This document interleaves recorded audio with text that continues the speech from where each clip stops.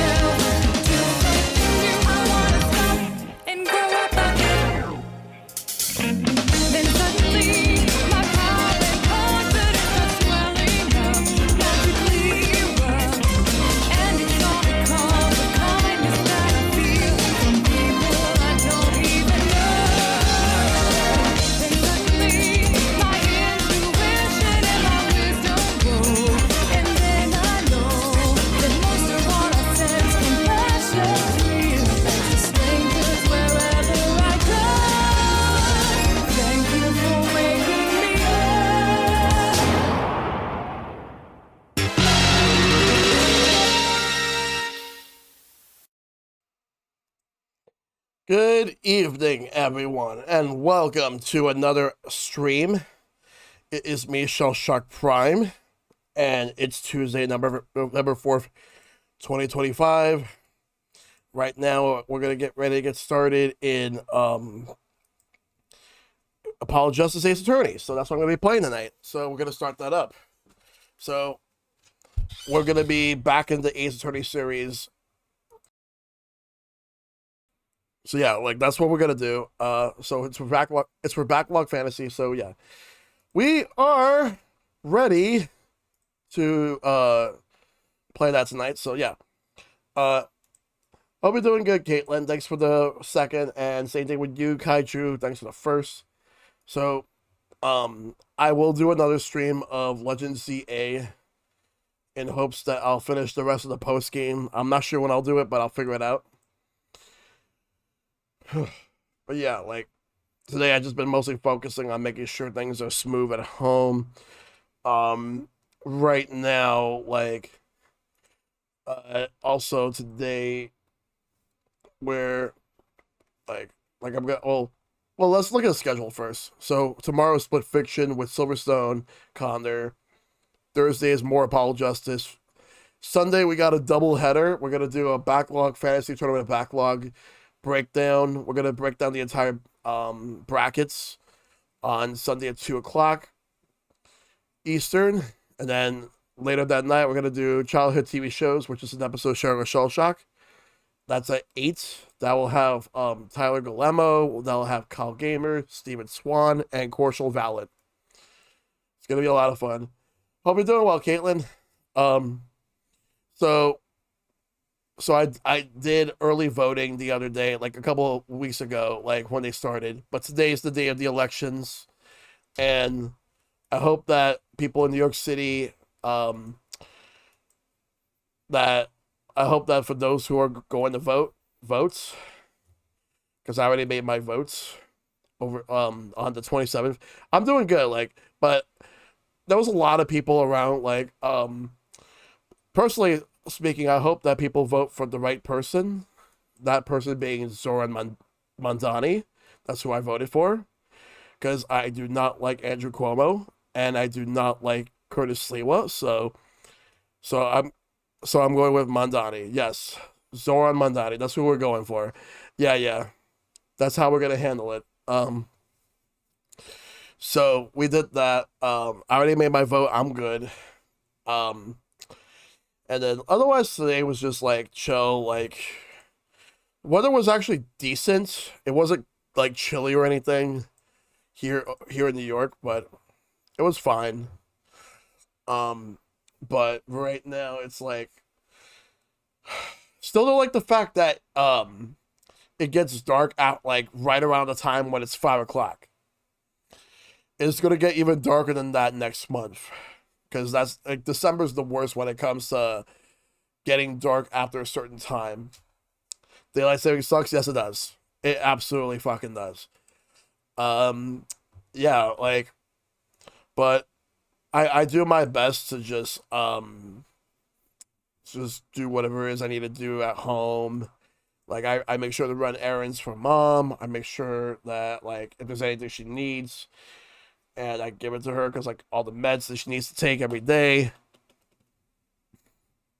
We're working on getting a full time like home assistant aide for her, because we only ever had part time, and but like we're trying to get full time. So we're trying to get someone that could watch over my mom on like longer hours on weekdays and also like on weekends.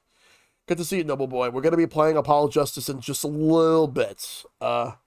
So, but yeah, I'm still making sure that my mom has the best care possible. Because the thing is that, as much as I don't mind helping her out whenever I can. It's just like, here's the thing: I can't do it alone. I don't like the fact that I have to do it, that I can't do it alone. Well, I don't like the fact that I do it alone, but at the same time, I do what I can to help because my mom really needs all of it, especially like after everything that's been happening the past like year and a half. But it's what I need to do. Make sure my mom is okay, and I'll continue to make sure that she's okay. But in reality, it's that I can't do it alone. I can't have my brother come over from Florida or my older brother coming over from Washington State just to help out. I can't just rely on them because they have their own lives that they have to focus on. For me, because I'm trying to move forward with my own life. I'm want to get back to into job hunting. I just haven't really been doing it as much. I do send out application after application, but not as many as I would like to. And I would like to also apply in person whenever possible. So that's what I want to do. Like I'm gonna focus on that too because I want to start saving my money so I can be able to eventually get my own place and also like just focus on where I want to go, what I want to do. But yeah, hope things. It was quite the morning for you, Noble Boy. Well, hope things are going well in general. And yeah, Caitlin, I'm doing my best. None of this is easy. Like just taking care of my mom who has dementia ain't easy at all. Like, but I'm gonna continue to do what I can. That's just the way it is. Um, all right. So for Apollo Justice, this is another first time playthrough because like every Ace Attorney right now, like from here on out, are all first time playthroughs. So I've beaten so on stream I've beaten the original trilogy. I've beaten Ace Attorney Investigations, Miles Edgeworth, which that one I've done like earlier this year. And now I am going to do Apollo Justice. So why am I doing Apollo Justice now before I do Miles Ace Attorney Investigations 2? There's a reason. Well, a couple of reasons. I was told um that the second game has references to Apollo Justice. That and so I figured like that's good enough for me to do Apollo before the second Ace Attorney Investigations. Another one is that considering like the amount of games I'm going to be streaming for the rest of the year, plus what's coming out as well. I was looking at the estimates on how long to beat for both Apollo Justice and Ace Attorney Investigations 2. And Ace Attorney Investigations 2 is a longer game when you're not 100 when you're not 100%ing. So I figured I would do Apollo Justice. So Ace Attorney Investigations 2, I'll stream that next year. Because my plan is, in terms of how I'm going to handle the order of the rest of the series, so I'm going to do Apollo Justice right now, then I'll do Ace Attorney Investigations 2, then I'm going to do Dual Destinies, Spirit of Justice, and both great Ace Attorney series. Like, both of the great Ace Attorney games.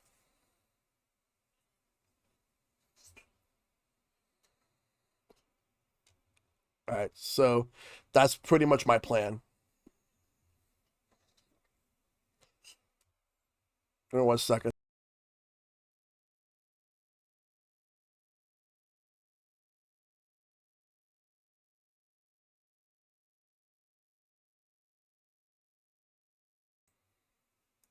Yeah, so, but yeah, so here's the thing. So the way I'm gonna handle everything right now is that I know that after I'm done with all the games I mentioned that I'm gonna do for the Ace Attorney series, there is one more, but it requires me to do the Professor Layton series, which I don't know when I'm gonna get to those games, but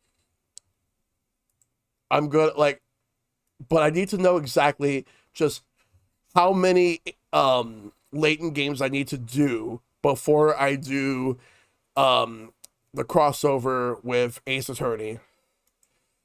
I'm assuming I don't have to do all of them, but I would not be surprised if someone tells me that like that I should do all of them before the Ace Attorney crossover, which would be absurd if that was the case. But if it just so happens that I decide to do the Layton games anytime soon, um, I'll see which ones I need to do. I'll have to research that without looking at any spoilers. So that's what I'll do. I did the crossover only 885 under my belt. Yeah, that's fair.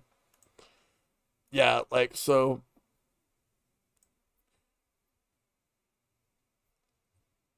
Yeah, I expect Layton X Ace Attorney. You only really need to do the first three of each series to understand it. Okay, so the first three. Okay, so I'm way past that for Ace Attorney. So the first three Layton games. I need to get myself a cop. I need to find a copy of the third game. I never got it. I have the first two on DS, so I'll just play them directly from my capture card. Second Layton, second trilogy of Layton are all prequels. All right. Yeah, because I know that like there's uh Curious Village, Diabolical Box, Unwild Future, Last Spectre, Miracle Mask, and then the last one is the Azran Legacy, I believe is what it's called. I think that was the last one with Layton himself. And then like wasn't like the one that came after that, the one with his daughter? I forgot what that one was called. I never got that. You played all six of them. All right. All right. But I'm not in the rush to do the Layton series. I will eventually get to those games. I've started I will say I started the first one years ago, but I never got back to it. That was a spinoff because they're a spinoff like the mobile game Layton Brothers. Okay. And I know the next new one is coming out. Like it got delayed to next year. Like it was supposed to come out this year, or at least it was slated to, but it got delayed. But it's fine. I'll get to them eventually. So let's go to the main scene right here. We're gonna do Apollo Justice, Ace Attorney. The world of Steam looks like it takes place after Unwild Future. All right.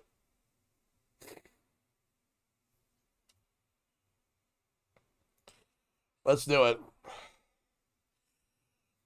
Yeah, I basically said like going into this, I expect that from this moment forward, that every Ace Attorney I'm going to be doing, first will all be first time playthroughs.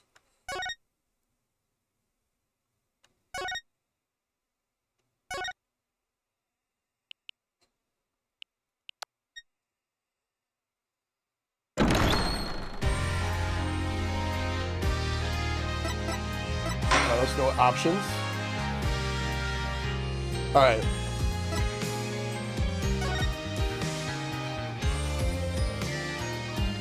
Alright, so before we start, how would I rank the first 3 games? And the game is kind of loud? Alright. Hey, Forlord, good to see you. Alright, we'll just use the in-game music. Let me know if it's better.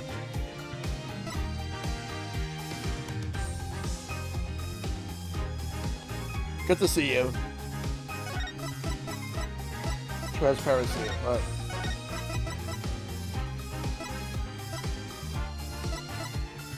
I think I'll keep it to medium. Adjust the length of time until the next dialogue is displayed on autoplay on story mode. All right.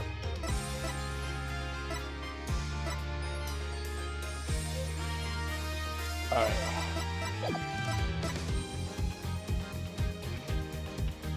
Enable story mode and place the autoplay, allowing you to progress through the game automatically without having to press any buttons. Nah, I'm not gonna do that. So that's what it does. Okay. That's basically if you want to watch a movie. But for me, I mean, I'm glad it's there. I'm just not going to use it. I'm going to play the game the way I would normally play it. So, I am going to go to Game Selection Museum. So this collection came out last year. And I bought it when it came out. It was like February 2024. But now I'm finally starting this collection up. It's wild that we got both this and the Ace Attorney Investigations collections in the same year. Yeah, I gotta do 5 and 6, but but in order for me to do 5 and 6, I'm gonna do 4. But my plan, I expect, is I'm gonna do this game, then I'm gonna do Ace Attorney Investigations 2, then I'm gonna do 5 and 6. And then I'm going to do the Great Ace Attorney Chronicles after I'm done with 5 and 6. So let's start a new game. Alright, so this game came out in 2007 in Japan and 2008 here in North America on the DS. Turnabout Trump. Wonder what's going on here. It's a painter.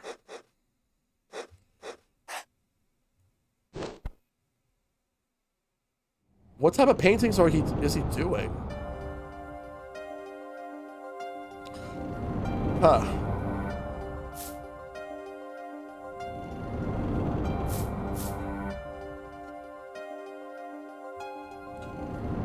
Showdown time. Oh, this looks fantastic. You lose.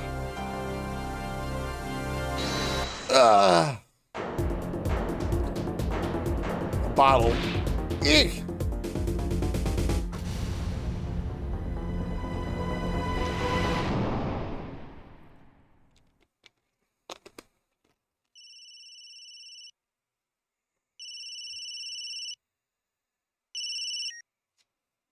I seem to be in a bit of a trouble.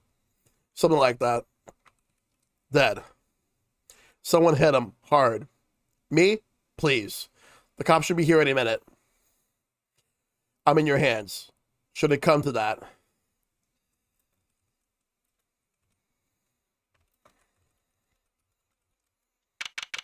Here we go.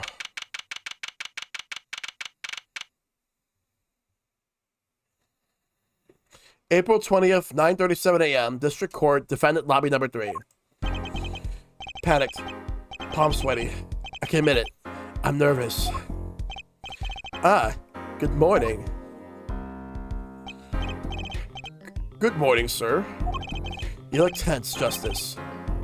Wound up tight. Wound up, sir? No. I'm loose. I'm fine. That screeching noise. Is that your voice? I suppose it's to be expected. Your first trial, and it's a homicide. I guess justice doesn't start small, eh? I'm fine. I got up at 5 a.m. to do my Chords of Steel voice workout. I'm fine. That explains it. I did detect a certain rasping quality to your screech. I overdid it again. As you know, your client today is a good friend of mine. I wouldn't want to let him down, if you get my drift. Drift gotten, sir. I'm all over that drift. As it happens, I dined with him the night of the murder. We can't let this case fall through. Yes. I'm fine, sir. One more thing. Don't say you're fine quite so much. People might take you the wrong way. Gulp. I'll be preparing our case. You might want to introduce yourself to the client.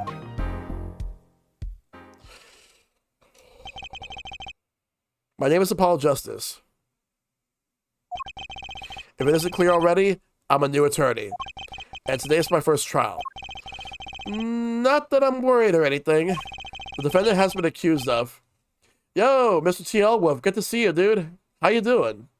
This is the first ace attorney you've ever played? Nice. Murder. My boss wants to help him out, of course. And so do I. I mean, there's no way he did it. Not him. No way.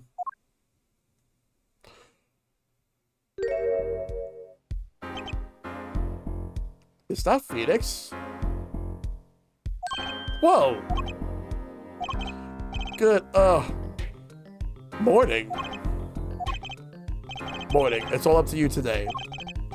First trial. Nervous. Meeting him. Cardiac arrest. I think I'm supposed to say something.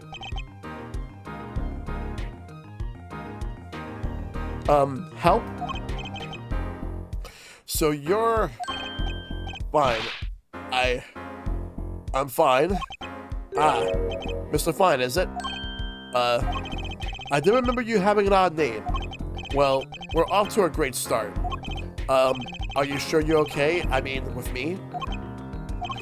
Mr. Gavin is a top-notch defense attorney, and he's your friend. So why? You'll see. You can do it. Be confident. I'm really sorry this happened to you. I mean, it's time. Shall we? Yes, sir. That's definitely Phoenix Wright. Okay, I need to focus. First trial. Here comes justice. April 20th, 10 a.m. District Court. Courtroom number 2. The court is now in session. The prosecution is ready, Your Honor. Pain.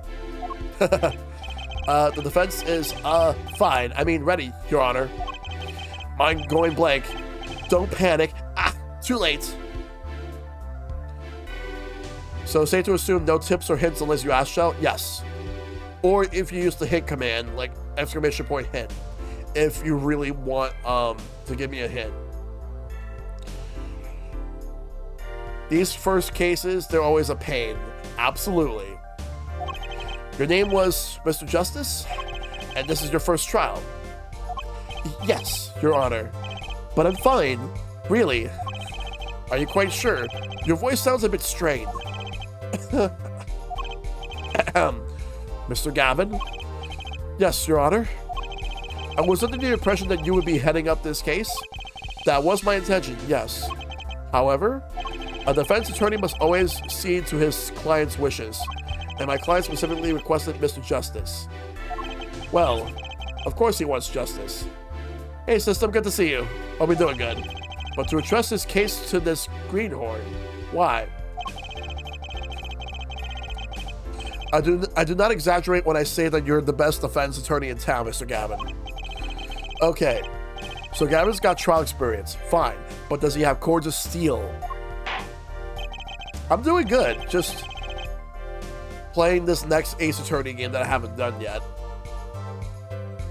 Then let's begin. The defendant may enter the courtroom.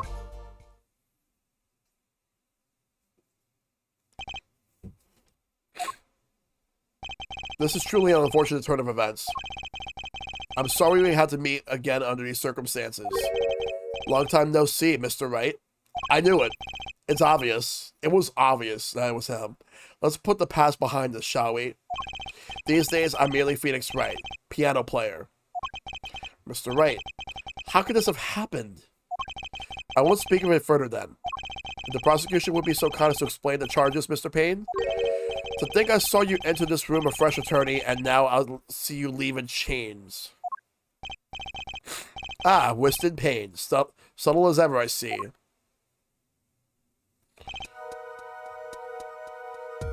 Oh, yeah. He definitely did not have that type of hair before, but he's definitely gotten older.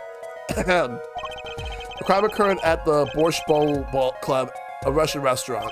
The defendant, Phoenix Wright, took the victim, a customer, and he hit him. Wham!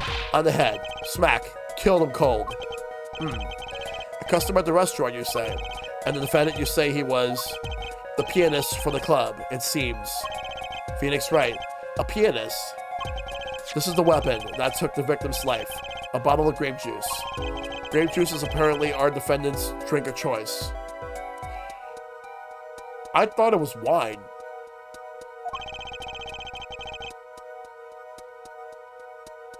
The court accepts the deadly bottle as evidence.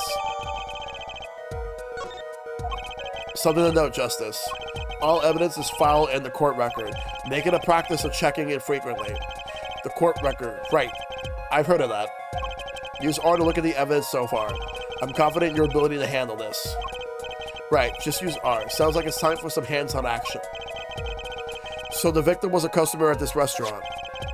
But just who is this, Shoddy Smith fellow? We believe he was a traveler, Your Honor. Traveler? According to his passport, he had been out of the country for a number of years. He had only returned to this country recently, though his place of residence is unclear. Grape juice localized like an SNES game, yep. And he had some sort of connection with the defendant. That, too, is unclear at present, Your Honor. We believe they first met at the Borscht Bowl Club on the night of the crime. If they had only just met, then why murder? Perhaps the victim slighted the defendant's piano playing? That doesn't appear to have been the case. No, the motive had nothing to do with the defendant's lack of playing skill. At least not piano playing. I'll let this photo explain what I mean. Yes, grape juice. Our favorite drink in Los Angeles is definitely not Japan. Yep. As we could see, a game of poker was in progress at the scene of the crime. Wait a second. Isn't poker gambling? That's a crime in and of itself. Indeed. It appears the defendant has fallen to become the basest sort of criminal. Objection! Hey, Derek.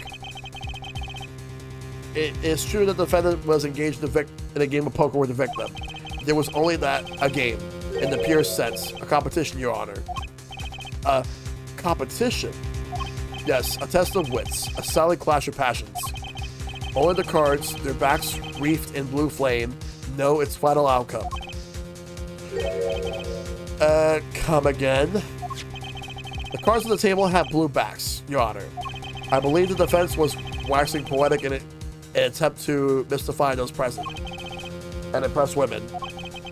That'll be our first order of business here then. To find out more about this fatal game of cards. Very well, defendant. You will testify to the court about the poker competition held the night of the crime. My pleasure. This is it. My first trial. Here goes nothing.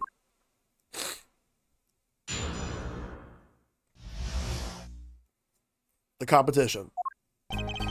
I am a pianist by trade. Yeah, I can hardly play at all. My real job is to take on interested customers over at the poker table. The room where we play and the competition in there are the club's main attractions. The rules are simple. We play a game of poker using 2 decks of cards. That's all it is. A game. And our customers are happy. Alright, let's... A pianist who can't play piano. Better than a defense attorney who can't defend. Wow. That's a low blow. Very well. The defense may begin the cross-examination. Right, Your Honor. My first cross-examination. Don't blow it. Are you alright? You're sweating bullets. Bullets? Where? It's a figure of speech, Justice. Your voice sounds strained and raspy, too. My brain feels strained and raspy, sir. You've watched me perform cross-examinations many times. Though you've never done one yourself, have you? Care for a refresher? What to do? Should I ask Mr. Gabbard for a refresher and cross-examination? Better safe than sorry, especially this early in the game. Hey, Prince Neighbor, good to see you. Yes, teach me. I know nothing. Indeed. Your job, Justice, is to be mindful of the court record and the testimony. Look for inconsistencies in the testimony with what the court record tells you. When you found an inconsistency, that's when you present the conflicting evidence for the court record with R. But I didn't hear anything strange at all in the testimony just now. A good sign that you need to press within the L for more information. Press. Him? Don't let the fact that he's a remarkable man hold you back. Get more information. But isn't Mr. Wright my client? Well, think you can do it? Yes, thank you, sir. I think I can do it. I think you better, or we're going to have a problem. Just remember, find any inconsistencies and any lies in the testimony and reveal them to the court. That is cross-examination. Learn it, know it, do it. Inconsistencies, lies, Phoenix Wright? As if. Phoenix Wright would never lie, and it's up to me to prove it. The defense may begin the cross-examination. Alright, here we go.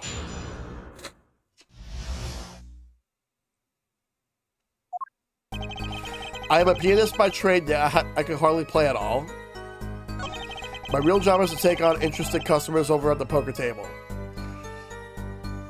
That's a bit inconsistent, though. Hold it!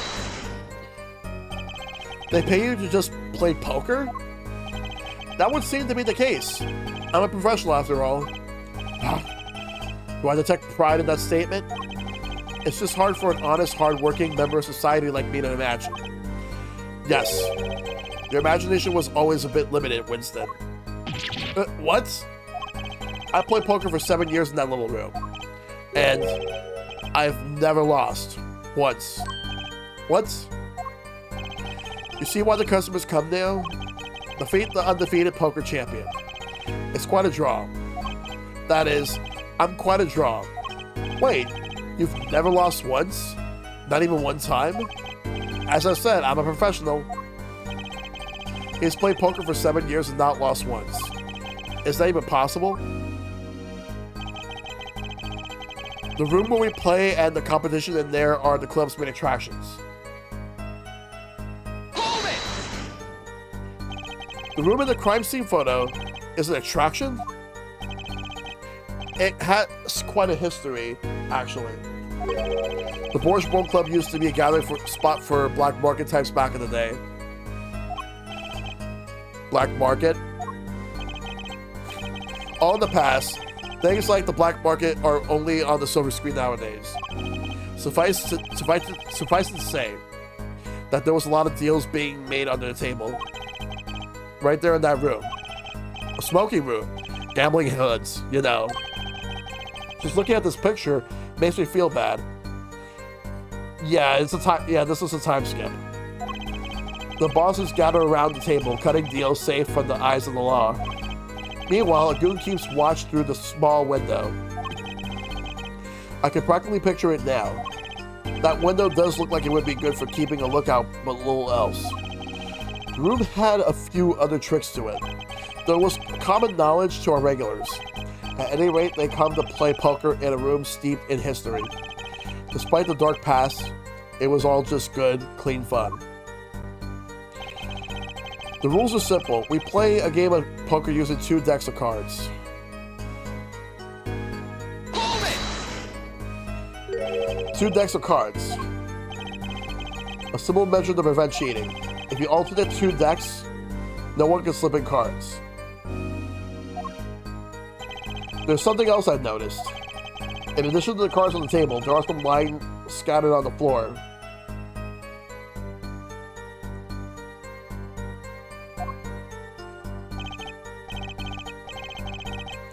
Precisely. Cards on the table, cards up on the floor. Each one forming a complete deck.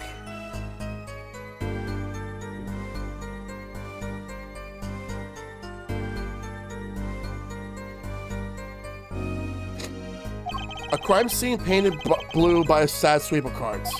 It's poetic, really. Incidentally, we use 2 types of cards in the club. One deck of cards was red, the other blue. Huh.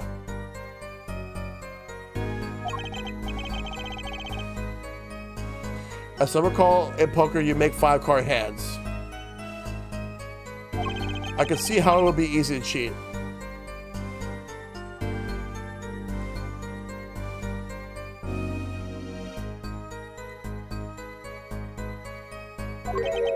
Yeah. Yes, a game of hands.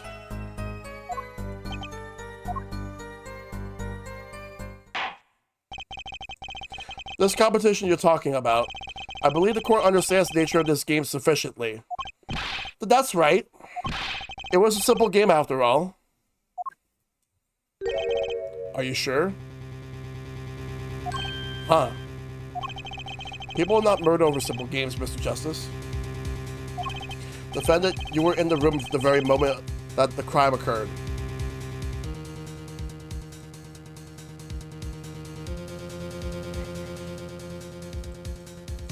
Which also explains why Payne's hairline is so bad. Yeah.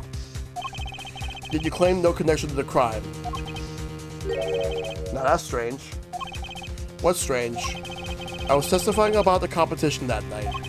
Asking me about the crime at this point is against the rules, Your Honor. Of course, I expected to hear a cry of objection from the crowd from the defense. I completely let that one slip by. Don't despair yet, Justice. Sir. Right. There's something I'd like to make clear. Namely, your connection to the case at hand, and I'd like to hear from you. Sure, why not? Very well. The defendant will amend his testimony. Just one little press.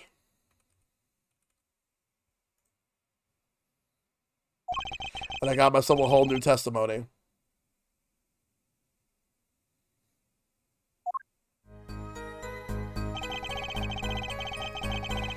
Is there anything else I need to do? Let's see. I plead silence, but regarding the murderer, but I'll say I'd never touched the murder weapon. Well, I think I might have something for that.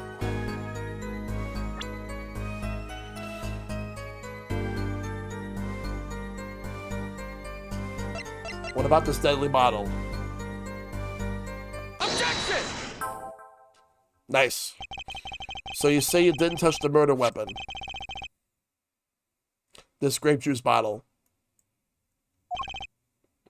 Right? So I said. Something the matter, Mr. Justice?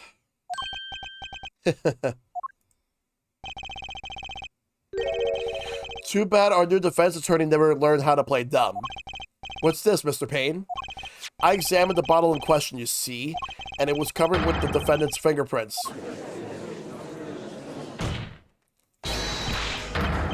Objection! No need to shout, Mr. Justice. I can hear you just fine. Excess yelling can damage the judge's ears and our case. But what about my cords of steel? Anyway, what's so strange about fingerprints on a bottle in a restaurant? Well, that's true. The prints alone didn't... Oh, they wouldn't prove a thing if they were normal fingerprints. Huh? But the fingerprints on the murder weapon were upside down.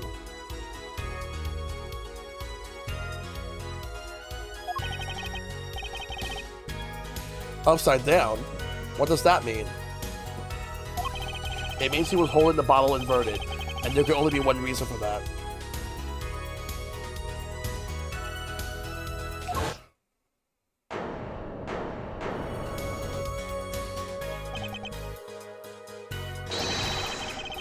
Yes, to brain someone with the bottle. Give me 1 second.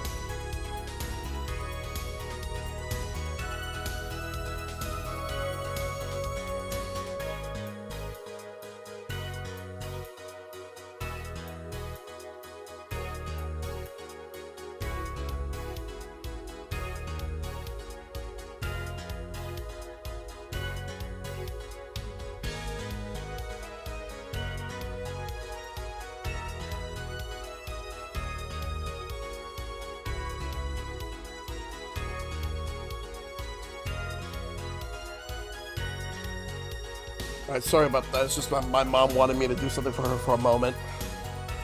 Alright.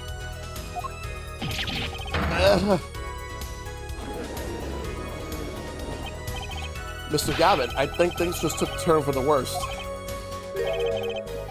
Oh, I see. No problem, Justice. Huh? The only thing that matters is the truth. There's a good reason for everything. You'll see. Defendant, can you explain your fingerprints on this bottle to the court?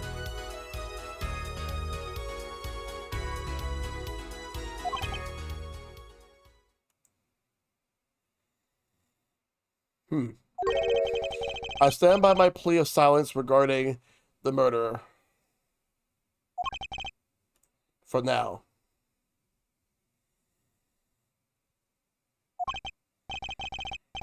Not very cooperative, are you? This could hurt your case. I'm sure he's uncooperative because he's hiding something. There must be some reason. Objection! Your Honor, you seem to have forgotten something. And what might that be, Mr. Gavin? On the night of the crime, who was it who reported the murder to the police? Reported? Well, that was the defendant, Mr. Wright. But still, that... Really?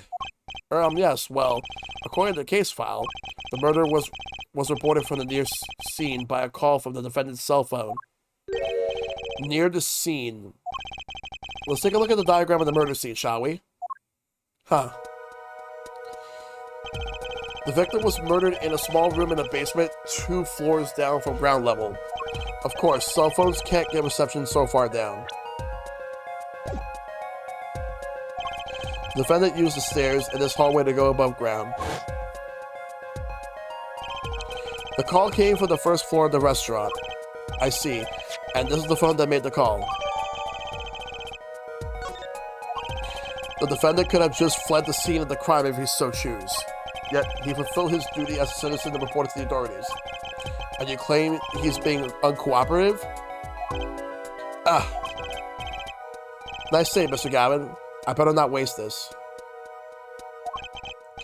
I think the prosecution has toyed with our client enough for the time being. Toyed? I assure you, no one is more serious about... What was it you said? The defendant was in the room the very moment the crime occurred? How can you possibly know this? That's a good question. How, indeed? The answer is simple, Your Honor. The prosecution has a decisive witness. You're as good as they say you are. So someone else was in the room the night of the crime. That must mean they witnessed the crime. Everything up till now has been a warm-up, Justice. Are you ready? Just looking in for now, but in and out? No problem, David. Thanks for the streak. Very well. The prosecution may call his first witness to the stand.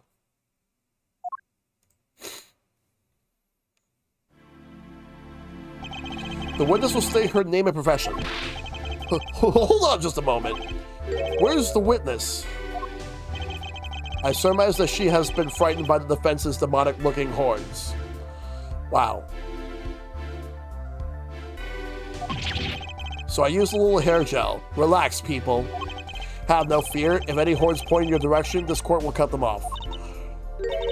You are sure? I swear it on my gavel. Please, come out. Is it violence against hair crime, Your Honor? Well, if you're sure it's okay...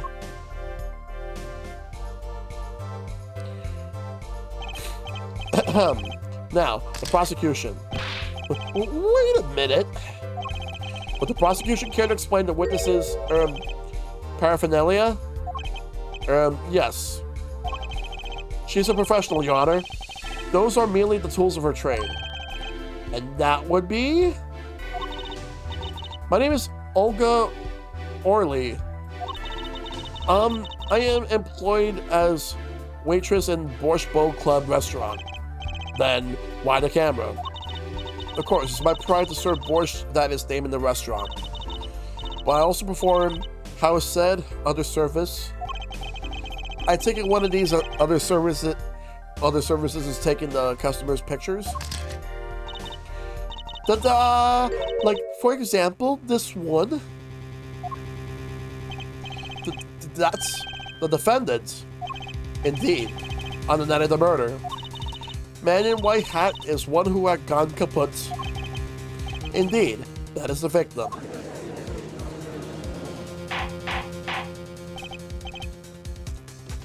Order? This is quite a piece of evidence to casually drop into our laps. It is the same way as I drop cold bowls of borscht on laps of customers. Casually. Then the court will casually accept this new evidence. There we go. Now, witness. Where were you at the time of the murder? I was in room, the hideout, we call it. Excuse me? The hideout? It is room where famous gangster bad guy was arrested. Ha! I see what they went for. Bad guy. It is room where murder took place. What? You look of utter surprise. It is lovely. I will post by your courtroom door later for you. Ta-da! Photos will be numbered and you will write which ones you want copy of. So there were 3 people in the room at the time of the crime.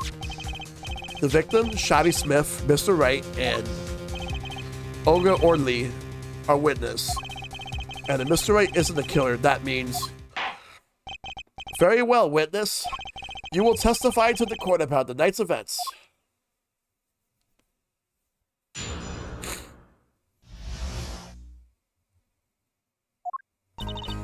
That night, customer asked me to deal cards for a game. It was cold. Both players played with hats on. Da. The victim, he plays whole time with his hand on locket at his neck. Then, last hand is done, but something terrible has happened. Da. That man flew at victim and is strangling him to death. Alright. Incidentally, who won the game? Isn't it obvious? The winner was the victim, Mr. Smith. Objection! That's ridiculous. Because Mr. Wright can't lose. Justice, maybe you could come up with a more legitimate objection, but he hadn't lost in 7 years. Take it from me, kid. It happens. I didn't lose a case in my first 7 years as a prosecutor either. Incidentally, I have some evidence here.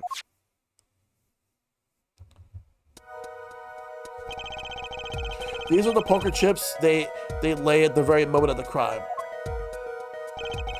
The hand and chips on this side belong to the defendant, Mr. Wright. Those on the far side belong to the victim, Mr. Smith. Chips, you say? I mean yes. Imagine that poker is war. Your hand is your army and the chips are the spoils. I know that. After all, in my youth, I was known as the poker head of courtroom number 3. I think he means poker face. Looking at this picture, it does seem that most of the chips are on the victim's side of the table. Chips photo added to the court record. Very well. The defense may cross-examine the witness. Alright. Ready! Fight! That fateful night. That night, customer asked me to deal cards for the game.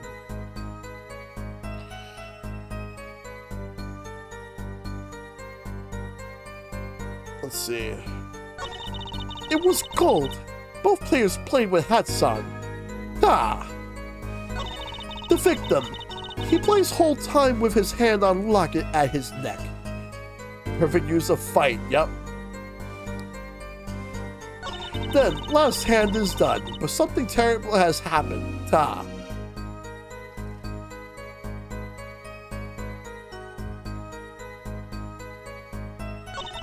That man flew at victim and strangling him to death. Alright, so, let's go back. I want to go to the third statement where she says this. The victim, he plays whole time with his hand on locket at his neck. I want to present something.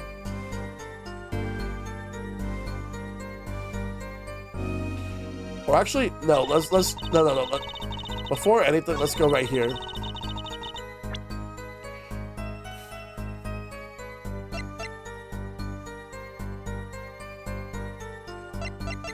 What about this autopsy report? Objection! Oh, really? Strangled, you say? That's odd.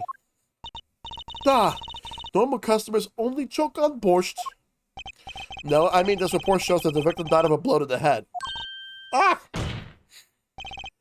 Miss Orley, really now? Did you witness the crime? Eek! That's funny. Huh. Looking at the picture, it doesn't seem like he was hit. He's still wearing his hat and everything. Yet, it is a fact that he was hit, Your Honor. Here's a photo we took of the victim with his hat off during our investigation. Well, that's quite shocking, isn't it? This head certainly was hit. He wasn't strangled. He was hit in the head. But I've seen it happen. The defendant, he lunged at victim, his neck. Oh, really, Miss Orley?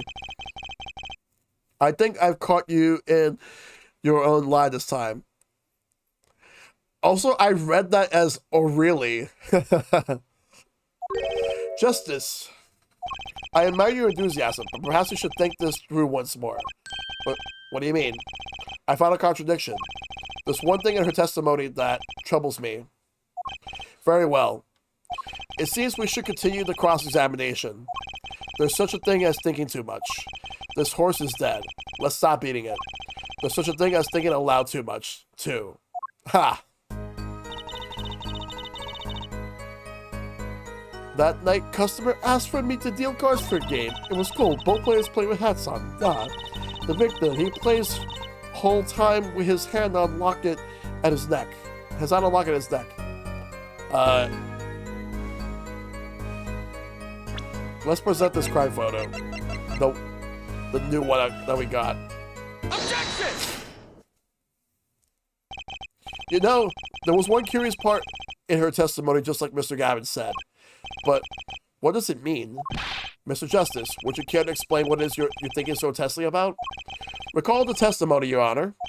The victim played with his hand on locket at his neck, I believe she said. I hope you are about to raise an objection to the witness's grammar. No, but look at his photograph. Do you see a locket on the victim's neck?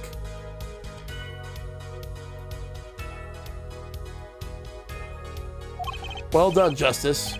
I'm impressed. I knew you'd be able to handle this. But what does it mean? If we're to believe this witness's testimony as is, then the locket disappeared following the victim's death. Lockets don't just disappear, Your Honor. It's quite simple when you think about it. And the locket is gone? Someone must have taken it off, no? Taken it off? Wait, you don't mean the defendant wasn't strangling the victim at all? He was taking off his locket. Wouldn't that explain it? Ah. Ugh. The defendant, what do you have to say to this? Say, yes, I just noticed this, but you have something hanging around your neck, don't you? Oh, you mean this? Yes, it's a locket with a photograph inside. A photo of my daughter. Come again? Ah, so he has a daughter. Is Maya the mother? Mr. Wright, you have a daughter? We confirmed that at the time of the arrest. The picture in the locket is indeed Mr. Wright's daughter. So Mr. Wright has a locket too. Why don't I buy that this is just a coincidence? Well now, if the results of this poker game led to the murder, I do not think she is the mom shell.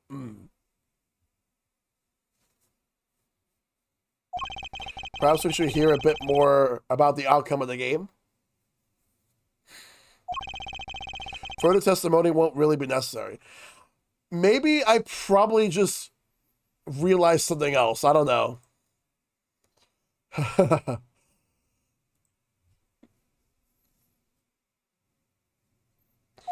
It's clear the defendant lost badly.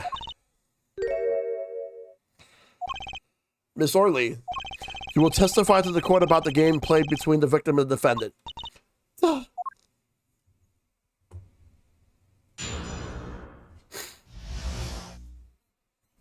Serious competition. The game began with 3,500 point in chips for each man. House chips come in two sizes, small and large.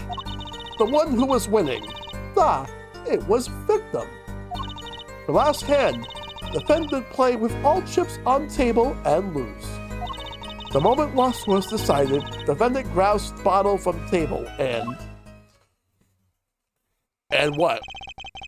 Indeed, looking at this picture, it does seem to be a one-sided game. As the court knows, poker was the defendant's life.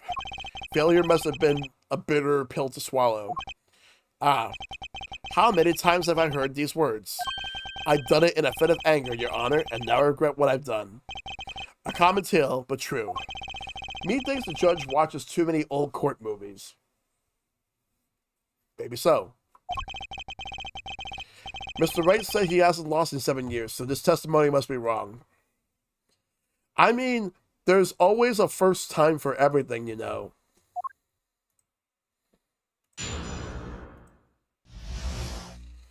Alright. Ready. Fight! The game began with 3,500 points and chips for each man. House chips come in two sizes, small and large. Hold it! Are the chips in this photo all the chips that were used? Of course. Something's fishy with these chips. Should I press harder? Maybe you could explain a bit about these chips? Explain? What is there to be explained? Poker chips are poker chips. They're not fish and chips. Not a chip off the old block. Not a motorcycle cop. Not a... Thanks. Now that I pressed her, I better ask something. What are these chips worth? Are they in dollars? Or rubles, even? Yet, as I've been saying before, it was game, not gambling. Hard, perhaps, for capitalists to understand. What the fuck? Two types of chips. 100 points chip and 1,000 points chip. Is that money?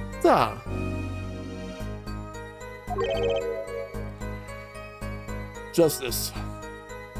Sir, don't you find her comment interesting? In more ways than one, sir. I haven't added to her testimony myself. Well, does the defense want to add to her testimony? Yes. Yes, I do think deserves a further scrutiny. Add it to the testimony. I wish I knew where I was going with this. Very well, witness, if you would be so kind. Your Honor. One kind of chip is worth 100 points, the other is worth 1,000 points, two kinds in all. Alright, so if one kind of chip is worth 100 points, and the other is worth 1,000, let's present. Let's look at the picture with all the chips. I want to take a look at it first before we go any further. So we got the big gray chips, like the gray and white chips, and you have the small red and white chips. So let's take a look at this. One type is worth 100, and the other type is worth 1,000. So, but the thing is that I need to figure out, like, how many chips does Phoenix have, and how many chips does the other guy have, like Smith. So I'm assuming that the red and the white ones are worth more than the gray and white. Because you would think that the ones that the bigger chips will actually be worth more than the smaller ones, unless sometimes the smaller ones would actually be worth more. I'm trying to figure this out. But I'm going to object either way. I'm going to present it. Objection! You sure it was the victim who won? Absolutely sure? It seems our new attorney is a bit confused. Derek says, I do believe the bigger chips worth smaller than points than the small chips. That would make a lot more sense. A glance at the picture is enough to tell you who won, if you're not in kindergarten.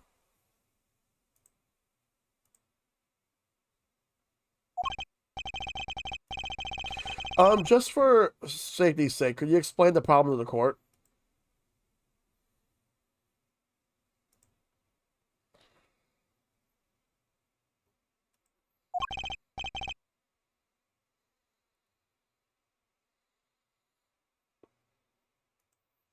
Of course, Your Honor. In this photo, I see small chips and I see large chips.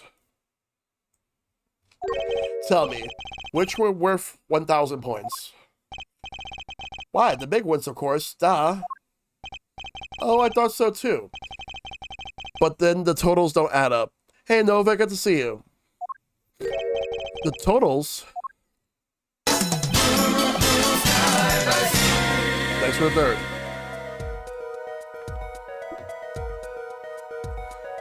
Let's review what the witness told us. Each man started with 3,500 points in chips, and the combined total value of the chips was 7,000 points. Yes, if my calculations are correct, let's see. 3 plus 1 carried to 5. They are, Your Honor. Now, look at this photo that allegedly shows all the chips.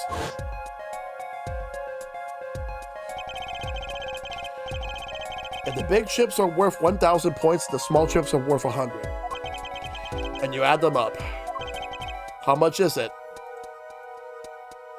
Lawyer asks lawyer game, making us do math. Yep. Do it yourself. You aren't in kindergarten, are you? 10,600 points. The chips don't add up. This clearly contradicts the witness's testimony. But why? How could this be? Exactly, Justice. Now that you know the what, you must determine the why. Look, brains were school at the time, yep. Right, there's only one possible way to explain this contradiction. Starting points were wrong, chip count was wrong, both were right. But what if both were right? Each man began the game with 3,500 points. If all the chips are indeed shown in this photograph, then there can be only one answer. Well, what is it? The value of the chips was the other way around. What? Want to know what I think? The small chips were worth 1,000 points, not the big ones. Madness. Utter madness. Show me that photograph of the chips again. There are 6 small chips and 10 large chips. Why? That does make 7,000 points when you add them up. Excellent work, Justice. It's almost as though you figured it out by yourself. Well, I'm just glad I was the one who said it. But wait! The value of the chips may be different, but that changes nothing. Indeed, the victim did have a large number of chips, though. Ah. Yeah, John Brainage was onto something when making the game, yep. Exactly. If the small chips are 1,000 points and the large chips are 100, let's do a little math. Add up the points for each side of the table. Ah. Ugh. The victim, Mr. Smith, had 2,900 points, and the defendant had 4,100 points. Well now, it seems that Mr. Wright was winning that night after all. That's impossible. My client had even less reason to kill the victim. After all, he was winning. Yeah. I love how the flow of his hair moved when he was just shocked. Now, Miss Orley, you must have known the true value of the chips, since you were there at the scene of the crime. Weren't you? Eek!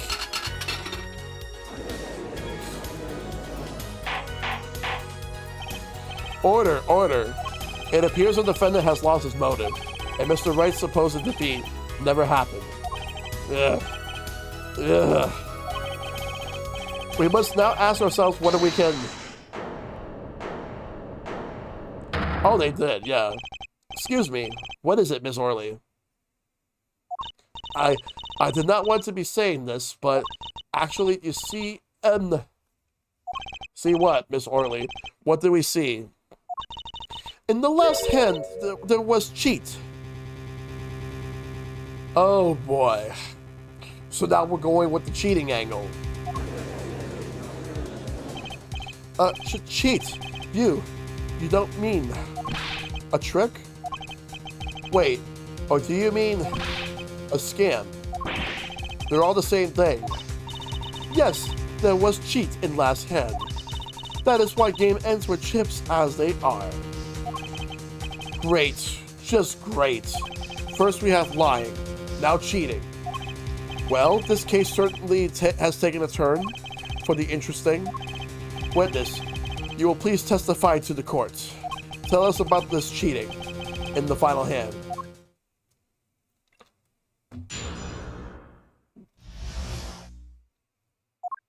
Final hand. The last hand, both men had full house. There is 4 of each card in deck from ace to king. If you looked at both men's hands, cheat is more obvious. The next moment, game becomes argument. Stop. The defendant's trick was exposed. He took bottle in his hand. Poor Mr. Smith.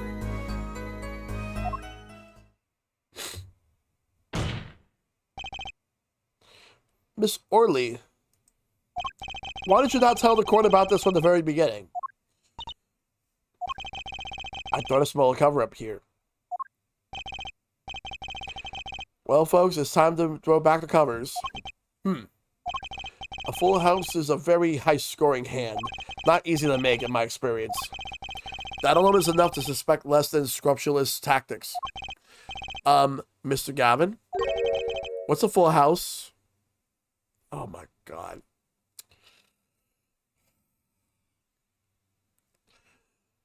Makes me want to play Bellatra right now. Lawyers these days, you don't know your poker. I can't say this bodes well for your case or career. So, full house. 3, you have 3 of a kind and a pair. That's it. That's the full house. 1, like 3 of your cards is a 3 of a kind, and then you have a pair. So like 3 queens and 2 aces. Can't say this bodes well for your case or career. What is this? Some kind of secret court poker ring? Justice? You know the terms. 1 pair, 2 pair, and 3 of a kind. Yes? Yeah, no problem. 2 cards with the same number makes a pair, and 3 makes a 3 of a kind. Good. Now put your hand 1 pair and 1 3 of a kind. That's a full house. That doesn't sound very easy to make, does it? You can see each player's hand in this photo. Wow, they both have full houses.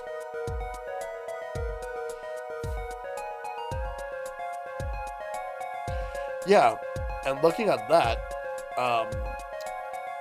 the victim has a better full house because he has 3 kings and 2 aces, while the defendant has 3 sevens and 2 aces.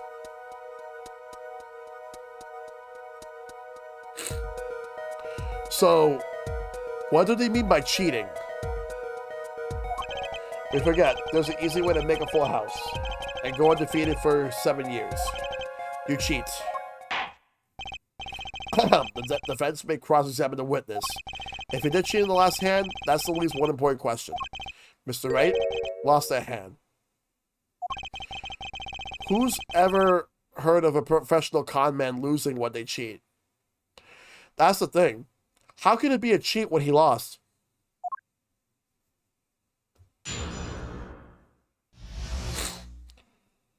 Alright. The last hand. Both men had full house. There was 4 of each card in deck, from ace to king. If you look at both men's hands, cheat is more obvious. Hold it! How was it clear?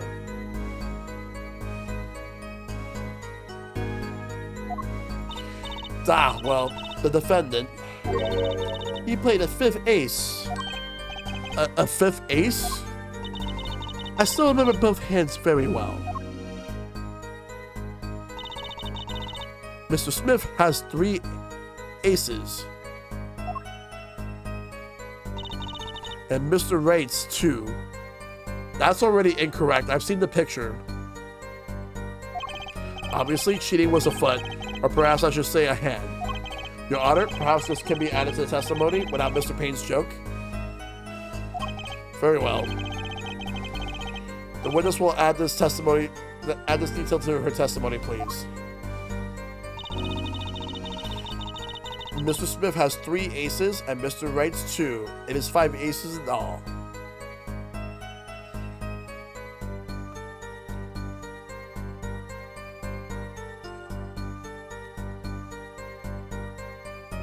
Yeah, we're gonna present something. Let's take a look at this one more time. You see this right here? There's a huge inaccuracy regarding her statement, her testimony.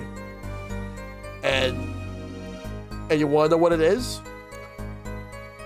She claims there's 5 aces and that Mr. Smith has 3. Mr. Smith has 2 aces and 3 kings. Phoenix Wright has 3 sevens and 2 aces. There's only two aces on each side, meaning that there's only 4 aces. There's no 5th ace here. So there is no sign of cheating. Phoenix Wright has a losing hand. Objection! It appears the witness is mistaken. Mistaken? But my name. Look, this piece of evidence clearly contradicts what you said in your testimony. That's the photo of the chips, is it not? Justice? Perhaps you ought to explain your point in a way that the judge can comprehend. In other words, use your finger to point out your point. Yes, please point out the contradiction in this photo. What particular point contradicts the witness's testimony? Okay, so I'm pointing it out right now. There's 3 kings right here. But she said that he has 2 kings and 3 aces. He has 3 kings and 2 aces. Take that! Ms. Orley, in your testimony, you made the following claim. Mr. Smith's hand has 3 aces. But as you can clearly see, the victim's hand only held 2 aces. Eek! Well, maybe the witness was simply confused. Perhaps it was the defendant's hand that held the 3rd ace in question. Objection! Take another look at the evidence. As you can see, the defendant also had 2 aces in his hand. Where's this 5th ace? I see cheating all right, and it's going on right here in this courtroom. 2 aces in each player's hand does make 4 aces total. Hardly proof of cheating. Wait, please! It is true, I've seen it, the 5th ace. There was cheating, I swear to you. That's odd. She must be lying, yet she's the most sincere I've seen her all day. You're right to trust your instincts, Mr. Gavin. Who knows what lies in store for us in the trial ahead? Your Honor, if I may, I have a suggestion. What might that be, Mr. Gavin? If you don't mind, perhaps we might examine the actual cards. The cards? Mr. Payne? Yes. The players' hands that night were set aside as evidence, were they not? The defense would like to request that the cards be shown to the court. Very well. The prosecution will submit this evidence. Which will you examine? The victim's cards or the defendant's cards? If these cards don't prove cheating was going on, nothing will. Now, which of these hands is more suspicious? Let's view the victim's hand. It was the victim's hand that changed over the course of the witness's testimony. The defense requests time to examine Mr. Smith's cards. Very well. Mr. Payne, if you would. Very well. Received evidence, victim's hand. Well, time's a wasted. Get to it, Justice. Yes, sir. Alright, so let's take a look at this. When examining evidence, be sure to view from all sides and angles. Try using the right stick to turn it every which way, and X and Y to zoom in and out. That should give you a better perspective on the case. Okay, let's do this. So as you can see right here, the victim only has 2 aces and 3 kings, not 3 aces and 2 kings. So let's turn around. Aha! So here's the thing. There was cheating, but not from Phoenix. You see right here? Take a look at this. 4 out of these 5 cards have red backs, and 1 has a blue back. You see this king right here, the king of diamonds? This one has a blue back. While every other card here in his hand all have red backs. So that's the evidence. That's the evidence of cheating, as you can see. But what? Your Honor, look at this. One of the victim's cards. The back is a different color. That's impossible. But I put that card in the right's hand. Ah. You just revealed yourself. What was that, Miss Orley? No. I merely said... Your Honor? Mr. Gavin, yes? Tell me, what is the easiest way to cheat at poker? To cheat? I'll tell you.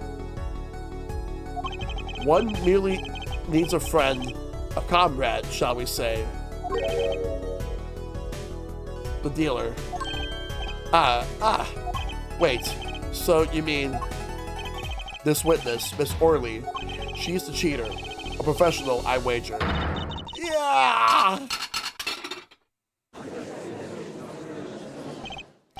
Order. Focus, Justice. Time to take advantage of her. Of her mistake. Your Honor. Yeah. Good thing you fixed yourself. Otherwise, that would have been poor choice of words, dude. Please recall the testimony we just heard. That's impossible. But I put the card in Wright's hand.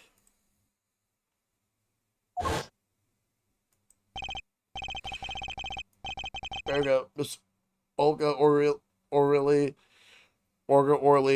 conspired to cheat, not with my client, but with the victim, Mr. Shotty Smith.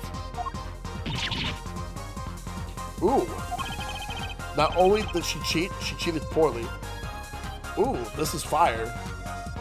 The music. Therefore, it's not hard to imagine the altercation between her and the victim. What? Wait, you don't mean the defense isn't accusing the witness, Miss Olga Orley? Are you sure? Time for justice. There were 3 people in the room at the time of the incident. And if Mr. Wright isn't guilty, that means I am. The defense accuses the witness, Miss Olga Orley, of murder. Eek.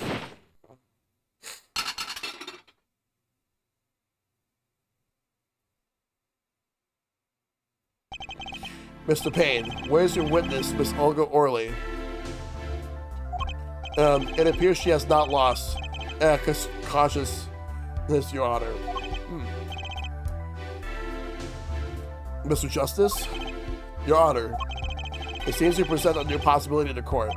One suggesting a connection between the witness and the victim, Mr. Smith. And that means this court cannot pronounce a verdict for the defendant at this time. What? I did it. I held out. I see no point in prolonging this trial. The trial this day. The prosecution will need to make further inquiries. Objection!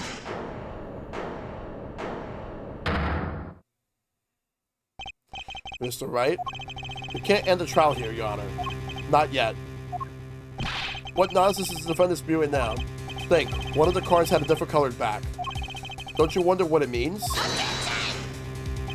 But what are you doing, Mr. Wright? Raising objections right when you're about to get off the hook? Ridiculous. Mr. Payne, you of all people should know. Mr. Wright has talent. For the ridiculous. Yeah, this was the Sam Riegel Phoenix Wright.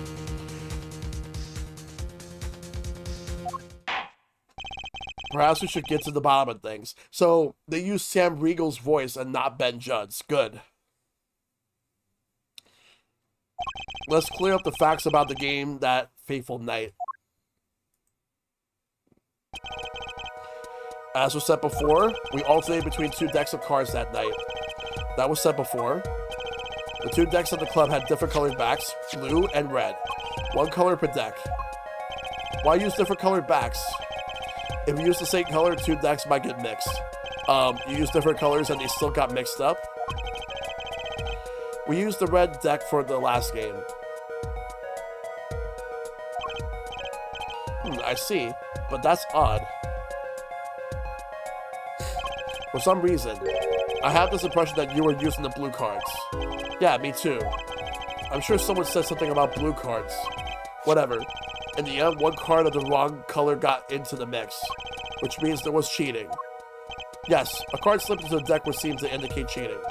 Yet, this card raises two serious questions. Apollo? Yes? Let's consider the first question, shall we? Think. In the last game, when was the card swapped? When? There are three broad possibilities here. It could have been swapped before the murder, during the murder, or after the murder. Well, yeah. Thanks for the news bulletin, Mr. Wright. Of course it was swapped. Oh, it might be as simple as you think, Mr. Payne, or it might not be. Yeah. I'd like to hear what Apollo thinks first. When do you think the cards were swapped? When was the card swapped in the deck? I think after the murder? Perhaps it happened after the murder. Well, what's that? Ridiculous. What's the point of cheating after the hands have been shown? That's silly. Objection! Yes, but tell me. How do you swap cards during the game? I'll take silly over impossible. Take it from me, son. There's a lot of silly in this world, but very little impossible. Oh, even when the backs of the cards are a different color? If you pulled that during the game, you'd be caught in no time. Ah. Quite true. That would mean that the blue card in question was swapped after the hands were shown. After the murder. Okay, this is going past silly and straight onto crazy. I ask again, what's the point of cheating after the game's over? Who would do that? Who would indeed? That's one of the mysteries before us. There's another? Yes, a simple yet decisive question must be asked. Who swapped the red card for a blue card? Who? The game and murder is done. The victim is dead. Only two remain in the room. Alive, that is. The defendant, Phoenix Wright, and our witness, Olga Orley. Okay, so who is it that swapped the red card for a blue card? Phoenix Wright, Olga Orley, or someone else? I'm gonna go with someone else. I think there's another person. The one who swapped the cards wasn't Mr. Wright, of course. And, well, it doesn't seem like it could have been Olga Orley either. But what are you suggesting?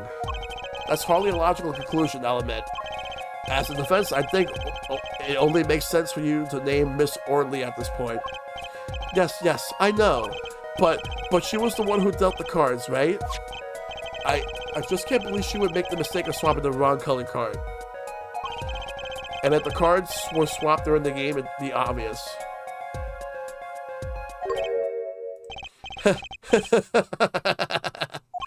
Something you'd like to share with the court, Mr. Wright? Oh, my apologies, Your Honor. I was just thinking how much fun all this is. Fun? How about confusing? I have no idea what the defense is claiming, Your Honor. And the one who swapped the card wasn't the defendant. And it wasn't Miss Orley.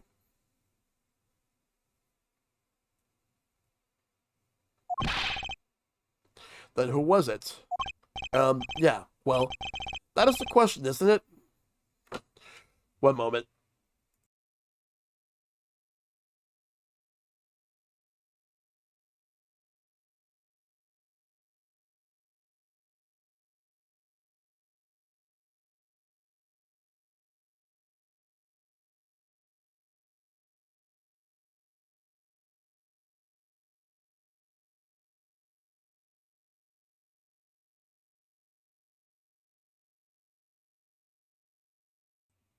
Alright, alright. Precisely. Huh? I believe we're about to see this case take a new direction. A new direction? We'll find that indeed after the murder, someone swapped one of the cards in the victim's hand. And that someone made 2 critical mistakes. I'm sure you're going to tell us that the first was swapping the wrong color card. Because the one who did the swap didn't know. 2 colors of cards were being used. What has been your favorite case so far throughout Ace Attorneys? Of the games that I played, my favorite case, I would say, like, it was in the 3rd game. Fuck, which one was it? I know for the 1st game, I absolutely love the 4th case, the one where you take on Manfred. Like that was one of my favorite cases in the 1st game.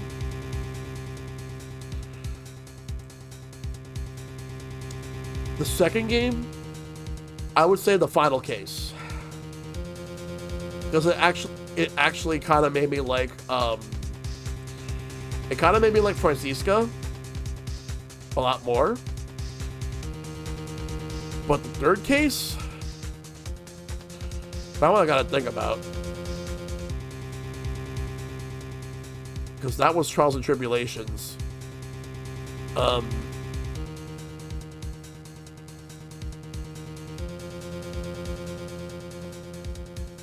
It's the I like the Mask one.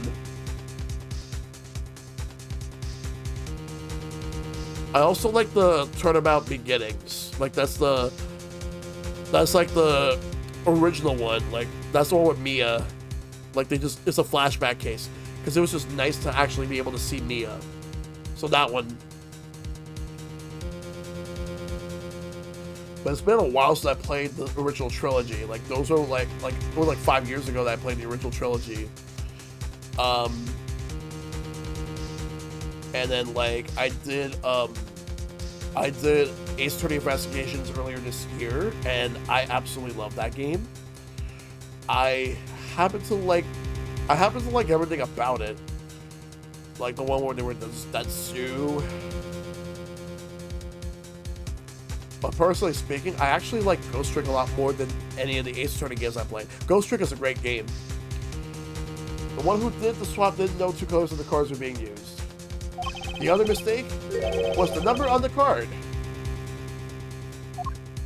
Right. The person replaced the 5th ace with a king. I'm sure whoever swapped it wasn't expecting there to be a 5th ace after all. But yeah, like... Hey John, good to see you. But for everyone in chat that's played the Ace Attorney series, what's your favorite case? And who's your favorite, like, character? Like, it could be like an attorney or a prosecutor or any other character. I happen to like Francisco von Karma.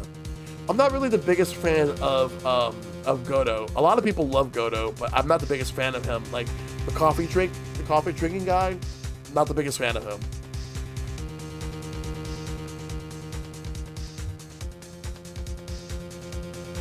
I mean, he did for like an AA5 DLC case was great. Yeah, I'm looking forward to getting to AA5. Farewell, my turnabout for favorite case, last case of the 2nd game. And I love Gumshoe. Oh, Gumshoe's great. All they knew was that the game had been won with a full house. So they picked up a king for the table and swapped it in. But there's one problem. According to our case record, this person doesn't exist. True, not until now, but you have to admit the possibility of a 4th person. Though it's more than a possibility. There was someone else there that night at the scene of the crime. What? I believe the judge spoke truthfully earlier. You do make trials. Ridiculous, Mr. Wright. This trial has proceeded on one central assumption. Namely, that at the time of the incident, that the people in the room,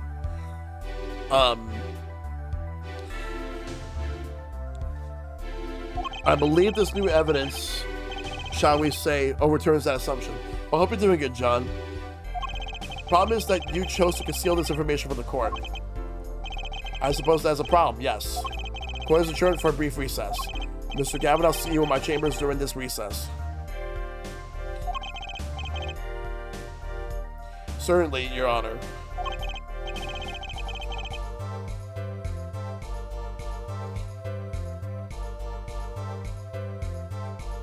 Very well, the trial will resume in 20 minutes. But that's a really good case.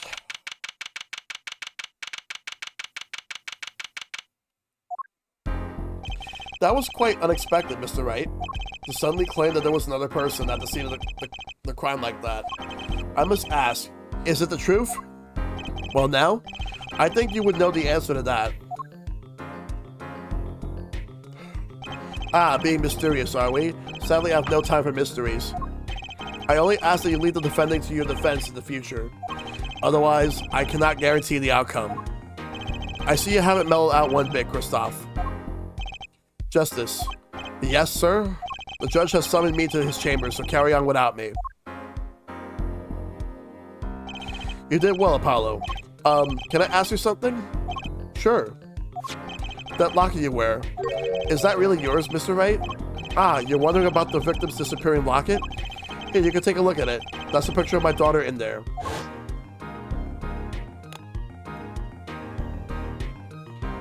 Oh, wait. I'm just surprised to hear you had a daughter. Most people are. Perhaps we meet her one of these days. One more question.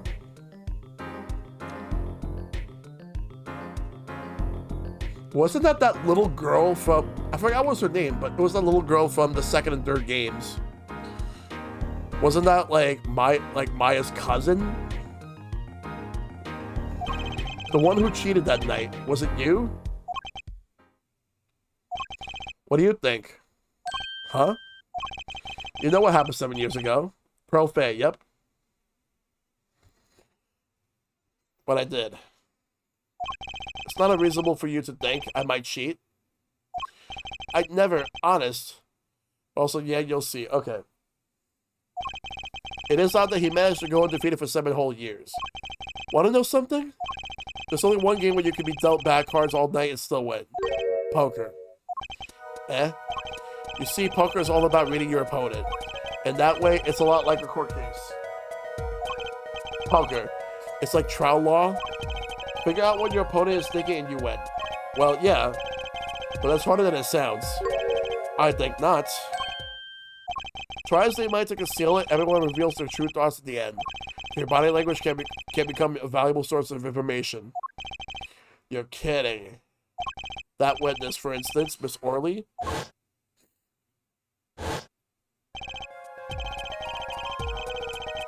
She would touch the back of her neck during certain parts of her testimonies. Did you notice? No. Come on, who'd notice that? Words, habits, twitches, it's all information for the reading. That's the secret of winning, Apollo. Someone taught me, and now I pass the secret on to you. But I'm not worthy. I mean, there's no way I'll pick up on these signals. No, you can do it. Huh? You just don't know it yet. What's he talking about? But you will, soon. Almost forgot. One more thing. About this case, you should know I haven't told the truth to anyone yet. What? I knew it. I have my reasons, of course. All should be revealed. And Apollo, I need you to be there defending me. I need your power. My, power? I had no idea my cords of steel were that special. It's time. The real trial begins now. Do your best.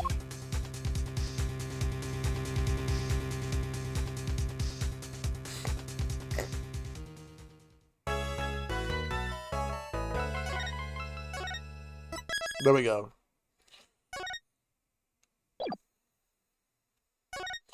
All right, let's see what happens here. April 20th, District Court, 12:14 p.m. Courtroom number 2. Court will now reconvene. Has our witness, Miss Olga Orley, recovered? Yes, Your Honor. Well, she's regained consciousness. Perhaps we could hear her version of the events again? That's the thing. You see, she's quite fatigued. You're looking a bit fatigued yourself, Mr. Payne. Sadly, fatigue is insufficient grounds for refusing to testify or prosecute. The defense would like to request that Miss Orley take the stand. Very well. The witness will take the stand.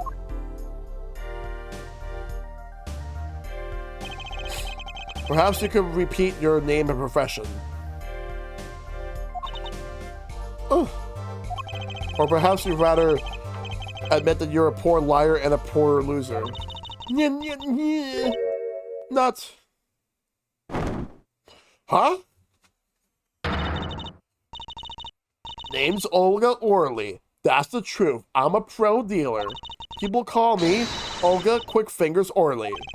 Oh? Oh, really? Want to know something else? I'm not really Russian, and my last name sounds like O'Reilly. So, Olga O'Reilly. There, that's the truth. I hope you're satisfied. Witness, you'll tell the court what you were really up to that night. Fine. I'll talk. We had a plan, see? Let me remind you that you are currently under oath. Any further fabrications will have serious consequences. Fine. Like I said, I'm a pro. That guy, Smith, hired me to do what I do best. I was planted at the Borscht Bowl Club several days prior to the night of the game, as a waitress. So you were in cahoots with the victim. Not that he needed my help. Smith is a well-known poker player in some circles. But winning wasn't the main purpose of this game. It was about destroying a legend, the unbeatable Phoenix Wright. The plan was simple. Elegance? Really. You see, we set up a trap of sorts.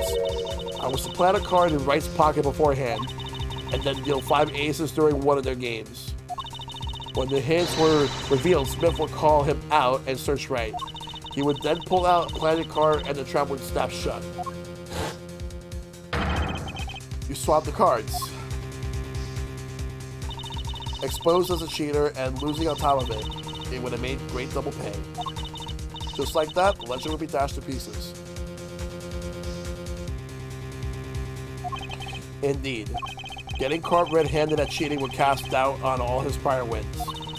A 7-year legend. Destroyed by one little card. That was the plan. Oh, really? Oh, really? How droll. But it appears you made quite the mistake. A mistake? Oops, I hit my desk. I agree. The trap was elegant. Yet what happens to the planet card? Hey, that's right. He's lucky, I'll give him that. You have to be to slip free from a trap laid by Olga Quickfingers O'Reilly. Oh, really? The witness would be much cuter if she dispensed with the evil mastermind shtick. Cute? Who wants to be cute?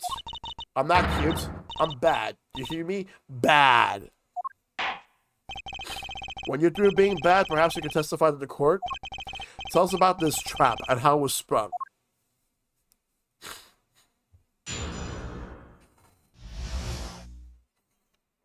Best laid traps. That night, I planted the card like I was supposed to, and Wright lost the last hand just like he was supposed to. The Smith searched him, but the planted card was gone. The trap failed. The next moment, Wright picked up a bottle and swung it. It wasn't me who hit Smith. It was that no-good cheating defendant. A surprisingly frank testimony that still leaves us mostly in the dark. The trap was perfect, I tell you. Perfect, if that rotten cheater hadn't messed it up. Look who's talking. Well, the testimony, for what it's worth, is all yours, Mr. Justice. With witnesses like her, who needs criminals? And with defendants like Mr. Wright, who needs prosecutors? Ready. Fight! That night I planted the card like I was supposed to, and Wright lost the last hand just like he was supposed to. Then Smith searched him. But the planted card was gone. The trap failed. The next moment, Wright picked up a bottle and swung it. It wasn't me who hit Smith. It was a no-good cheating defendant. Hold it! Wait, isn't that a little odd? What's odd? You searched Mr. Wright thoroughly and found nothing? Which means he didn't cheat. Which means he had no reason to strike the victim. Well...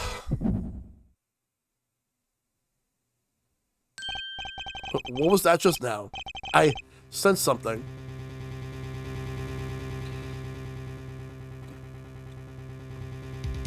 So that must be what Phoenix was talking about. Something wrong, Mr. Justice? No, nothing, Your Honor. What to do? Should I press her a little harder? Mr. Reilly, you're hiding something. But what are you talking about? You... Me? Quick fingers will really hide something? The defense will refrain from baseless accusations. I have one question for the witness then. You say you saw the moment the defendant hit the victim. Is that true? Is this true? Of course it's true. I did see it, honest. I saw it when Ray hit him. With my own eyes, I saw it. What's this weird vibe I'm getting? That witness, for instance, Mr. Reilly, she would touch the back of her neck during certain parts of her testimony. Did you notice? Touching her neck, was it?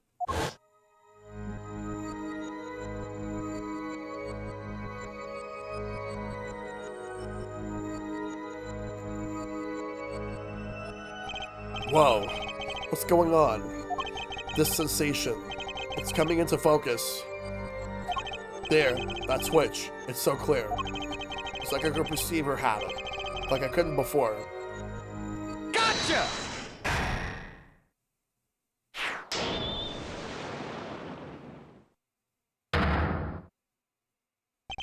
Mr. Reilly, perhaps you're unaware of this yourself. Gotcha! I do love that Miles Edge reversal gives magic power, but it's literally just logic. Yep. Unaware of what?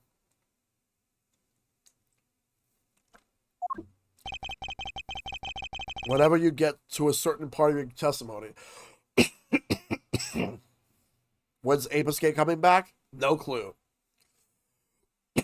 You touch the back of your neck with your left hand. My neck. So what? What indeed, Justice? I hadn't noticed anything of the sort.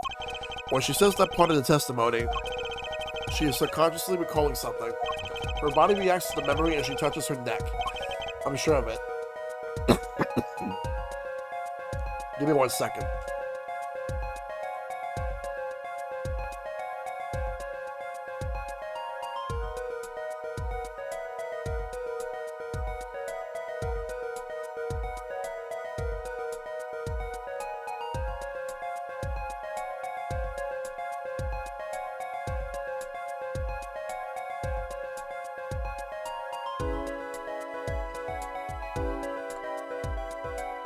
A memory? Would someone care to explain what he's babbling about? This is highly unusual, but let's ask the defense. You claim the witness is remembering something. Maybe you have evidence to this memory to show us. Her habit is scratching her neck whenever she talks about the moment of the crime. So what will remind her the most in the moment of the crime? Mr. Reilly, whenever you recall the crime that night, you scratch your neck. I've noticed it happens when you think about the moment of the crime. There must be some reason behind this habit of yours. I believe the weapon that left an irresistible impression on your neck is this. Take that! Whenever she talks about the moment of the crime, she touches her neck, and what reminds her more of that moment than this bottle, the murder weapon. But something doesn't fit. If you were only the witness to the crime, why would that make you touch your neck like you're in pain? What's he talking about now? It was Mr. Smith, the victim, who was hit, not you.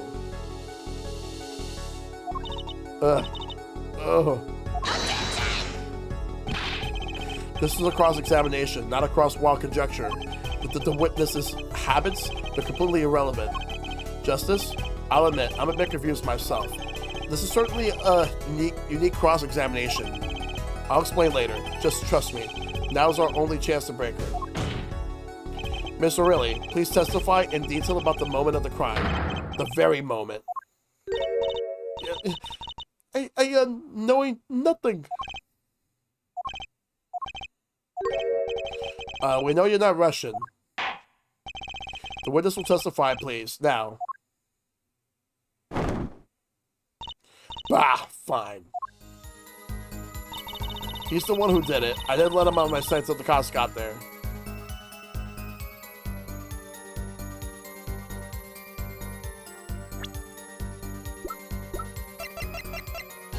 Objection! Miss O'Reilly, we have a record here that clearly contradicts what you said. It states that the police were altered by a report from the defendant. And we know that the defendant left the room, climbed the stairs, and made that phone call from the first floor of the Borscht Bowl Club. So explain how you kept your eyes on the defendant when he left the room entirely. Eek!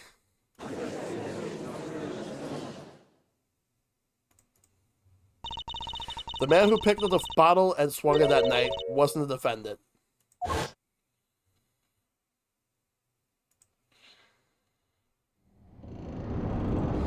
Uh-oh.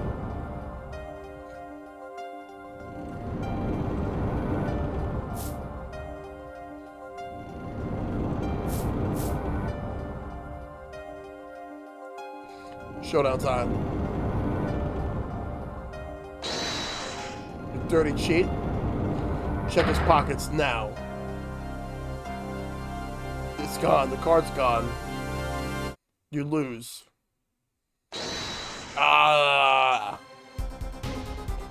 Just then, Smith grabbed the bottle from next to right. And he hit me. You, some master of cheating you turned out to be. Eek! When I came to, the victim was already dead. Is that it?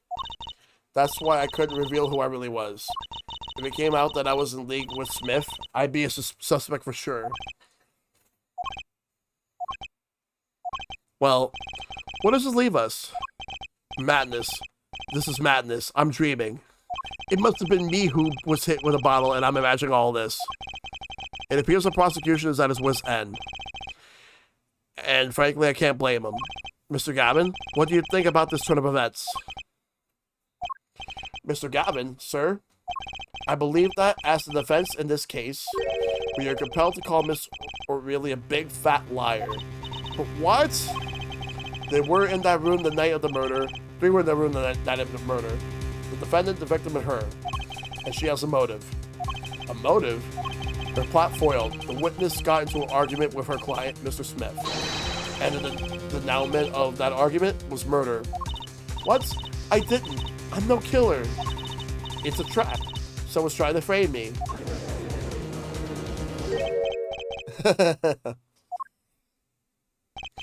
What tangled webs we weave when we practice to deceive. So tangled, we catch ourselves in the process. And Mr. Wright? Such a hasty conclusion. It's not like you, Christoph Gavin. What are you saying? What I consider the other possibility, that there was another person in the room at the time of the murder? Right, like Mr. Wright was saying before recess. A single card was swapped in the victim's hand after the murder, and the one who swapped the card didn't know the two colors of the cards were being used. A fourth person. Ha! This theory again. Your fourth person doesn't exist. Indeed. That's why I decided to bring this case to court. Here, where there's no escape and no chance for deception. The perfect place to catch the real criminal. The real criminal? And we're in luck. A clue to the real criminal's identity was kindly provided for us. Right at the beginning of the trial, no less. But what? Apollo, perhaps you know what I'm talking about? Sorry? Remember what I said? The fourth person who swapped the cards made one critical error. He or she wasn't considering the color on the back of the cards. Right.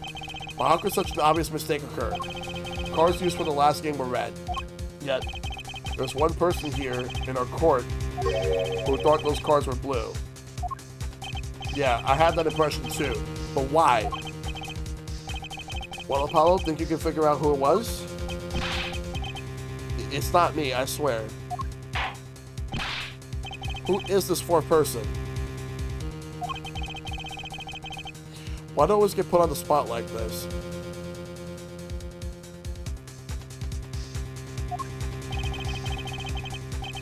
Let's see what the defense has to say. Who was it?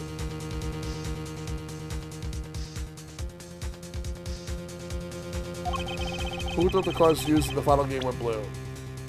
Christoph Gavin, Felix Wright, Shadi Smith, Winston Payne, Olga Orley. I think it's Christoph. Take that!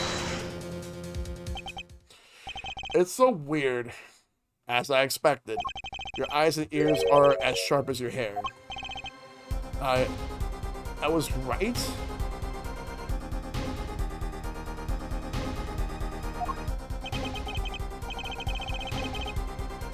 Christoph Gavin, you're right. You were the fourth person that night.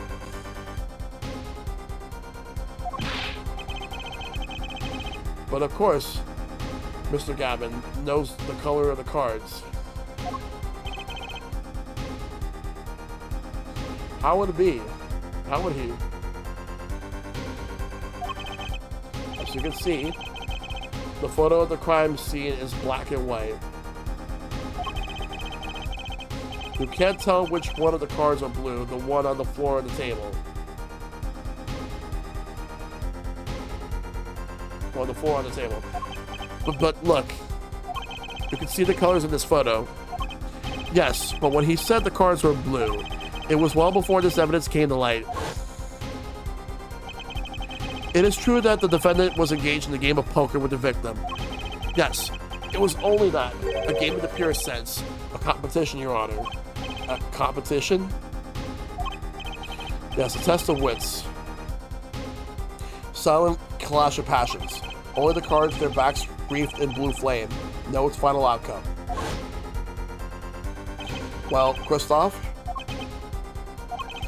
Mr. Gavin? Mr. Gavin? Is something the matter? No, nothing. Excuse me, it was just so sudden. Right.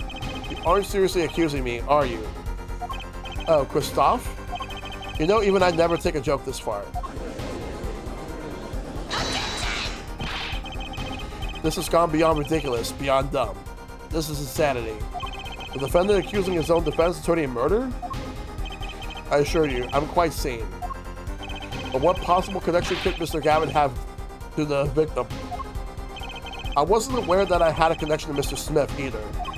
Yes, but Mr. Gavin and the victim had never even met. Well, what did they have? Huh? There's a possibility, after all. They may have met that night, before the game started. What are you suggesting? Is this the truth Mr. Wright was staying silent about? Well, only one thing I'll do. Mr. Wright, the defense would like to request that you testify in the court. Objection! The defense would like to request no such thing. Mr. Gavin, testimonies must relate to the case. How could anything happen before that game of poker be related? You are covering something up. You're hiding something, are you, Christoph? I'm not sure I follow, Mr. Gavin. As I explained before, the defense believes that Miss O'Reilly... Am I to assume you speak for Mr. Justice in this? He is the defense, not you. Mr. Justice, the matter of Mr. Wright's testimony is up to you. Oh, okay. Does the court, in your opinion, need to hear Mr. Wright's testimony? Yes. This was Mr. Wright's strategy. He was planning this all along. I intend to see it through. The defense would like to request that Mr. Wright testify to the court. And to Justice, you would betray me, your teacher? I'm sorry, Mr. Gavin. This isn't about loyalty. This is about the truth. Very well. The defendant, Mr. Wright, will take the stand, please. It really is. Appetite before murder. That evening, Christoph and I had dinner. We sat at the table in this photograph. Shady Smith walked in 5 minutes later after Christoph left. When the trap failed, Smith hit the waitress. The girl was knocked out cold and Smith was uncontrollable. I left to call the police. When I returned, he was dead. Blood streaming from a cut on his forehead. That's when I made another phone call. To defense attorney Gavin. Mr. Gavin, you were at the Borscht Bowl Club that night of the murder? I dined with him rather frequently. And he talked to the defendant on the phone directly after the murder. Quite against my will, I had become involved in the murder. I thought I might be in need of a lawyer, so I called him. You were planning this all along, weren't you, Right? Just because you wanted to drag me into your little murder trial. The only thing I want is the truth, as I did back then, and now. I thought my office was doing you a favor when we took on your defense. It appears that I was wrong. Very well. The defense may cross-examine the witness. Justice? Sir? He's lying, and you're going to expose him. Understood, sir. Mr. Gavin versus Mr. Wright. This can't end well. Why can't I have a normal trial?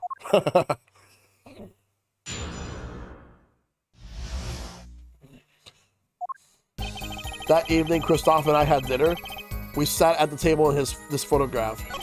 Shady Smith walked in 5 minutes after Christoph left. When the trap failed, Smith hit the waitress. Hold it! About this failed trap. This is the same trap that Miss Olga O'Reilly mentioned. The plan was simple. Elegant, really. You see, we set up a trap of sorts. I was to plant a card in Wright's pocket beforehand, and then deal 5 aces during one of their games. When their hands were revealed, Smith would call him out and search Wright. He would then pull out a planted card and the trap would snap shut. You swap the cards. Just like that, the legend would be dashed to pieces. Yes, a harmless prank in essence. It was by a quirk of fate that I happened to discover it. A quirk? I happened to put my hand in my pocket and found a card. The card she planted.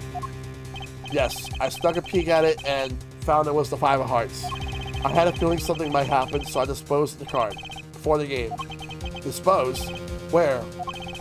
There was an empty bottle of grape juice I had been drinking right beside me. I threw the card inside the bottle. An empty bottle of grape juice? The murder weapon. Yes, I rolled it up and shoved it in. The colored glass makes it hard to see. Battle of wits between the deceiver and the would-be deceived.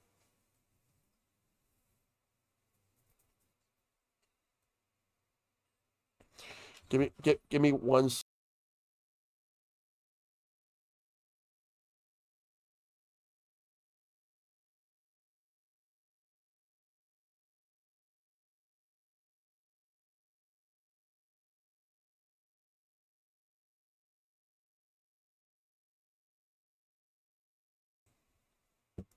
You're popping off? That sounds like terrific drama. A card inside of the murder weapon. That's strange.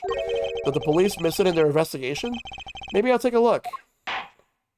Mr. Wright, the poker head of courtroom number 3 approves of this battle of wits. Please revise your testimony with this new information.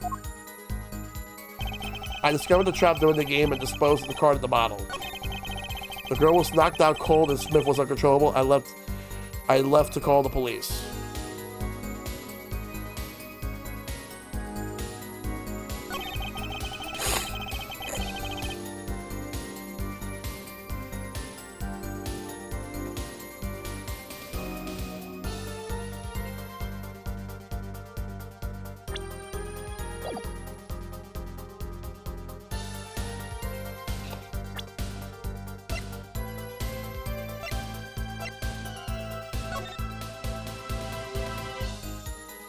Let's take a look at this.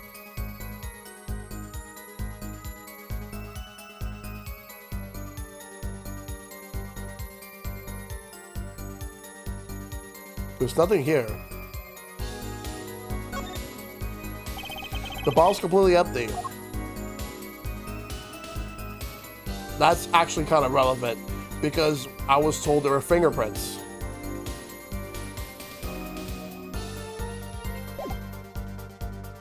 Now let's present it. Mr. Wright, if I may?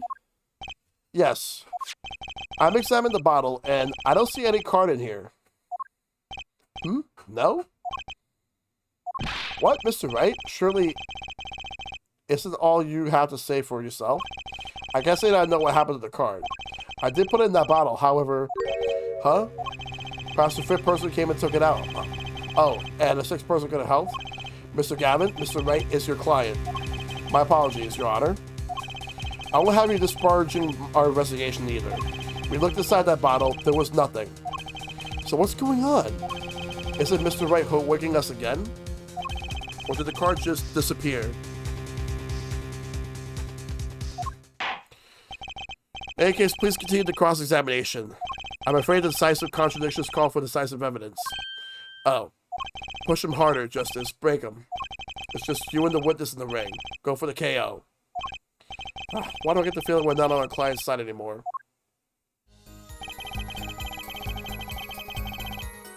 Let's just skip.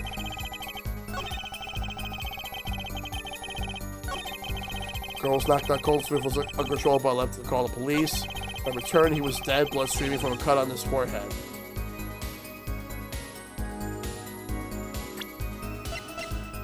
Objection! Mr. Wright, if I may? Yes? Take a look at this photograph of the crime scene. See that victim here? He's wearing a hat. I wouldn't think you could see blood on his forehead. Good point. Justice. Next time you point out an inconsistency, put a little more oomph into it. Mr. Wright, can you explain this to the court? Ah, I forgot to mention something. I was the one who put the hat on his head. Eh? You? You put the hat on the dead man's head? He wore it through our entire poker game. After calling the police, when I returned to the scene, his head was in full view. Shining bright, just like in this photograph. And? I picked his hat up off the floor and put it on his head. Why do you do a thing like that? All I can say is, I'm sorry. That's the only thing I touched at the crime scene.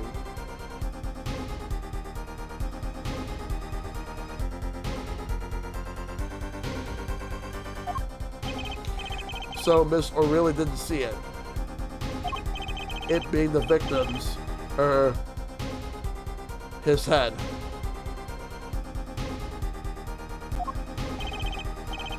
I think not, she was out cold.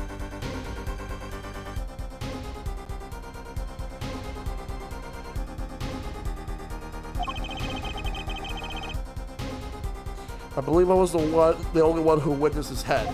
Ah, here we go again. Mr. Gavin. Pardon. Just seems that our client is determined to lie his way through this case. Hey, he's still our client, isn't he? I believe that's enough of that. Mr. Gavin? This witness's testimony is more like a travesty. It's riddled with lies. I'm beginning to see how you came to lose your attorney's badge 7 years ago. Well, you certainly have a unique way of treating your clients, Christoph. I never do. I believe it was you who threw the first stone. Mr. Wright, if you intend to ever tell the truth about this case, it's now or never.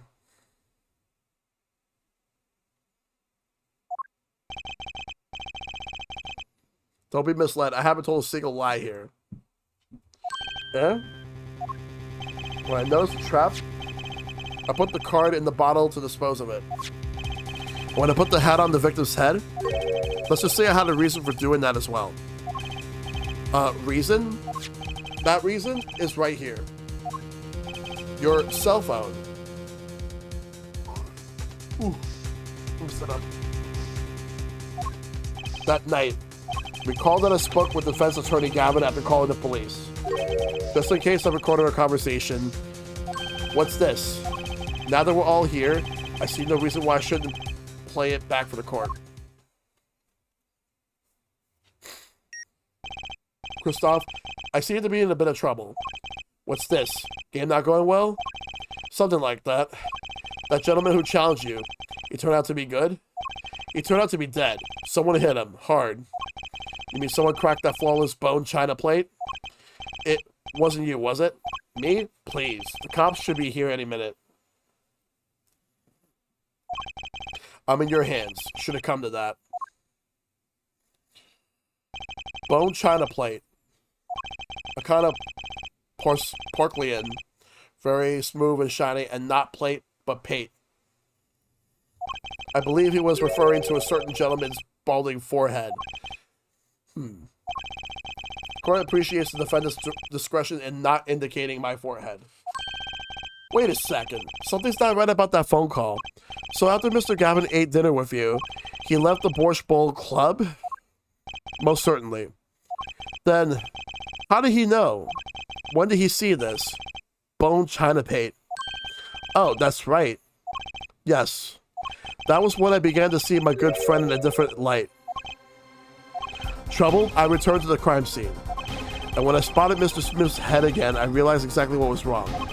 Well, Mr. Gavin, the stage has been set. Perhaps you would like to explain this to the court. Secondly, how did you come by your privileged knowledge of the victim's head? So, this is your reason. The reason why you put the victim's hat back on. Your point, Mr. Gavin? It's come down to this, has it, Phoenix Wright? Order? I will have order. Mr. Payne? Yes, Your Honor. I believe this court has been left with no other choice. Are you prepared to hear the defense attorney Gavin's testimony? Well, as a prosecutor, Very well. We'll break for 10 minutes, after which Mr. Gavin will take the stand for a cross-examination. Are we all clear on that? Crystal clear, Your Honor. Very well. This will be the final recess for the day.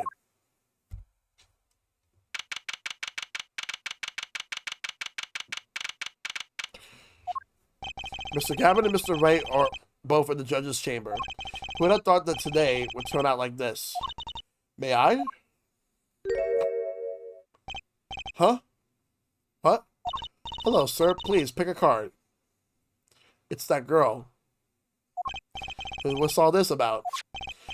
Is this one okay? Excellent. I have a message for you. The last hand is about to be played. You'll need a trump card to make it. A trump card. The card you have chosen is magical. Use it wisely and the game is yours. That's all. An ace. What do I remember that card from? Mr. Smith's head has 3 aces and Mr. Wright's 2. It's 5 aces in all.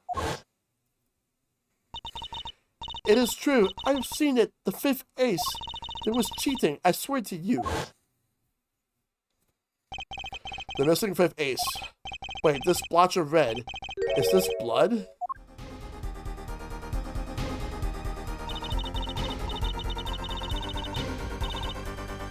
Damn. You now have your trump card. Now it's up to you to cut the deck and draw the truth. My father's fate is in your hands. I know you can do it. This bloodstained card is my trump card for finding the truth. I fell deep into thought as my mind raced to understand what this all meant. That girl. I'd seen her recently, but where? That's when I made the connection. That's her.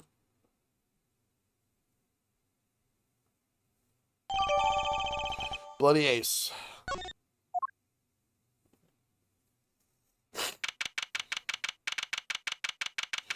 And back in the courtroom. Court will now reconvene. Defense Attorney Christoph Gavin, will you please take the stand? Now then, if you would, Mr. Payne. Yes, Your Honor. Will Mr. the witness state his name and occupation? Is this farce necessary, Your Honor? Believe me, far stranger things have gone on in this courtroom. Fine, I'll play along. First, there's one thing we need to have made clear. How did you know about the secret beneath the victim's hat? By secret, I'm guessing he means the fact that Mr. Smith was bald. Forgive my curiosity, but what is it about this fellow's head? Your Honor seems to have an inordinate interest in it. Objection! Okay. I wouldn't call it inordinate, Mr. Gavin. Mr. Wright. What do you think you're doing, Wright? Wow, they sure look different from the other side. You know what I mean, Apollo. Speaking of looking from the other side, let's consider something for a second. Hey, Dragon. The victim wore that hat all night, never once taking it off except for that one time. That one time, believing the instant he was a hit. Oh. When Mr. Wright returned from reporting the crime, the hat was lying on the floor. Mr. Wright picked it up and placed it on the victim's head. Oh dang, already 2 hours are in? That's not fair. Just kidding. In other words, in order to have seen Mr. Smith's bald head. Yeah, I started at 6 my time. You would have to have been there in the hideout at the time of the crime. In other words, I must be the real killer, is what you're trying to say. Not bad, Apollo.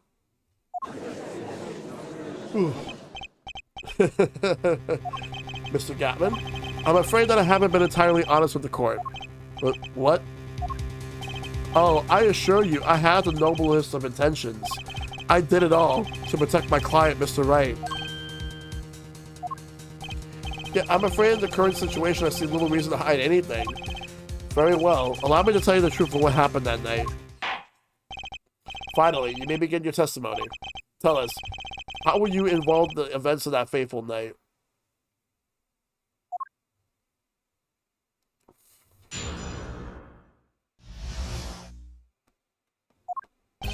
That fateful night. The rage I sensed in that man that night troubled me, so I returned to the club. I went down to the basement and peeked in through the little window to the hideout. It must have been right after the murder took place. This is a very interesting game to come after the original trilogy. Yes, it is. The victim was dead as he appears in the photo. A bald head, an unconscious girl, and Wright holding a bottle in his hand. I sensed that was not the best place for me to be at the time, and so I left.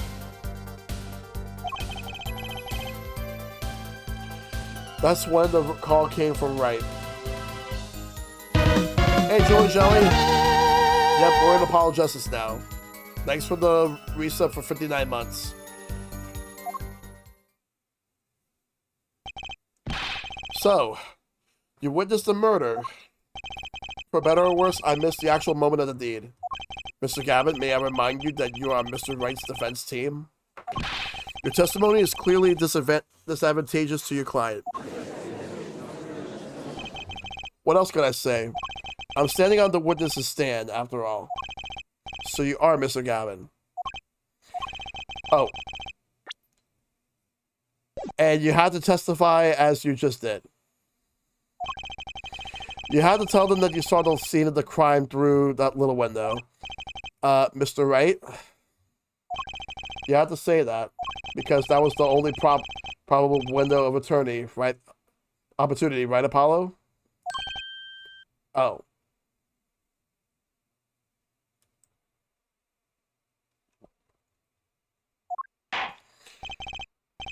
Mr. Wright, the defense should do the cross-examination, not the defendant. Mr. Justice, are you prepared? Yes, Your Honor. I can't believe I'm going up against Mr. Gavin. This trial's getting weirder and weirder.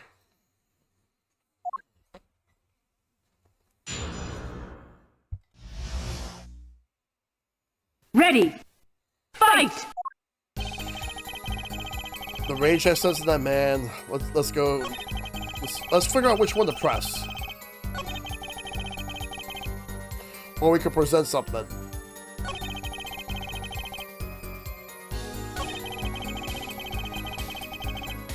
Let's press right here. Thanks for the watch streak, Dragon. Hold it! Those were the only 3 at the scene of the crime? Yes, as far as I saw at least. They went back where we started. The killer was the defendant, Phoenix Wright. Who else could it have been? But why didn't you talk to the police? 2 reasons. First, I didn't actually witness the very moment of the crime. Second, my office was asked to defend Wright. Even after seeing what I had seen, I couldn't abandon my friend. Objection! There must have been someone else in there at the moment of the crime. Justice, just as I saw, no one, not a soul. Just as I said, yeah. But that goes against what Mr. Wright said. Ah, yes, this mysterious 4th person. Who would conveniently be the real killer, I suppose? Glad to see we agree, Mr. Gavin. Let me pose a question then. Tell me, what possible reason did the real killer have to swap cards in the victim's hand? Perhaps you can show us a reason why such a thing would be necessary? Whew. How can I show something I can't find myself? We can present evidence. Remember, Apollo, the card that was swapped out was the 5th ace. The 5th ace, right. Well, Mr. Justice, the question of why the killer would swap out a card has been raised. Can you point to a reason? It's now or never. The defense would like to present evidence to the court. Evidence showing the reason why a card was swapped out. Then go ahead and point out your reason, Mr. Justice. Why did the killer take the 5th ace?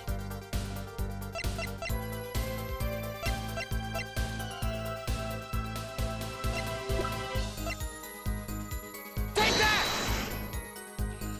My reason is, this. Is that an ace? Why? Why, it's got blood on it. Right next to the spade. What? This is insane. Why wasn't I told about this? Why? Could this be? Could this be the missing 5th ace? Inconceivable. How could you? What are you doing with that card? Well, that's the thing. Why is Mr. Gavin so upset? It's just a fishy card from some fishy girl. Oh, that card. It's mine. That is, I picked it up at the Borscht Club ball that night after the murder had occurred. I gave it to my daughter. Cards are her stock in trade after all. Objection! No, impossible. Unacceptable. The court can't accept this as evidence. It's a fraud. A fraud? How can you be so sure? What? I would think the only person who could claim it was a fraud would be the one who took the real card from the crime scene, the real killer. Allow me to elaborate. What if this trace of blood was the reason? The reason for? For the killer to take the card from the scene of the crime. Where you going with this? Take another look at the photo, and at the victim's head. At the moment of the crime, his hat fell to the floor, and a trickle of blood ran from his forehead down to the back of his head. Couldn't a drop of that blood have fallen on one of the cards? I suppose. The killer then took the card to hide the blood. But regardless, the evidence is non-permissible. Oh? Right? Regardless of how you wasted the last 7 years, you used it to be a lawyer. You know what a serious crime is to conceal evidence. Oh, we can discuss the finer points of our legal system later. What's important now is that I've answered your question. But what are you talking about? You wanted to know why the killer would have taken the card from the scene of the crime. And now I've told you. That one drop of blood would have been decisive evidence, you see. Objection! This is baseless conjecture. Baseless. Objection!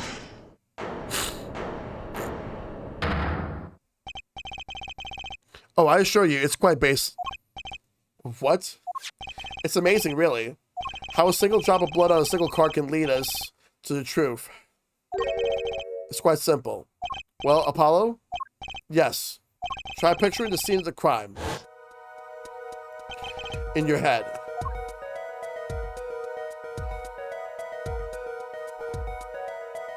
Ooh, look at this. The murder took place in the hideout. The body of the luckless victim was found at the poker table. And, before the killers swapped the card out, there was a single card with a drop of blood on it in the victim's hand. I wonder how this actually looked in the original DS. Given this, there's one decisive problem with this scene. Well, what is it? Let's keep it simple, shall we? Given that there was a drop of blood on the card, whose position in this diagram doesn't fit? The victims, the killers, the witnesses, the second witnesses? Whose position doesn't fit with the bloody card?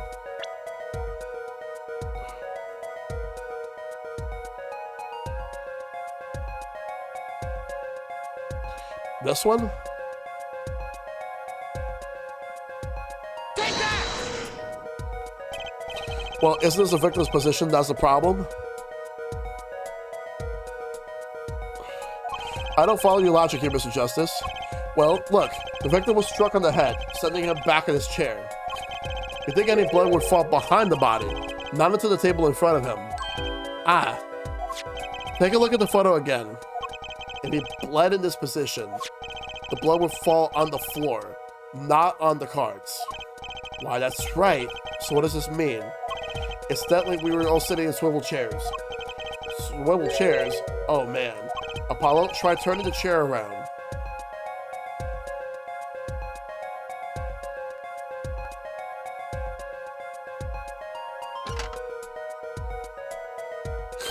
The chair was facing the other way. It would have to be. This is how to get around, like, DS second screen. So we have to assume that at the time of the murder, the victim's chair was facing away from the table. When Mr. Wright returned from informing the police, which way was the chair facing? When I came back to the room, the body was facing as seen in this photo. That would mean the killer turned their chair back around. Let's take the next step. Look at the diagram once more. We now know the victim was facing away from the table at the time of the murder, but this creates another significant contradiction. Again? Let's test your reasoning skills again, shall we? Apollo, whose location on this diagram contradicts our new understanding of the crime? The victims, the killers, the witnesses, the second witness? Whose location creates a contradiction in facing if the victim was facing away? This one. Take that! The victim was struck from the front, correct? Indeed. Well, wouldn't it be hard for the killer to hit him from the front, sitting where his indicator currently is? I would think it'd be quite hard, yes. Yes, but what you're saying, it makes no sense. Why would the victim suddenly turn to face the wall in the middle of a game? I believe sufficient reason will soon come to light. But what? There's something in this diagram that makes far less sense, actually. Look again at the diagram. Apollo, if the victim was struck while he was sitting as shown here, where would his assailant be standing? Try marking on the diagram. But there's no room to put a mark where the killer should be. Don't worry, let's think it through and see what we find. We know the victim was facing toward the wall at the time of the crime. That's the only thing we know for sure. Try to forget about everything else. Where would the killer have to be standing to strike from our victim from the front?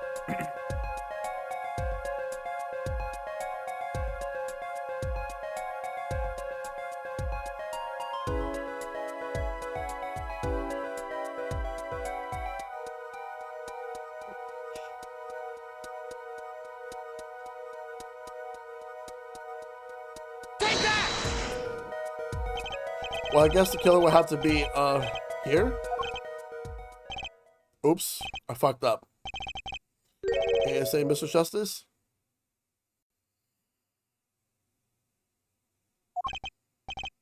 Sorry? A little late for that, I'm afraid. Penalty. Fuck. Come on, give me a little hint. Try not to overthink things, Apollo. What does your instinct tell you? We know the victim was facing toward the wall at the time of the crime. That's the only thing we know for sure. Try to forget everything else.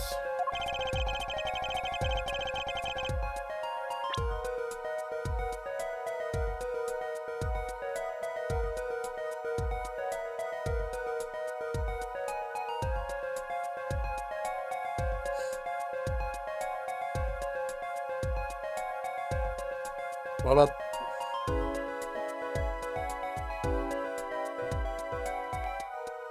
I'm just trying to figure this out.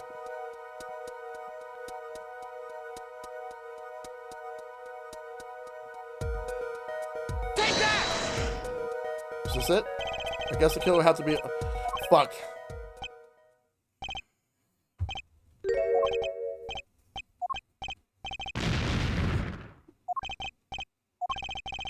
Fuck.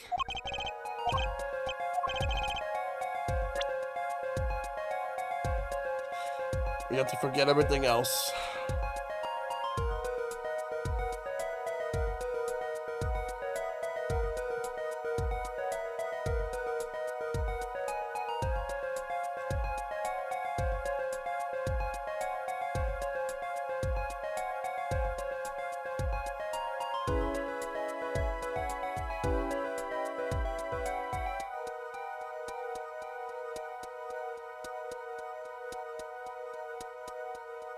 Is it this? Take that!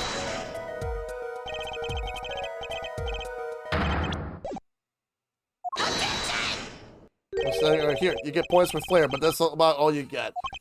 Ah, I thought I was onto something there, too. I hardly need to point out that the standing there would be just impossible. The victim is facing a solid cupboard. Or are you claiming the killer climbed the cupboard and hit him from above? Ha! It's simple logic, really. If this was the only place the killer could have been standing, then that means that at the very moment of the crime... Wait, I know. At the moment of the crime, the cupboard wasn't there.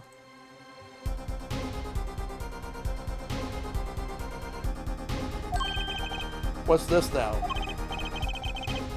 And that's the only explanation, right, Mr. Gavin? Yeah.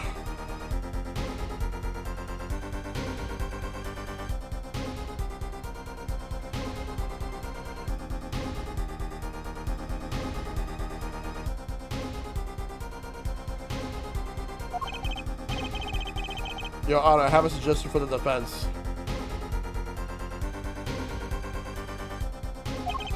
You should arrange to examine the cupboard in the hideout immediately.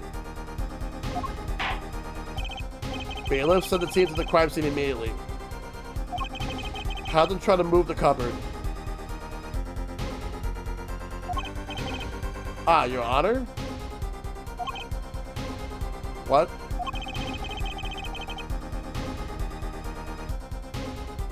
There's one more thing your men should look for.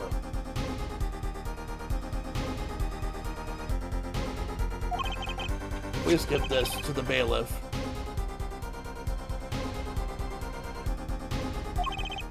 Hmm? Yes, I see. You do belong in the courtroom after all, Mr. Wright. I do my best.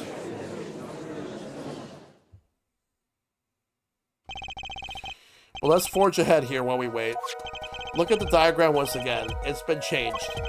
If the killer was standing here at the time of the crime, then this cupboard wasn't here, which means... Apollo, try moving the cupboard.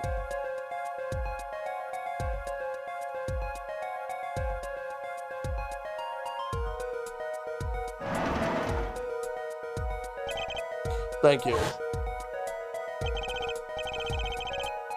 As you can see, the cupboard was the problem. At the time of the murder, it has to have been as shown here. Now everything's in place to reconstruct the moment of the crime. Oh my.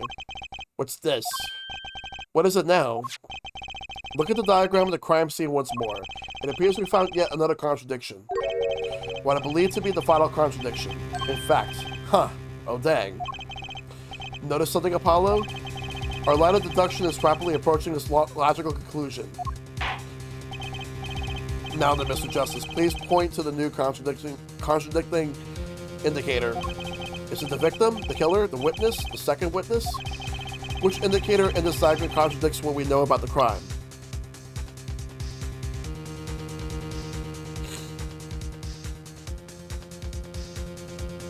Was it this? Take that! The indicator that doesn't make sense here is the killer. Oh, really? Yeah, really. Well, maybe really. It would behoove the defense to be really sure before wasting our valuable time. Penalty!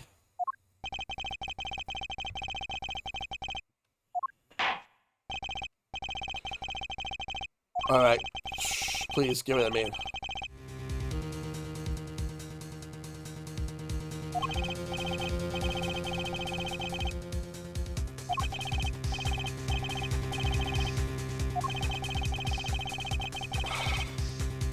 Man, this is so stupid.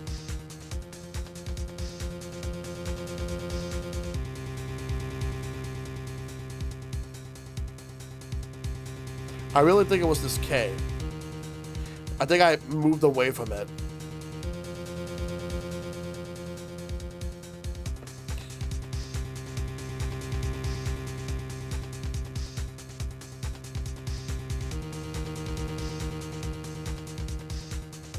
Take that!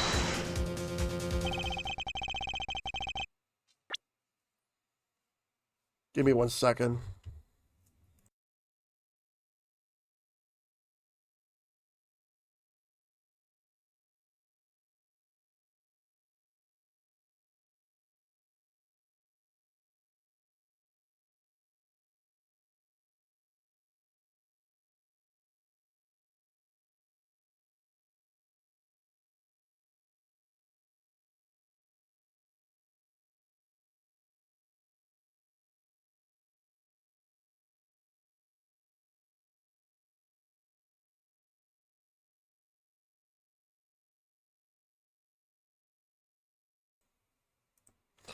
Yeah, I'm trying to figure this out.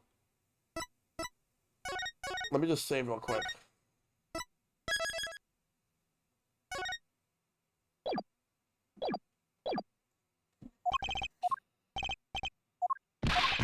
Because, like, I can load it for anything.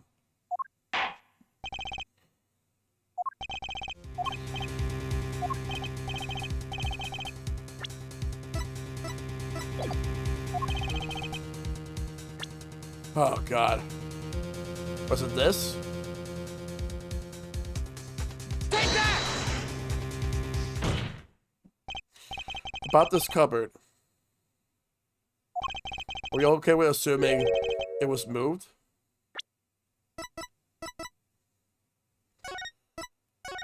I don't want help, actually. I don't need help. I need to figure this out. I appreciate it, but I want to figure this out. It's all good.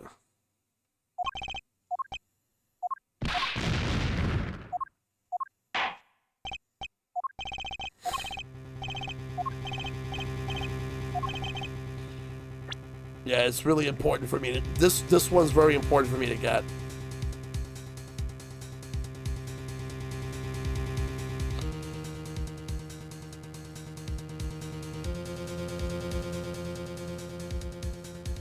Take that!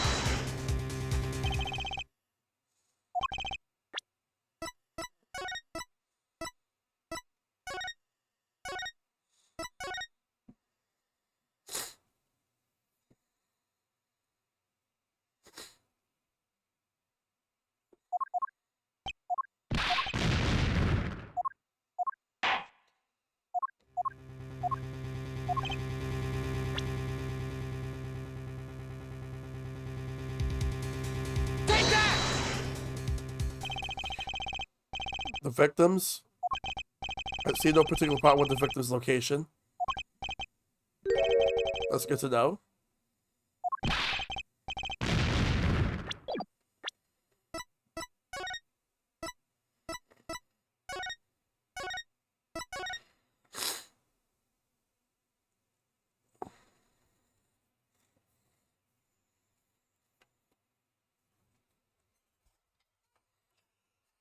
All right, let's figure this out.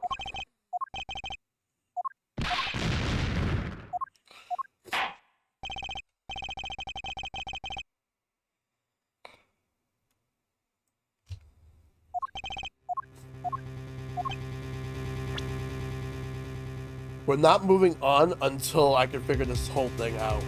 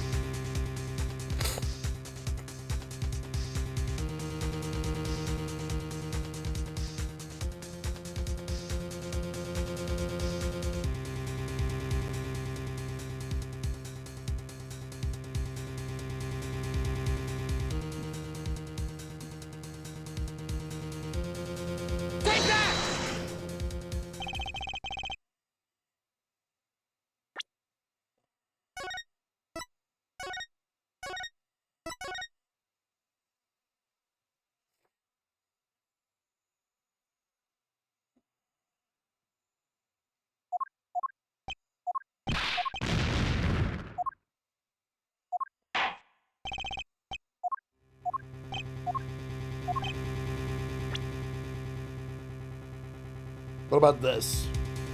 Take that! What doesn't make sense is the witness.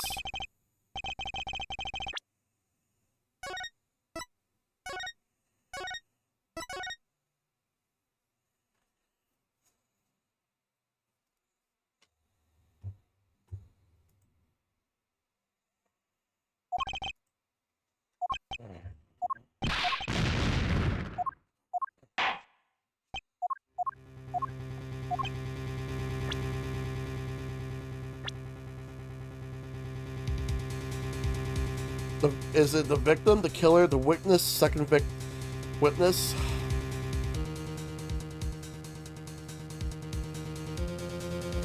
Let's see. That's the thing. Let's figure this out. So I clicked on this, it's not it. I clicked on this, it's not it. I clicked on this, it's not it. And I clicked on the second witness, it's not it.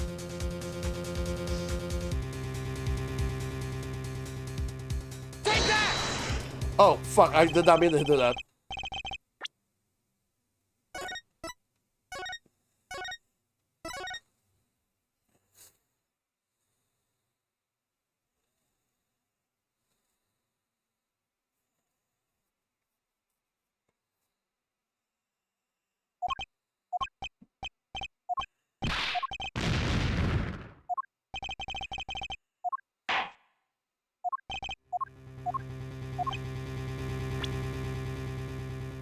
Damn, this is really tough.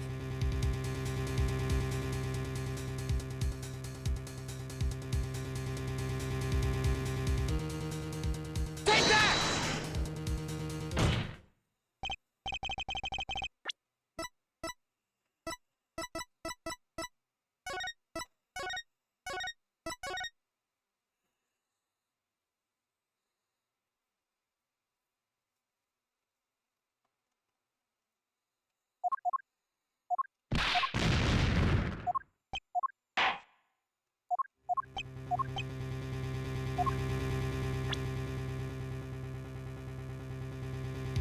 Alright.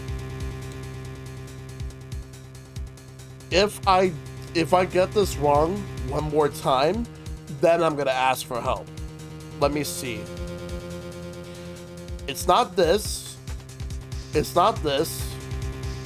It's not this, and it's not this. I checked all of them. So this? Take that!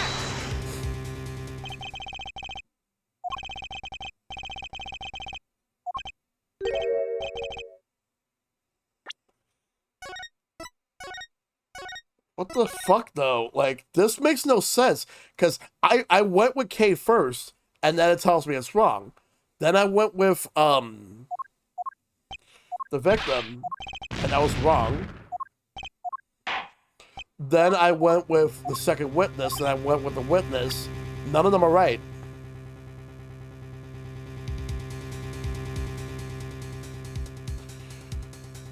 So let's go. Let's look at the history first, because let's scroll back up.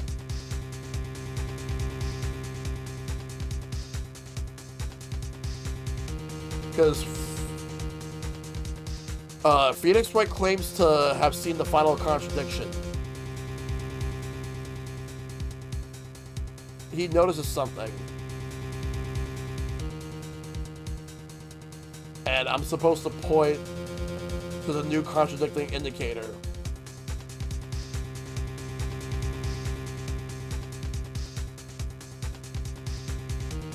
Because there's something that contradicts what we know about the crime. So I did kill her. It's incorrect. I did both the witness and the second witness is incorrect. I did the victim. It's incorrect.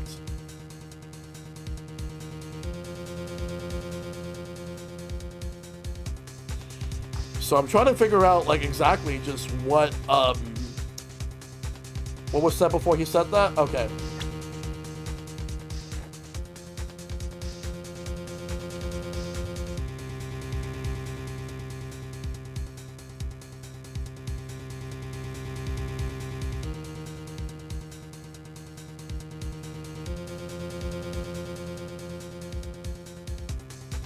This was right after I moved the cupboard.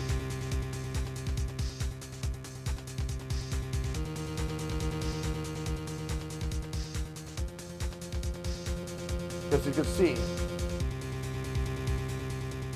after I moved the cupboard, which would have meant that the killer was there, and I figured that the killer was the inconsistent thing, like the contradiction, but it turned out to be incorrect.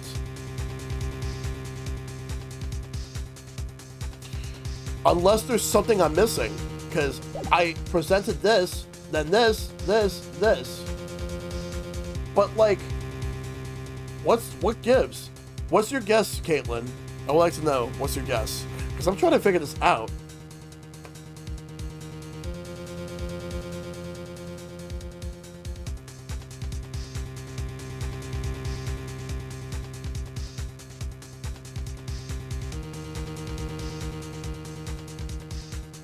Are you sure you try second witness? Yes.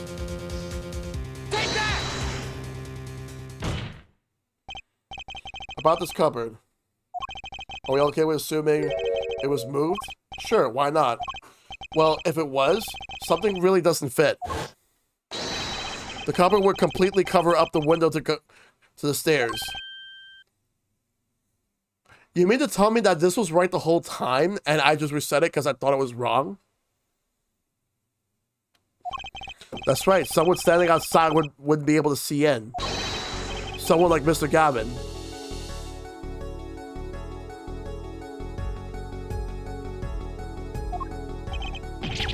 What did you say?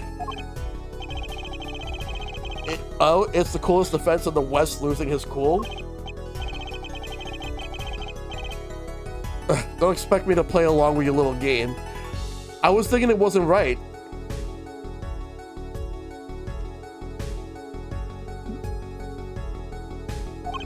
It's only a game until someone gets killed, Mr. Gavin. And someone was, while the window to that room was blocked by a cupboard. So, Mr. Gavin, perhaps you'd like to explain to the court exactly where did you witness a crime scene from?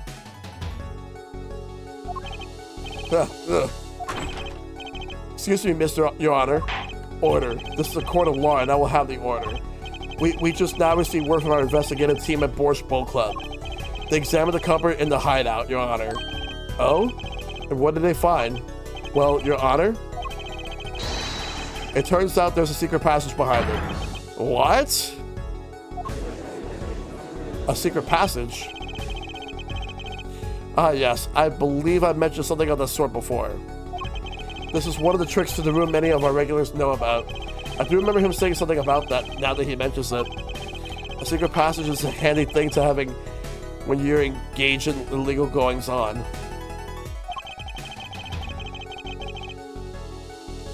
Never know when you might need to duck away from the eyes of the law.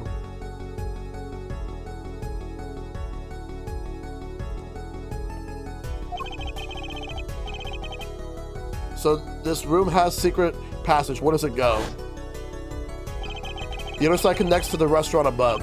The underworld bosses could get away from the cops and enjoy a cold bowl of borscht, no doubt. Just like our killer.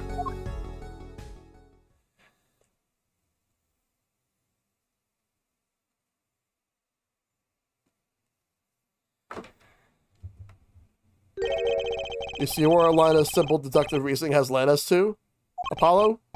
I see it, but I don't believe it. That girl wasn't kidding when she said I needed this trump card for the last hand.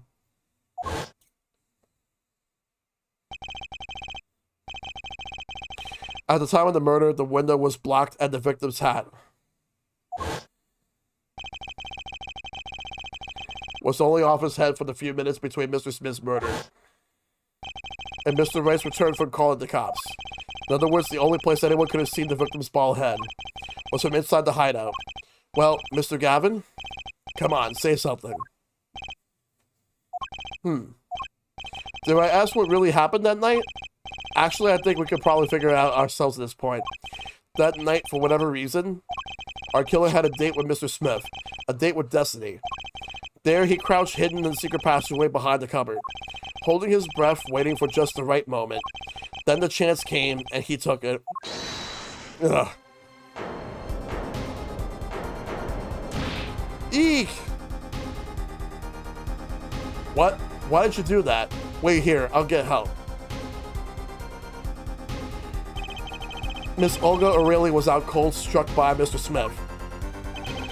But his time was soon to come.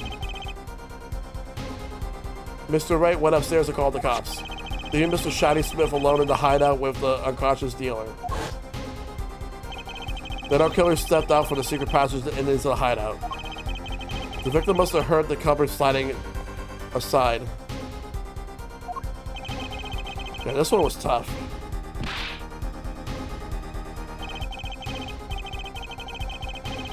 After the deed was done, the criminal must have seen the blood on the card.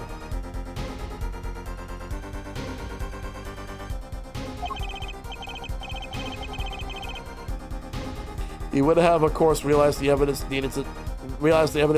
need to destroy the evidence. That single spot of blood told the whole story of the crime.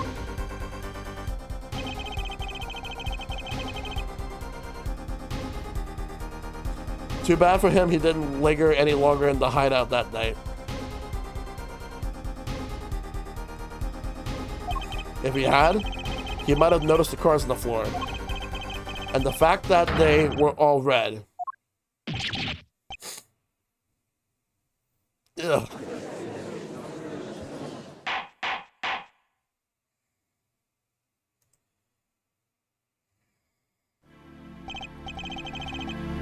Well, it seems this trial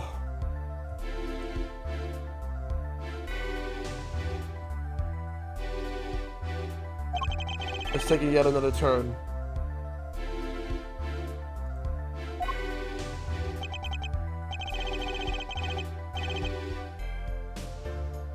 I'm truly, truly sorry I had to see this day come, Mr. Gavin.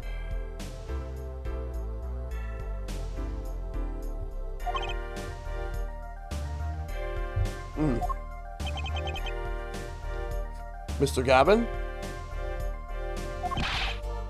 Mr. Payne?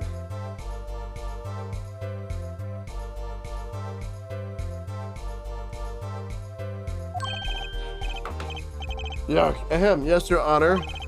The prosecution will continue its investigation. As for Mr. Phoenix Wright, the defendant, he is hereby cleared of all suspicion. Arrgh. Believe me when I say that I don't believe this is happening, Mr. Gavin. But I'm afraid circumstances call me to issue a warrant for your arrest. Immediately. Objection!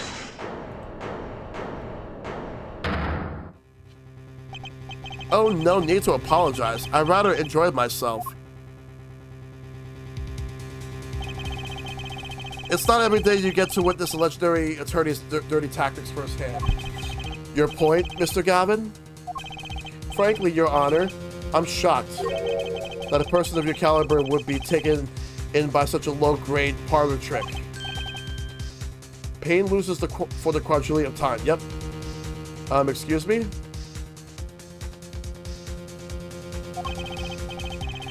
The defense is cleared of all suspicion. This is hardly the time for jokes, Your Honor. Mayor Wright, Mr. Wright hasn't proven anyone's guilt or innocence here. Oh my god, this is ridiculous. Yo, this fucking game. So, he was supposed to be my attorney backup. He was supposed to be my fucking attorney backup. And yet he's the fucking murderer. What the fuck? And yet, was this a setup just to try to get me to become a legitimate attorney? Was this a fucking setup? What he has done is use illegal evidence to put the blame on someone else. And not just anyone else, but me, his own defense attorney. Illegal evidence?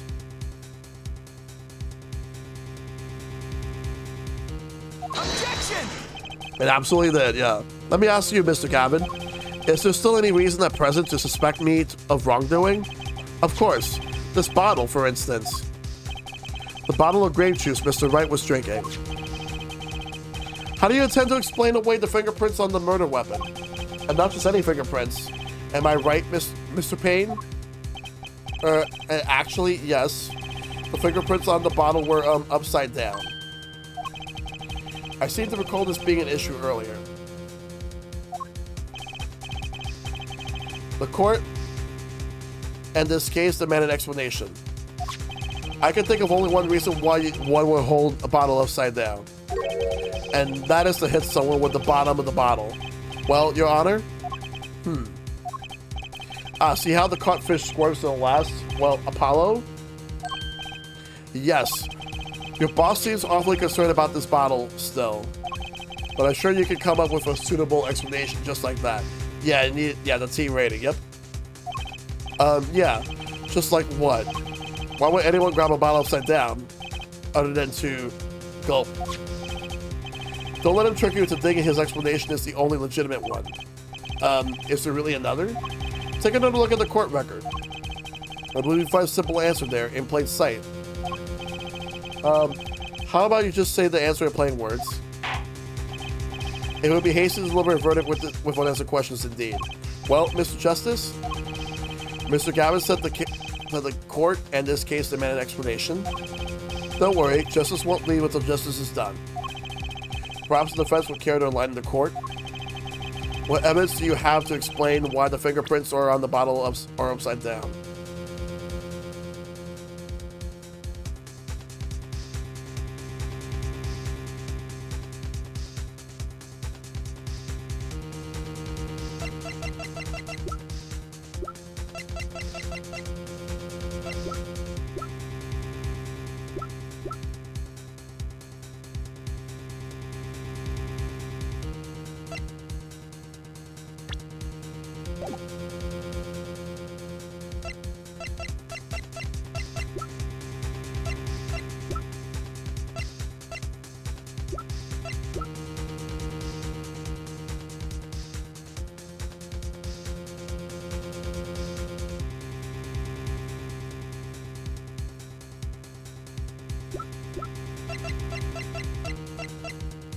Perhaps this one? Take that! It's actually easier to show you than to explain, Your Honor. Place that bottle on the floor next to your chair. Excuse me? On the floor? Yes, now, reach down and pick it up. Without getting out of your chair. Ah. See? You naturally go to pick up the bottle by its neck. With your fingers. Upside down. Look at this photograph taken on the night of the murder. The defendant, Mr. Wright, sat here, playing piano, bottles on the grape juice on the floor to the side of his piano bench. He would have naturally picked up the bottles upside down several times. Wow, I can't believe it was that simple. Recall our dinner that evening, Christoph. I was drinking my usual juice then, too. Look at this photograph. Every time I do it, it makes me laugh. Basically, use the bottle on the table to do the deed. But then you must have remembered. So you went and picked up one of the bottles from under the piano. And you switched the bottles. You took one of Mr. Wright's bottles, made it look like the murder weapon. Yep. Order, order, order. What do you have to say to these charges, Mr. Gavin? Fascinating. So this is the legendary attorney's famed tactic of misdirection. Well, what? You claim that I switched the bottle? Where is your proof? Proof? Well, that's... as I thought, more baseless conjecture. I'm afraid your bottle of proof is quite empty. Objection! I wouldn't be so sure about that. Your Honor? When you initiated the investigation of the hideout earlier, do you recall I requested additional investigation? Ah, yes. I have your memo about that one. About that here. Retrieve the bottle from under the piano at the Borscht Bowl Club. And here's one of the bottles in question.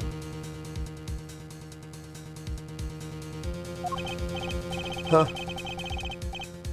What are you gonna do for that? What are you gonna dust with that fingerprints too? I would be surprised if if any were on that but his. In the pudding, yep. Mr. Gavin probably wouldn't make such a novice mistake. True. That bottle wouldn't bear a trace of anything. Say, Apollo. Yes. Why don't you go ahead and examine that bottle? But why? Just humor me. Mr. Wright, that bottle will solve this case once and for all. What? That's some bottle?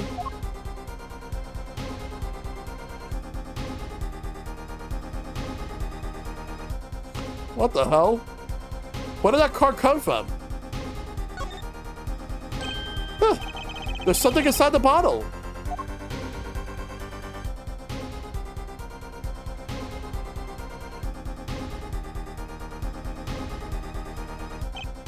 What's this?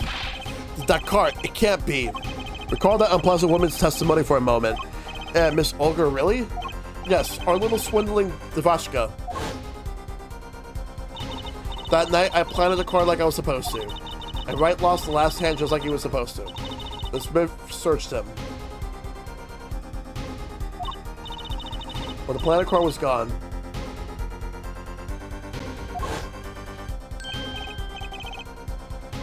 But wait, this isn't... You're telling me that this is... That the planet card you disposed of?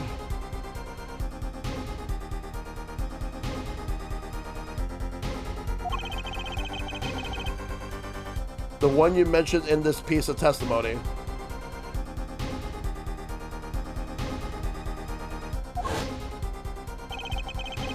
I happened to put my hand in my pocket and found the card.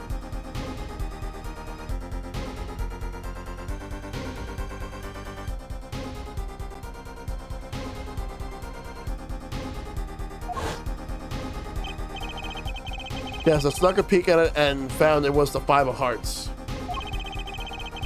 I had a feeling something might have happened, so I disposed of the card before the game.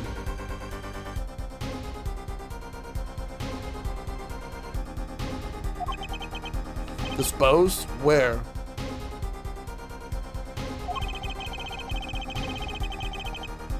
There was an empty bottle of grape juice I had been drinking right beside me.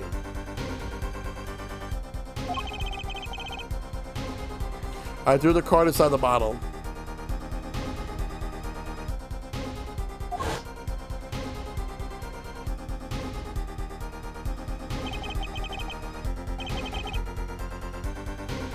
The 5 of hearts. This is the card. The bottles were swapped. And the only one who could have done that was the 4th person in the club that night. You, Mr. Christoph Gavin?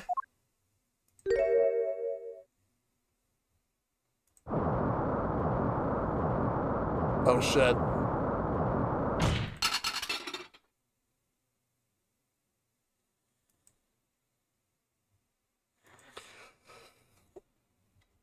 KO! Got him.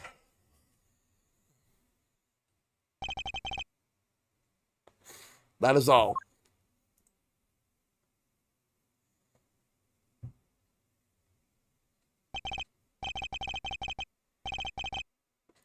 Is this your idea of revenge, Phoenix Wright? Revenge? Revenge for the events that took away your attorney's badge 7 years ago. What do you mean by revenge? What do you mean by that? Prosecution activate. My past is like my logic, straight and true. Nothing's changed. All I did was point the finger of justice in the proper direction. Fine. I'm glad we could have this little tete-a-tete, right? Not sure if I said it right. This is insane. What about me? Don't I get to prosecute anymore? Prosecute anyone? Shut the fuck up.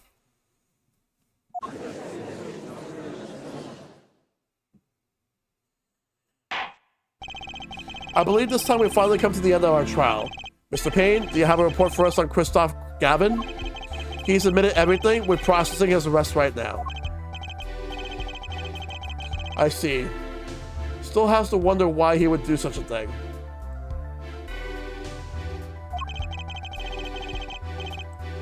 He didn't even have a connection to the victim, did he? None that we know of.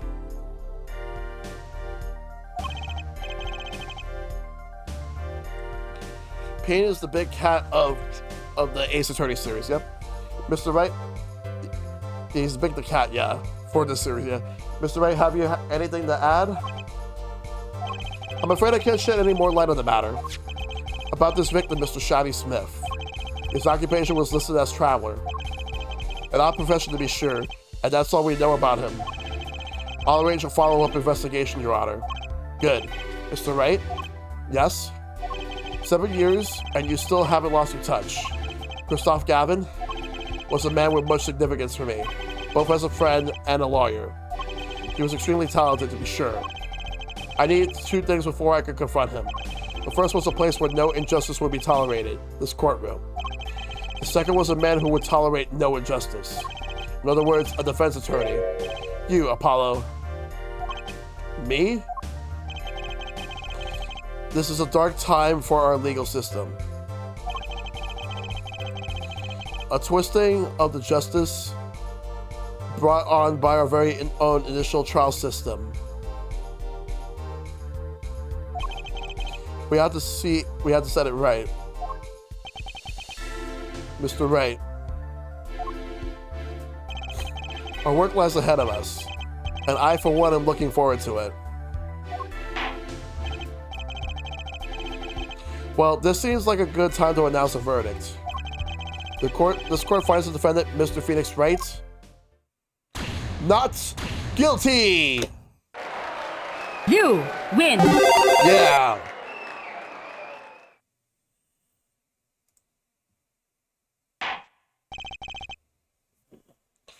Hey, Fights! Good to see you. And also, thanks for that assistance earlier, Forlorn. I appreciate it. Court is adjourned.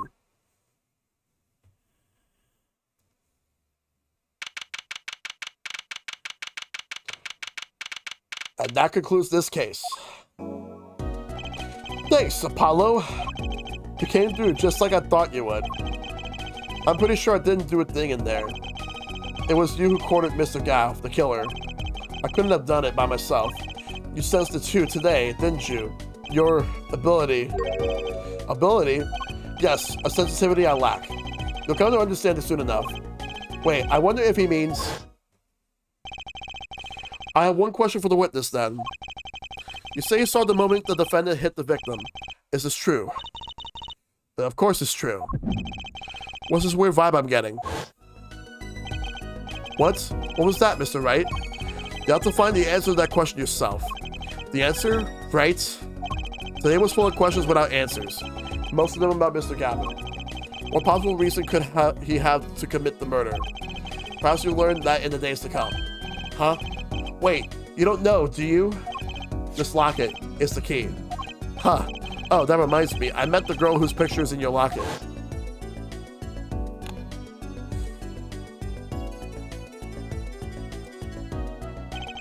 Your daughter, right? That's right. She's my daughter. You know, you were right about this locket. Eh?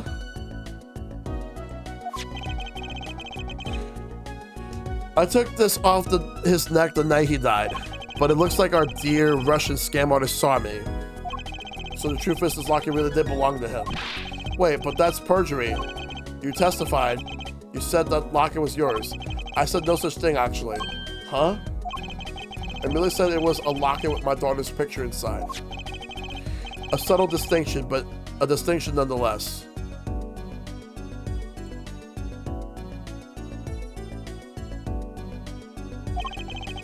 And it's the truth.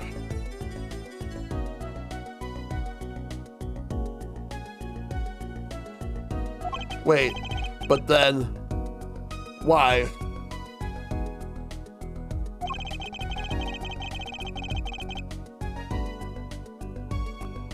Why was the victim wearing a locket with pictures of your daughter inside of it?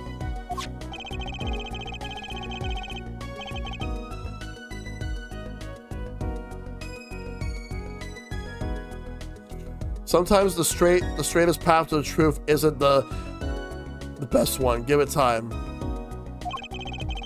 You're still just getting started with your career. Speaking of which, I may be out of a job. I work for Gavin Law Offices after all. I still can't believe I just saw Mr. Gavin get led away in handcuffs. Apollo. Yes? How about coming to work for me? Eh? You mean at the Wright & Co. law offices? I mean, there's not a single attorney in my generation that doesn't know it.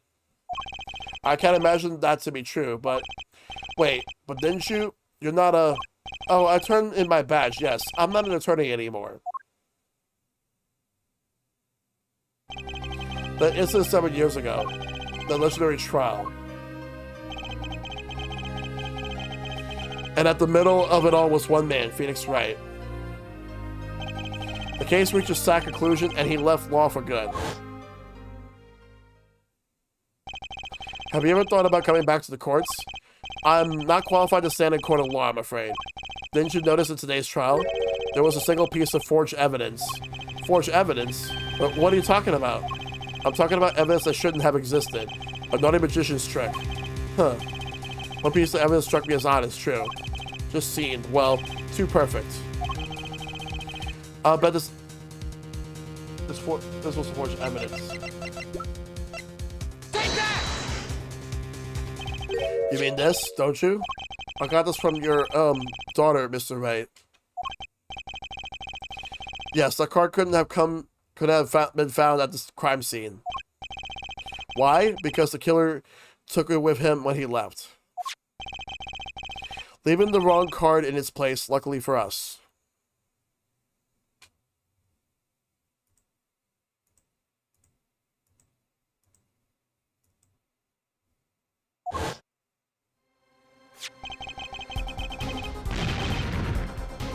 The court can't accept this evidence as fraud.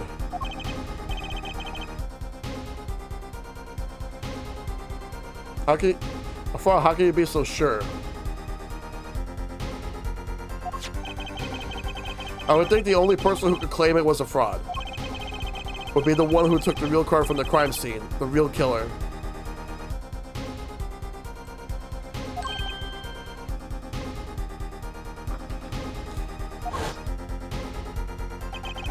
My verdict was already handed down 7 years ago.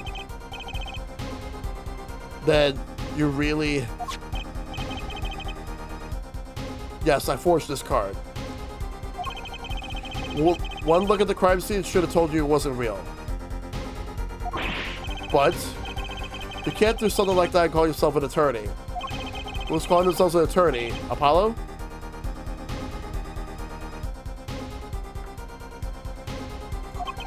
So it's true.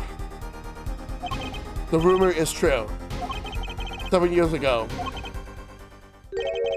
None of that matters much now, does it?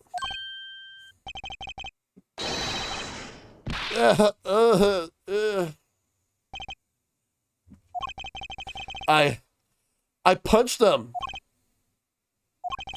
Is your story from here on out, Apollo? Perhaps I can help you turn the next page. My office address. Drop in, if you like. Mr. Wright. Oh, about your uppercut.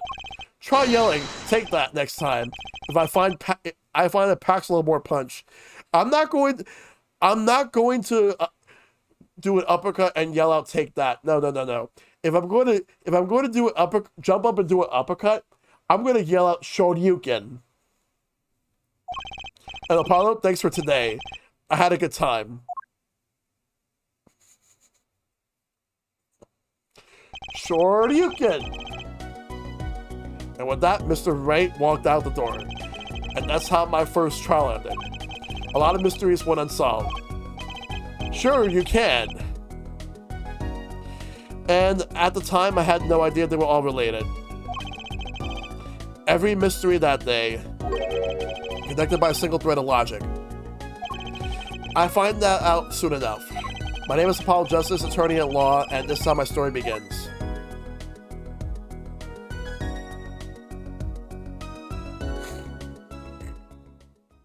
That's the first case. That's longer than I thought, and I'm assuming, and I know it's gonna get even longer. I know how the series is, so.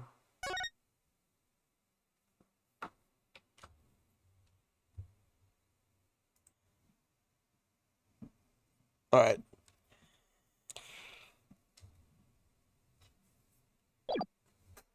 Let's go to the next episode. Episode 2. Turnabout Corner.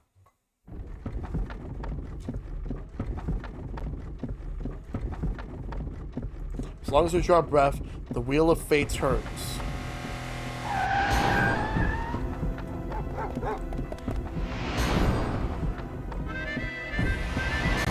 Also take care, Warlord.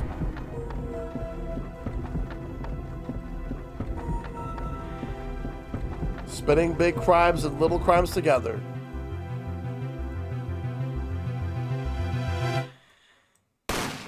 Oh.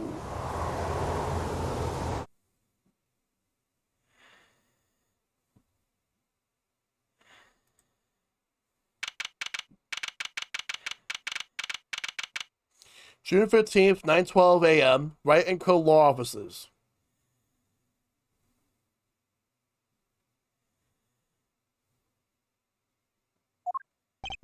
Two months have passed since Mr. Gavin's arrest. My first trial, and I lost both my mentor and my job. Yeah, I admit it, I was screwed. But even when I hit bottom, I told myself I'd never come here. Honest.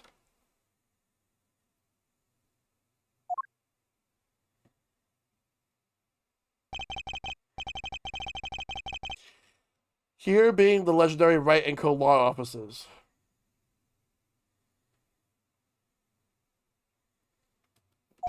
Okay, Justice, time to stop trembling. Ah, you must be here for the interview, right this way. Huh? Hello there. You found the right place. Welcome. What's with this girl? Well now, shall we begin? Begin? What? Right, first things first. Any special talents?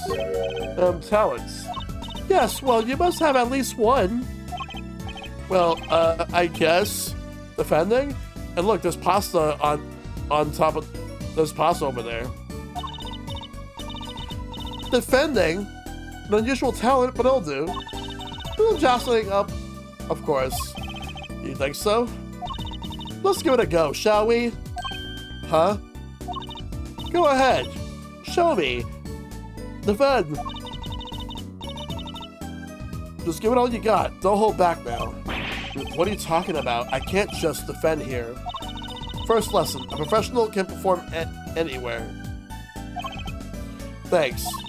We want people to be laughing with us. Not at us. Thanks. But I'm not sure why they should be laughing at all. What? What exactly do you think you came here to do? What? Defend. No? Excuse me, but do you know where you are? Huh? The Wright and Co. Law Offices, right? Oh.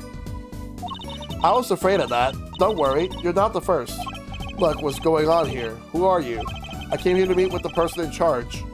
Well, you've apparently made no fewer than 2 mistakes. Mistakes? But I got a call from Mr. Wright this morning. Perhaps you should go read the sign out front again. What's there to read? Look, it says right there. Oh. Why does it say Wright Talent Agency? Welcome to the Wright Talent Agency, where you've always come to the right place. I'm Trucy Wright, CEO. I'm a magician. Trucy Wright. Trucy.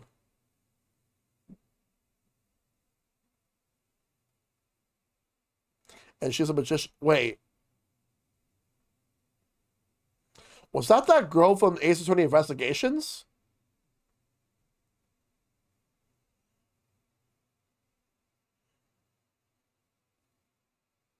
That's her? That Trucy? What? No. Then...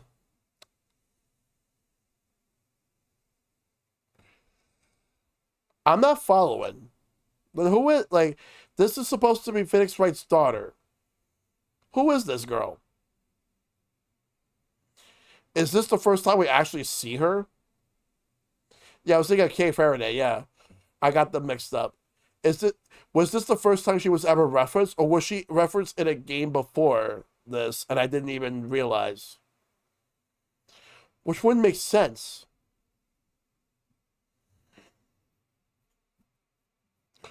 So would this have been a bigger time skip than 7 years?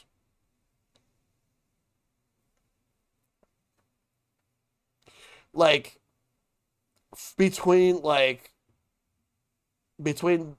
third game, Trials and Tribulations, and this, would it be a bigger time skip? And it's only just that it was 7 years since, I know Phoenix had small cameo investigations. Yeah, he did. So it would be 7 years since, he had that, whatever incident that happened that led to him, like, losing his badge.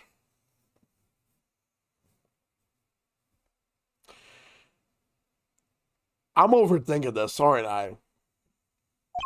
It all came flooding back. The trial. That girl. Hello, sir. Please pick a card.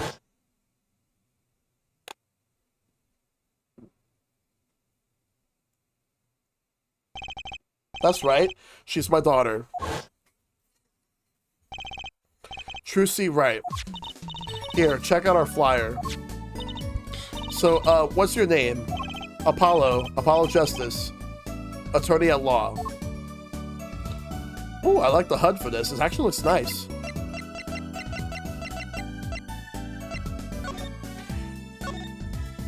So, is this really a talent agency? You bet. Daddy started 7 years ago when he quit law. Of course, we only have 2 people signed up right now. 2 people? Does that include you? Trucy Wright, magician extraordinaire. I've done a lot of stage shows, paid too.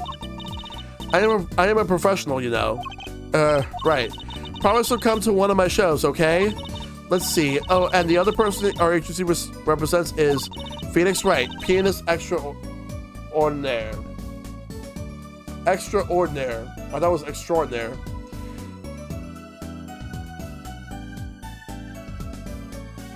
I forgot the details, but that incident that happened 7 years ago, it happened not too long after the events of the third game, if I had to guess. Then how old is she? I'm curious. What the hell?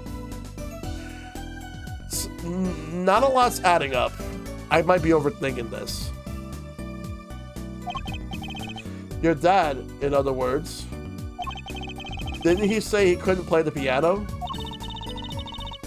Our agency doesn't see that as a problem. Was she adopted?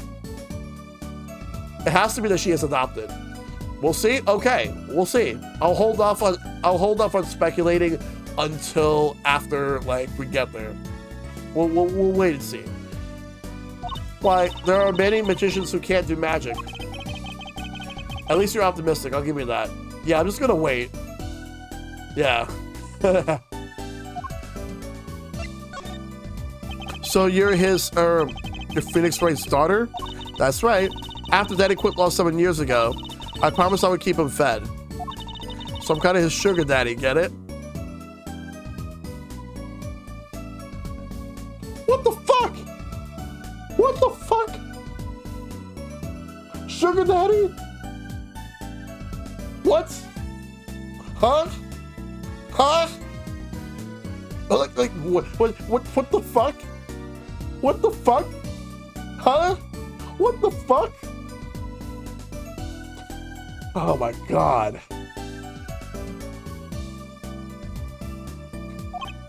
No. I'm in charge of this whole office, too. What's a sugar daddy? Okay. Do I actually have to explain what a sugar daddy is?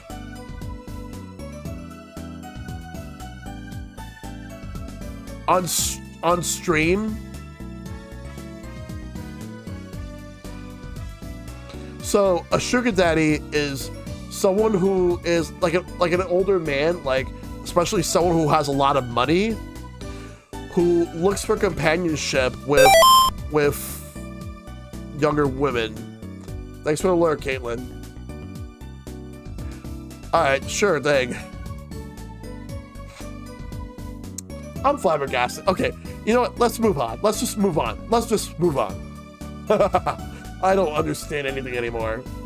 Pretty amazing for a young lass of 15, wouldn't you agree? 15? 15? How old is Mr. Wright? Daddy? Oh, he's 33 this year. I'm sure there's a good explanation. I hope. There better be a good explanation. About Mr. Wright giving up law. It was because of that incident 7 years ago, wasn't it? You know about that? Not the details. I remember the news, though. It was a big deal.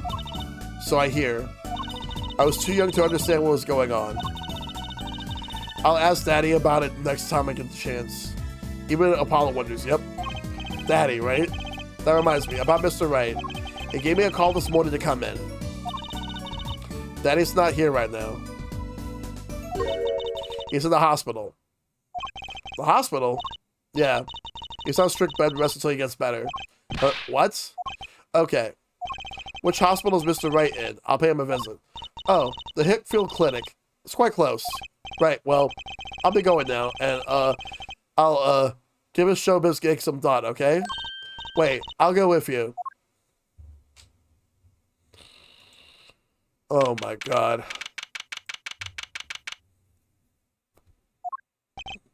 So this is Mr. Wright's hospital. Eh? Visitors, are ya? Yeah. Are you the doctor? Yup. Dr. Hickfield's the name? Good morning, doctor. Oh, hi there. Hiya there, Trucy. Cute as ever.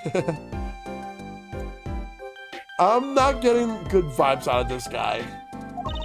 Is this Daddy's room? Look at all those DVDs and Blu-rays. I'm assuming, yeah. Oh yeah. Except he's gone for a morning checkup. Be back soon. How are you, Miss Trucy? Got any places you like examine?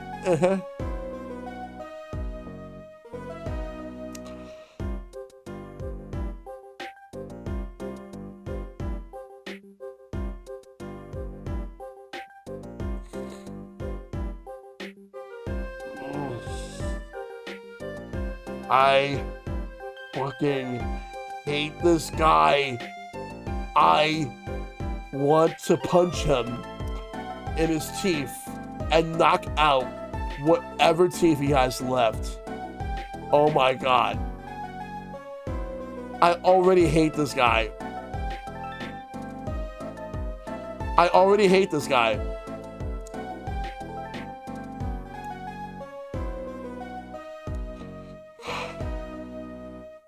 I don't even know about the cops though, but fuck this guy.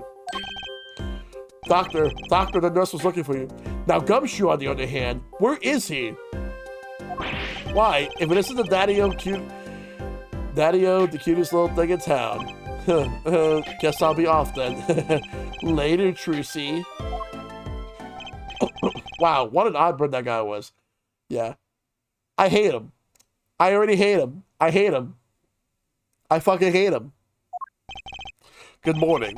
Didn't expect you so soon, Apollo. Mr. Wright. What happened? So, what happened? Who could have imagined it? Me, victim of a hit and run. A hit and... You were hit by a car? Oh, he tried to swerve. I'll give him that.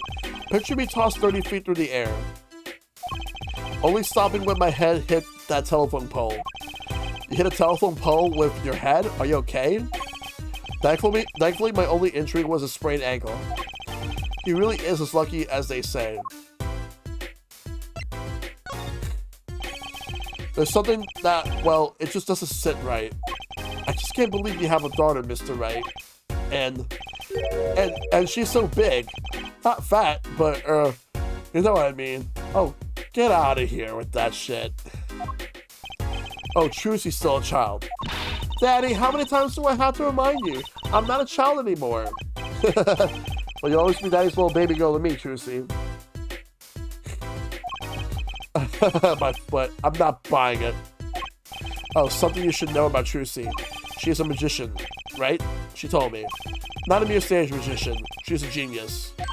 Teehee. Aw, Daddy. You'll soon come to appreciate her talents. You can just tell me things instead of insinuating them. So why did you contact me? What could the right talent agency possibly want with me? No need to get prickly now. Hey, I didn't ask you to be dragged in like this. I didn't ask you to be dragged like this. Huh? But didn't you come into the office on your own free will anyway? Well, yeah, of course. Help! We're in big trouble here in the office. Big. I thought someone was dying. So you don't think this is big trouble? My talent agency represents only 2 people. And one of them is in the hospital. That's right, Daddy. How are we going to pay this month's rent? And the groceries? Yeah, that's the problem with such a tight operation. It's a symbiotic relationship. When one of us falls, the other 2 must fall. Like dominoes. Hey, this isn't exactly a subtle conversation to be having with a 15-year-old kid. In any case, if Apollo here can't help you, you'll have to transfer to a new school again. No, I can't. I only just made friends. How could you do this to me? To us? Polly? Huh? What? Now it's my fault? On that note, how about you come work for us? I got the perfect client for you already lined up. A client? You mean I get to do my job? I get to defend him, in court? Alright, I'll hear what you have to say. You got him, Daddy. Hook, line, and sinker. Now it's time to reel him in. It's official. I'm scared.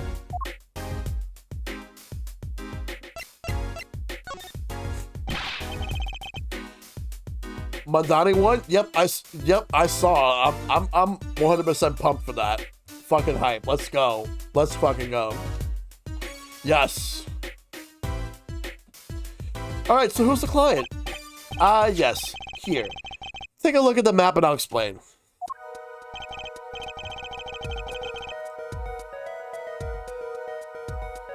Let's go. Last night, I left the office just before 9 o'clock. I was going to that Indonesian pasta joint, Alden Ties.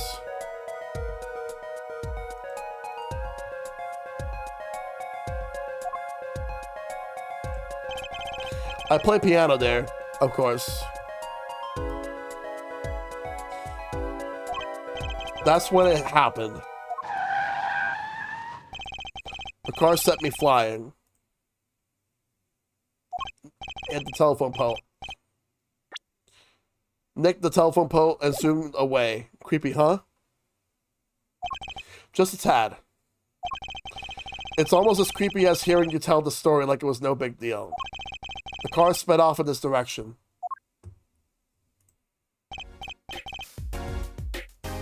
So, good luck.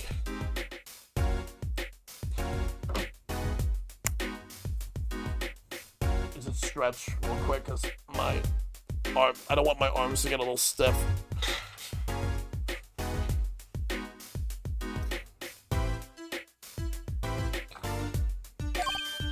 Huh? You wanted a client, didn't you? Well, I'm your client. Find the guy who knocked me into that telephone pole. Well, hold on. I'm a defense attorney, not a detective. Don't worry. Once you found the guy, I intend to sue him. Then you can stick it to him in court. I'm not a prosecutor either. I'm sorry, but this is crazy. I'm going home. Don't get so worked up. It was just a joke. Huh? Oh, Daddy. Sorry, Apollo. He just loves jokes, you know.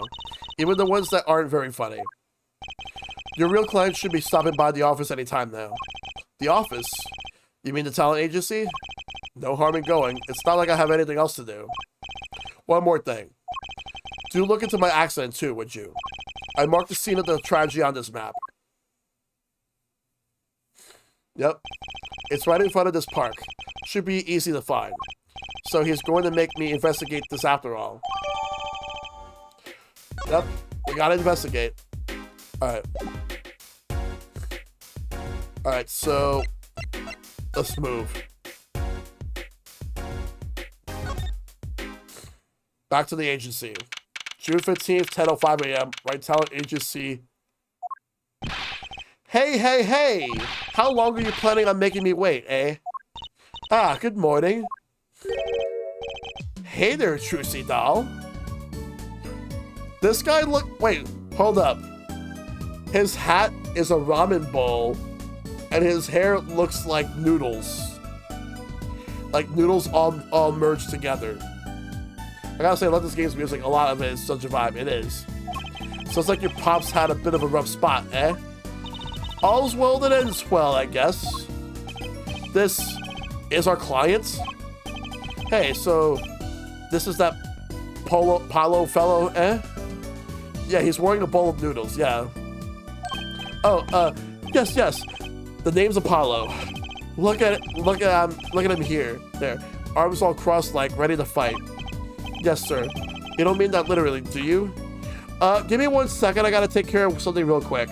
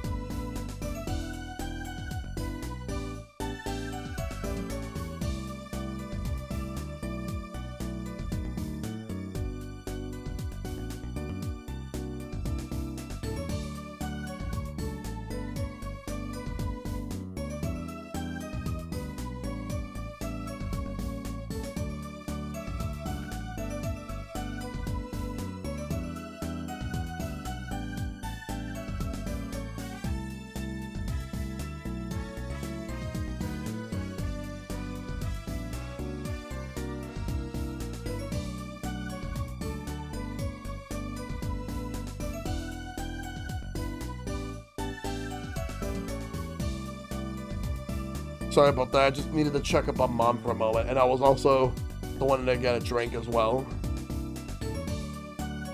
So I had a Coke and now I had a Pepsi.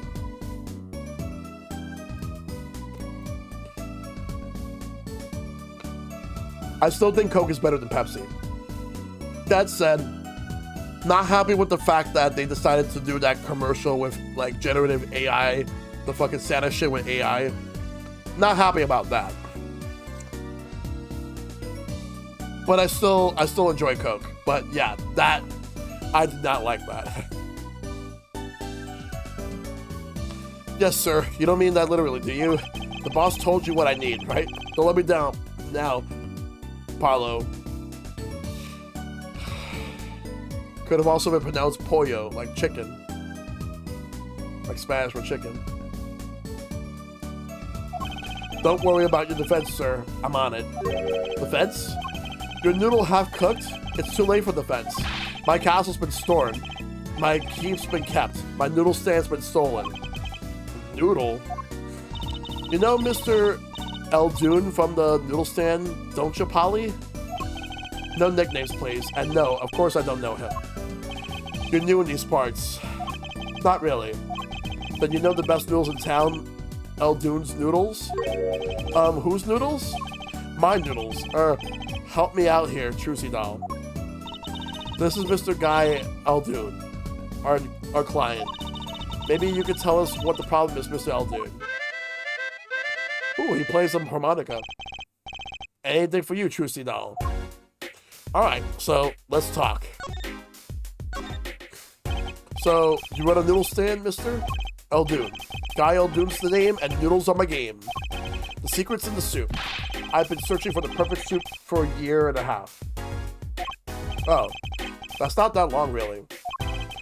My family's been noodlemen for generations. Got a lot of expectation on my shoulders. 15 fathers passing the noodles to 15 sons. That's a pretty old noodle.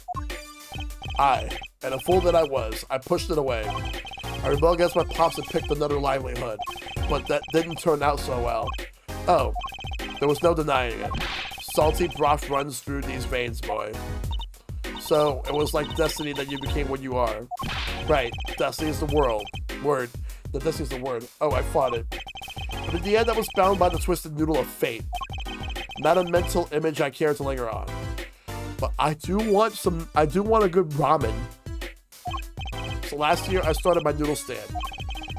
The 15th generation of Eldoon's noodles.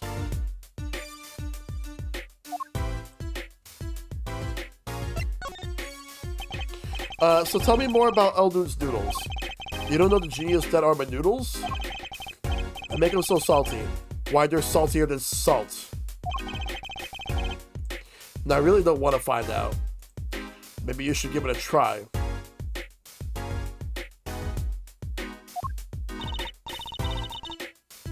Daddy's a regular at his noodle stand.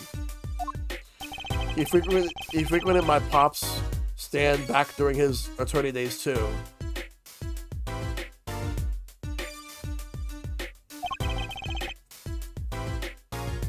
Yep, him and his assistant. Ironically, you're drinking Pepsi right now? Yep. I'm sorry, I'll be sure to drop by your stand soon. Wish you could, Sonny. Eh?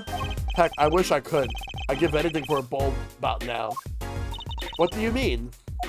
It was stolen. My stand. Gone.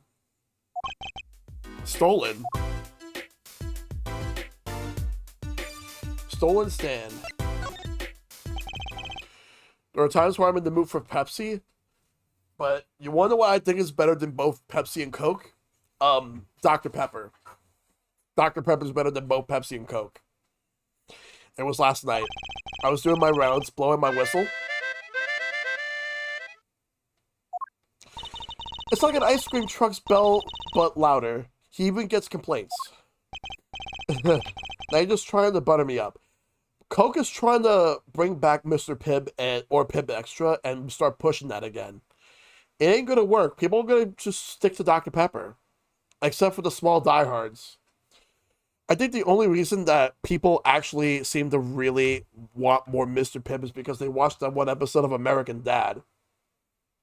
And now you're just trying to butter me up. That sounded more like the blues than a whistle. I closed up my stand for the night and parked by the house. Then, this morning, dark and eerily, it was gone. My keep. My castle. Ooh.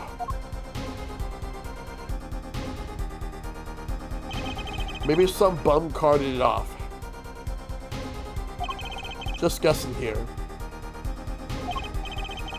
Well, I don't care who did it. Without that stand, I'm finished. All my noodle bowls were in there too. That's the saddest thing I've heard all day.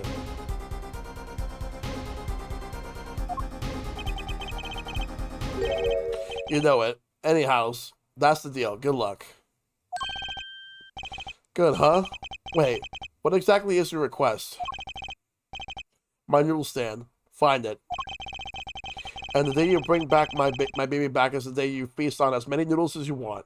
Of course, I make it so hot and salty. 2 bowls kill a man. That I really need defense. Speaking of defense, that's what I do. I'm a lawyer, not a detective. This is where I live. You drop by if you need any info, okay?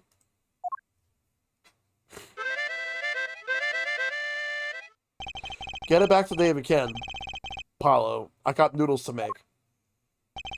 Things have certainly taken a turn for the bizarre. Tragic accidents and noodles stand thieves. Actually, there was something I wanted to ask you about too, Apollo. Huh? I have a bad feeling about this. Listen to the lady's problem now. Don't be cruel. I don't think your hands are supposed to be able to make harmonica noises. I lost something last night. That is, something was stolen. Hey, what's this? More thieving and skullduggery? Skullduggery. Why did I read it as the former?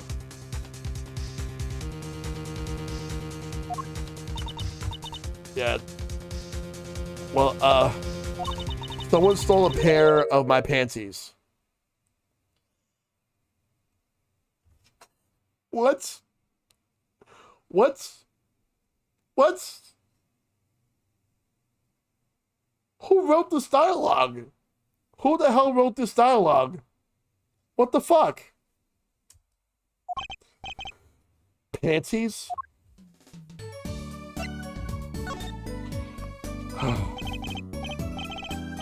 So they were stolen. Your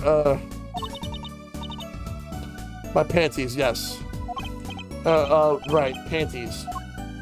That's a crying shame. That is Truzy doll. I was alone in the office last night. I had hung my panties out the window there to dry. When a thief came and took them, my favorite panties, I ran out to them. Give those back, I shouted. Wait. Well, that was certainly brave of you. But I lost them. Without those panties, I don't know what I'll do. A darn crying shame, yep. Well, at least the scene of the crime is convenient. I'll mark it on your map. I'll be heading home now. Remember, find my stand or there's an empty bowl in your future Palo. Right. And you help out Trucy doll here too. You hear? I don't even know what's going on anymore. Things have certainly picked up, haven't they? We had no work yesterday, and now we have 3 cases. First the fucking sugar daddy shit, now fucking panties. What the fuck? That's... I don't even know anymore. I don't fucking know anymore. I guess. Let's see where we stand. Not in the courtroom, that's where. Well, the first item on our list, Phoenix Wright, Daddy's hit and run accident. We have to find the one who hit him. Who's going to pay us for this again? And the second item, Mr. Eldu's request to find his stolen stand, for which we stand to gain a bowl of salty noodles. And the last request is mine, to find my stolen panties. That bowl of noodles is looking better and better. Let's go, Polly, to the streets. Are you enthusiastic? How could I not be? Let's crack these cases, you and me. Guess we might as well just get started. Let's see. A hit and run, a stolen stand, and last but not least, stolen panties. Alright, let's move. We're gonna go and do the accident scene. We're gonna start off with the hit and run. The case of the hit and run. June 15th. Accident scene. So this is where Mr. Wright got hit by that car. According to the map, this is the place. What a huge mansion. Apollo. There's a nice looking lady over there. Sounds like an average Simpsons episode? Kind of. I mean, I do remember the episode where Bart got hit by a car. That was in the 2nd season.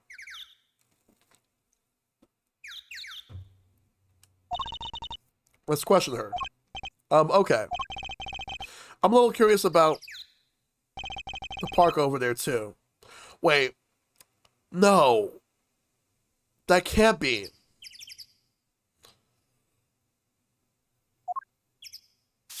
Oh, never mind.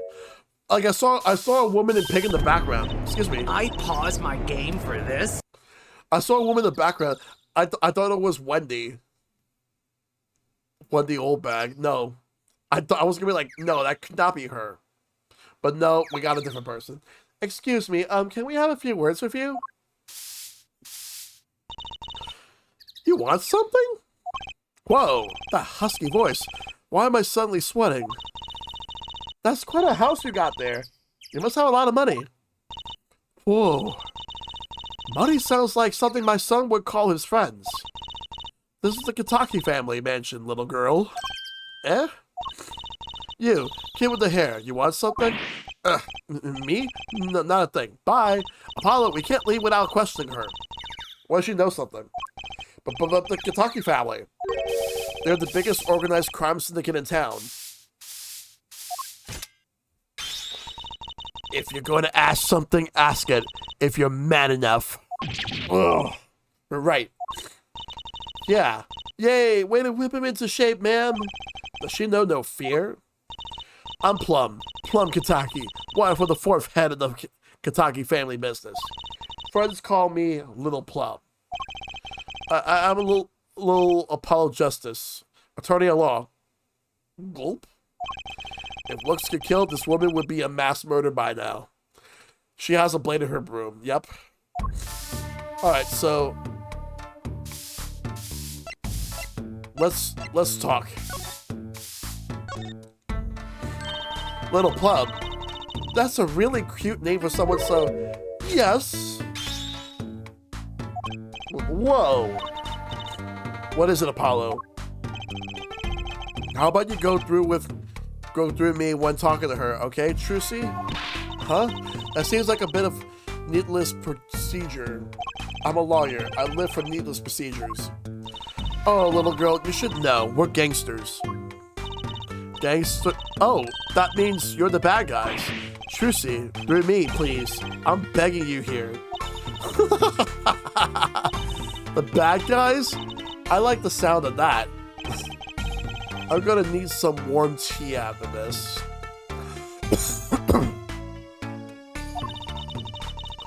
It takes a lot of hard work to protect the family fortune.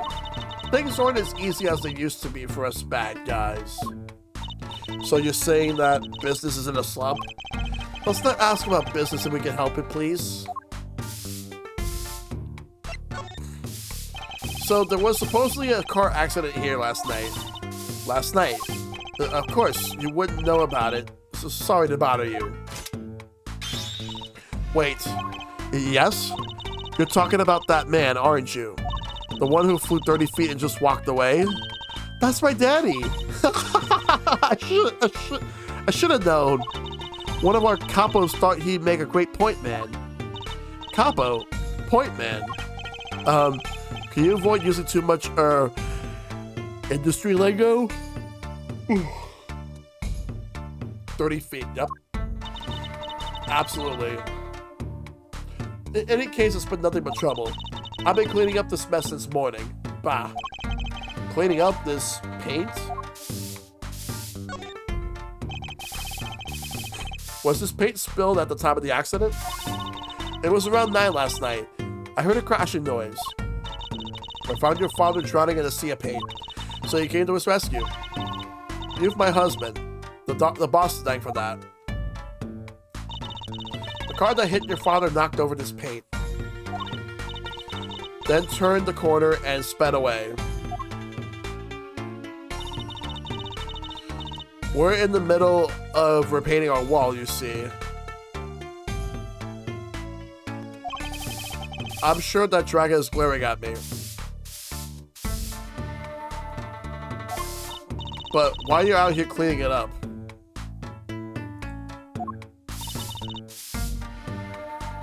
What do you mean? I mean, aren't you a gangster? Don't you have any goons to do your dirty work for you? Please, go through me when you want to.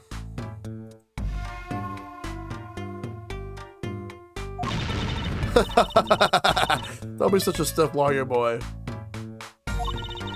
I suppose we gangsters do have a certain image. Yes. But we're community-oriented gangsters, you see. The boss likes to give back to the people, see? How noble of him. I avail myself of the public facilities to get rid of all the garbage. Now it's just the paint on the street to deal with. Public facilities? I wonder if she means that trash can.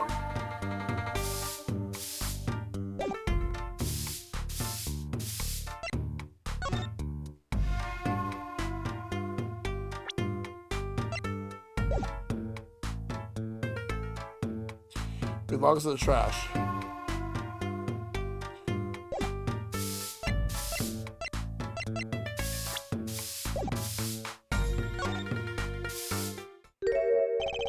Who's that? She's looking at the park. She's pretty. I bet she has a story, you know? There's something about her. Too bad she seems to be in a bit of a rush. Who was that, though?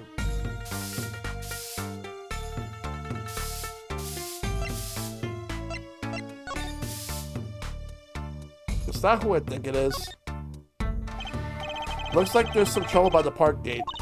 I smell an incident. Ma'am, there's no entry to the park. Now, don't you tell me where I can go, young fella. I always walk through this park on my own way home. It can't be. It just can't be. Is it really her? Please, get down from there. You'll hurt yourself, ma'am. That's quite the determined old lady. Personally, I'm a little more interested in this park. You know what I think? I bet they're filming a movie.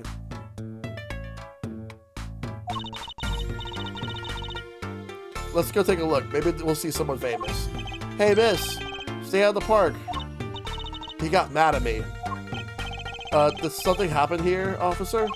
Huh? No, move along. Nothing to see. Why don't you kids go play somewhere else? Someplace else. We're not kids and we're not playing. I'm an attorney. Something wrong?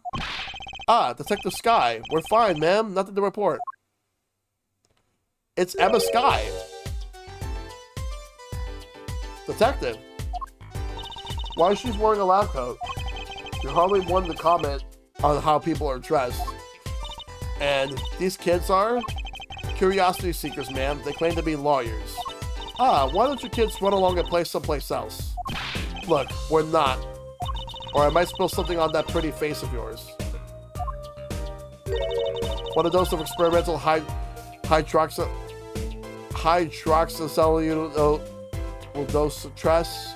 Well, whatever. Come again? Tongue twisting. What's hydroxy stuff? Whatever it is, it doesn't sound good. Let's go, Trucy. Try to keep out the riffraff if you would. Yes, ma'am. Ugh. How are we gonna get more information like this?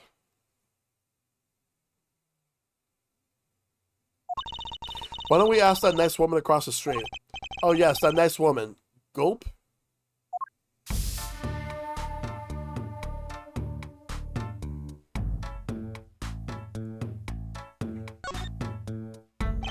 There's a big trash can on the way into the park. I guess we can check it out. Detective's life sure is a hard one. I'm an attorney, actually. Huh? 2 pieces of garbage with paint on them. These are slippers.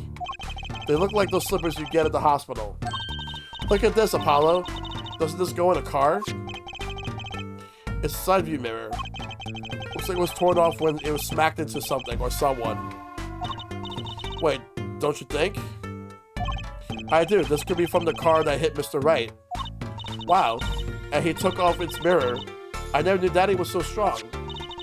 I only have room in my pocket for one of these, though. Which do you want to take? Take the mirror.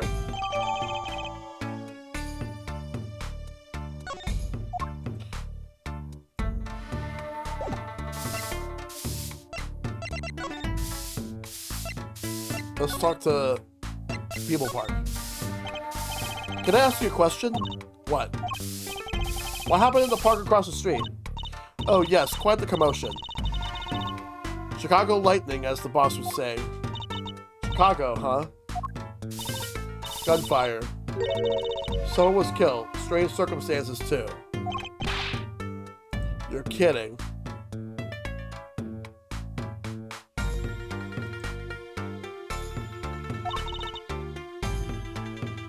What a morning.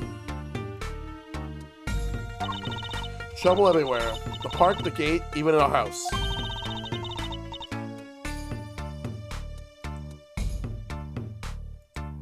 Did something happen at your house too?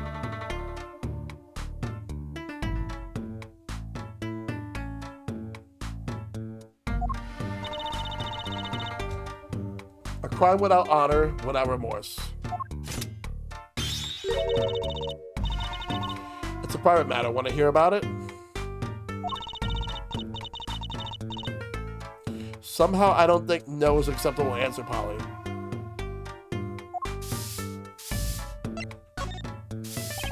So, what happened at your house? Bloomers, last night. Had a bad feeling about this. Me, Little Plum Kataki, the victim of a panty snatcher. What? So it wasn't just my panties that were stolen.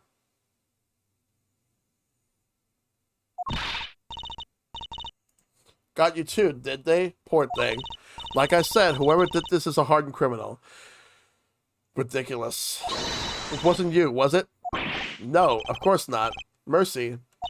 I've heard word that panties have been disappearing lately. And the missing panties all have something in common. It's hard to imagine Trucy and Miss Kataki's panties having much in common. I just imagine Miss Kataki's panties. Gulp.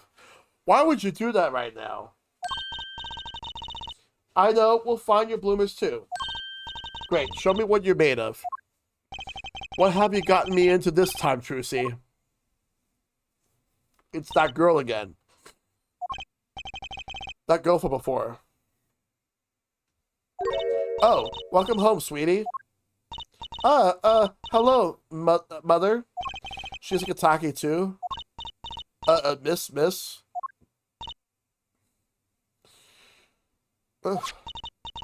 Here, our flyer. The Right Anything Agency? Anything Agency. Yeah, do you like the new flyer? So, this is our defense attorney, Mr. Apollo Justice. Attorney? Drop by our office, we'll be waiting. Goodbye. Why did you give her out our flyer? I don't know, she seemed like she could use some help. She's the heiress to a gangster dynasty. She doesn't need our help. I wouldn't be so sure. Alright, so I think we've done everything we could here. Let's go to the scene of the standoff. June 15th, scene of the standoff.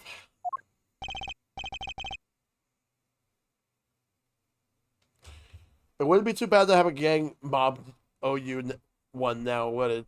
It wouldn't be bad, but it might also open up a can of worms. So, what is this place? This will be Mr. Eldune's house, silly. Oh, so this is where his stand was stolen from. I can see a piece of evidence lying on the ground already. Hey! Look, there's a police car parked over there. You're right. What's with the sparkly entrance? What is this place? A hospital? There's a sign. Maractus Clinic. Oh, that's where the thief went. The thief? The one who snatched my panties. He ran into this clinic last night. Wait, maybe that police car is here to find my panties. I doubt it. Well, there's only one way to be sure. Let's investigate. There you are, Sonny. Well, you find anything yet? No, not yet. The longer you loaf around here, the saltier your victory bowl gets. Just remember that. This bowl of noodles is sounding less like payment and more like punishment. So you stand. Eldon's noodles, was it? Aye, passed down from father to son. That stand's seen his share. Assault. Mm-hmm. Now what's some ramen? Yep. Salt runs in the family, you might say. I bet high blood pressure does too. So your stand Eldune's noodles was stolen. Oh, it wasn't just the stand that was stolen, sonny boy. I lost those wobbly wheels, my salt-crusted stew pot, and my stained sign. I didn't just lose a stand, I lost a legend. No one steals a legend and gets away with it on my watch. Let's find that legend, Apollo. Is it about time he bought a new one anyway? Are there any more details you could give me about the stand? You bet, sonny boy. It happened last night. I was blowing my whistle like always, crying the town I was. The smell of broth filled the streets, thick and salty. I got home, well, right before 10 p.m. I reckon. Guess he's not aiming for that late night market. I washed my bowls and gave the wheels a squirt of grease, then I went inside. When you did notice it had been stolen. Early this morning, before the sun rose, work starts early.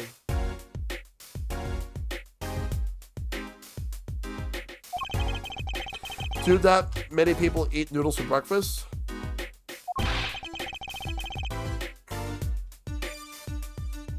I'm washed up on the salty shores of ruination.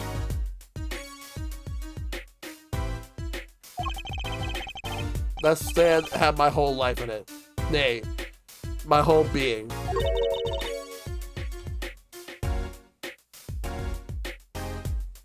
They took everything. All my soup stock, my noodles, my bowls, and my dreams.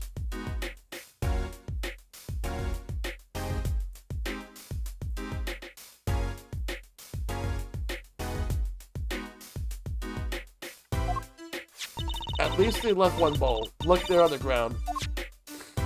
If we don't find that stand today, then I'll be forced to walk the streets, peddling that bowl, my last bowl.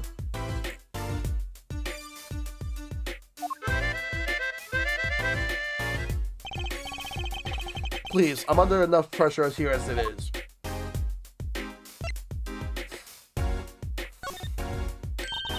That's it. That's where the thief who snatched my panties ran to.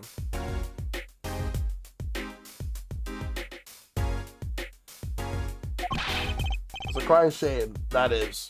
If they have to steal, make it my loincloth, not some pretty girl panties. The garage, right? You don't think the thief lives here, do you? But I wouldn't put it past that good-for-nothing doctor. Do I detect a little animosity here? Let's make sure to check out that garage thoroughly.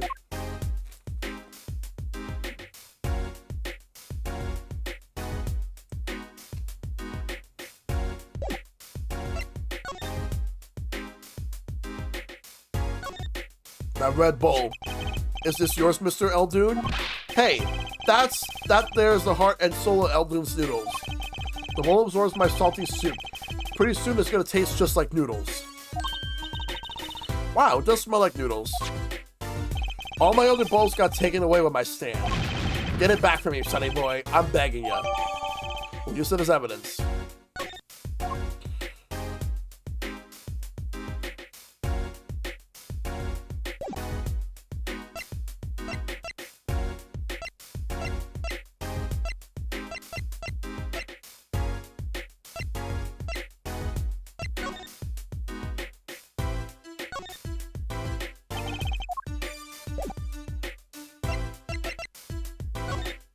Where's Min Min when you need her?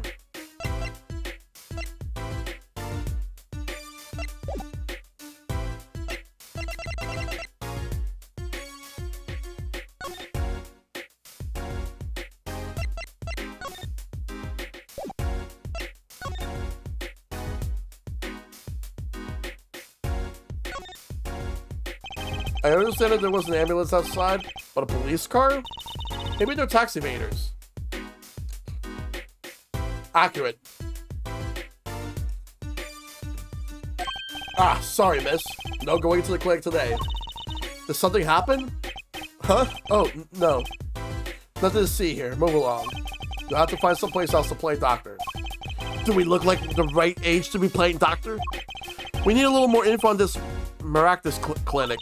We could ask Mr. Eldoon. He is their neighbor and all. And we should check out that garage. What if the thief who stole my panties is still there?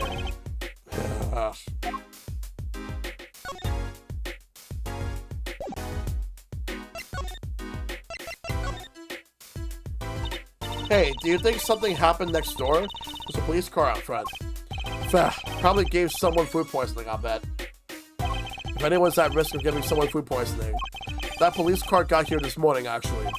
I asked what they were up to, but they wouldn't even tell me. The neighbor. Not that I was surprised much. That doctor works for the wrong crowd. It was just a matter of time before he got what was coming to him. The wrong crowd? Never you mind about that.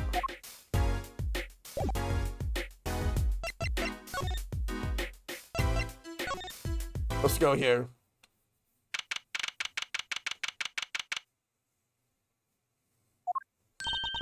This is the place. This is where the panty stasher ran.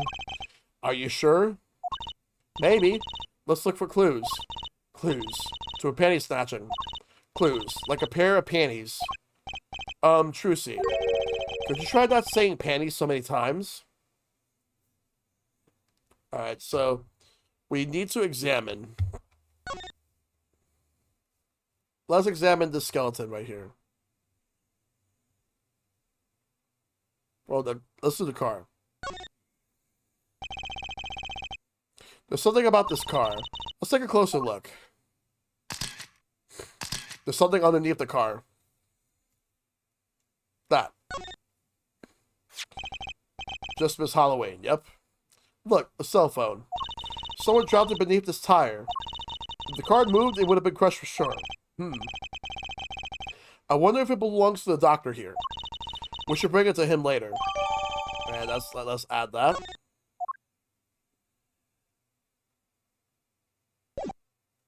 Alright.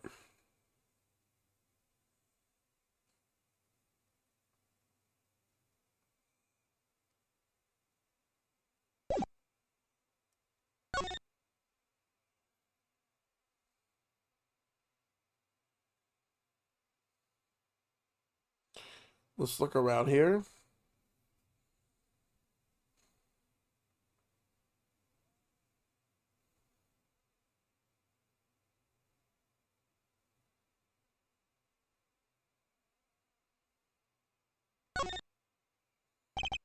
Look, it's a folding ladder. Polly, that's called a step ladder. Come on. A step ladder? How is that different from a regular ladder then?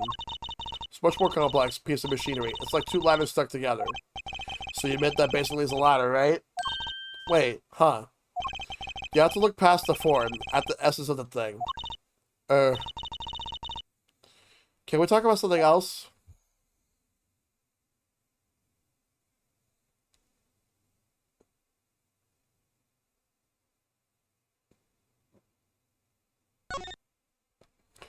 Eek! Someone's there.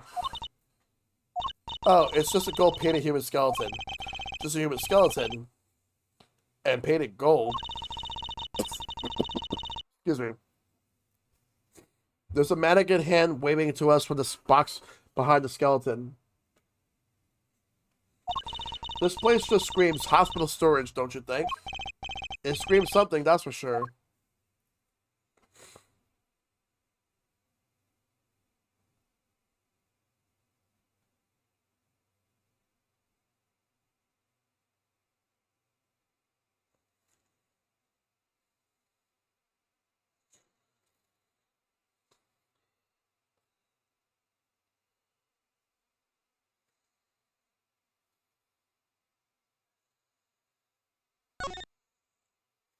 There's something about this car. Let's take a closer look.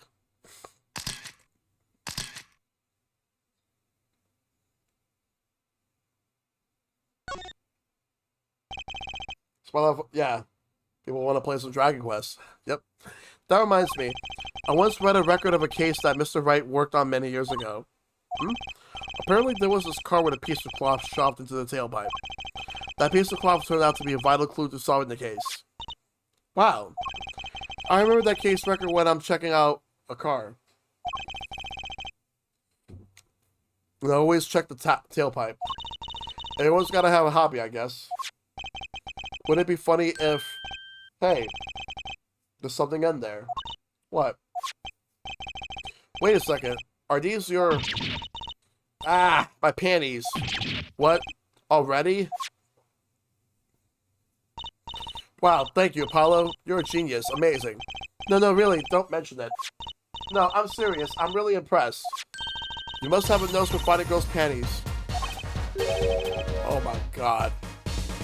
What are those? My little panties, of course. They come home to Mama. I can't wait to use them. You're gonna put them on? Now? Watch closely now. See? Nothing in the panties. Ta-da! Whoa, where did that come from? How did that bulb get in your panties? My panties are an extra-dimensional space. Anything can fit in there. They're my magic panties. It's one of my best tricks. Why? Magic. Panties. They love them over at the Wonder Bar. I do shows there nightly.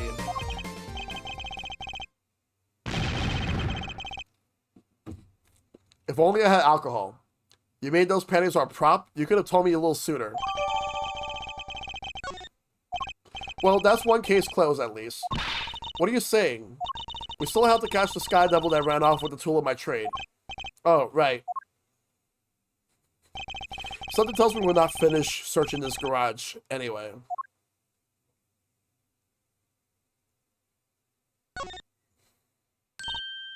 Hey, look at that. The mirror's been broken off. Now this is a clue.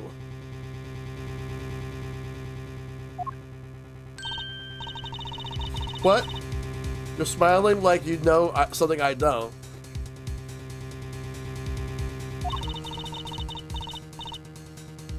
You aren't keeping a clue from me, are you, Polly? A clue? Let's see. I think I do have just the clue you got in mind. Yeah, this mirror. My clue is this. Whoa, it's the same color and size and everything. A perfect match. Guess we could check it out. Two pieces of garbage with paint on them. Look at this, Apollo. Doesn't this go on a car? It's a side view mirror. Looks like it was torn off when it smacked into something or someone. Well, looks like we just solved the case. So the car that hit Daddy last night is sitting right in front of us. Yep. Wow, you put the pro in professional, Apollo. Gee, thanks, Trucy. Apollo. Huh? What is it? Now that we solved this case, we should go report to Daddy. He'll mope if we leave him alone too long, knowing him. Okay. This is the time to mope, though. And this is hardly a case worth reporting. Pure luck, more like. Yep.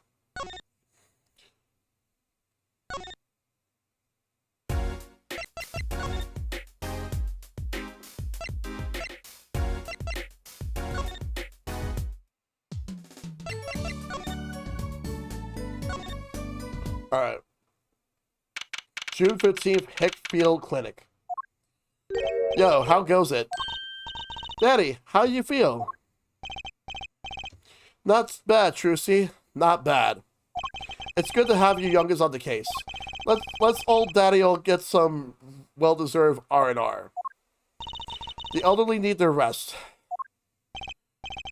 Isn't he only 33? We cleared up most of the cases. I was right about you. Competent, capable. Tell me what you found out if you want to. Your enthusiasm is overwhelming. Let's chat. Progress report. Well, I certainly didn't expect you back this early. Polly's amazing. He found my pennies so quick. Almost like he was the one who stole them. You have an interesting concept of praise. And? Did you find the mad driver who gave me the 30-foot toss? Apparently, it was a doctor. For the Maractus Clinic. Maractus, huh? I've heard of him. Nothing good, mind you. That reminds me, a police car was parked outside the clinic. Maybe something happened. What is this Maractus Clinic anyway? All I've heard are the rumors. That clinic's been making up good money. In a bad way. Bad? Ties to organized crime. The Kentucky family. The Kentucky family? He did that on purpose. Some injuries you can't take to a public hospital, see. They use the Maractus Clinic for their patch-up jobs. Interesting. Now let's ask him about People Park. It looked like something had happened in that park. Kentucky family, yep. A body was found there in unusual circumstances. Something more unusual than being dead? It's not our concern, in any case. Right, let's ignore that and find that noodle stand. Whatever happened to professional curiosity? Thanks, really. If I get tired of sleeping, maybe I'll head down to this Maractus place. Maybe hit him up for some reparations. A little legal action would do me some good. I was wondering when I get paid. We solved the case of your accident. Found the missing article of clothing. My panties. That leaves the noodle stand. Eh? Feel free to drop it if you get stuck. I'll be happy to help with anything not involving money. Goodbye, quid pro quo. Hello, pro bono. Right. Back to the office. Plan our next move.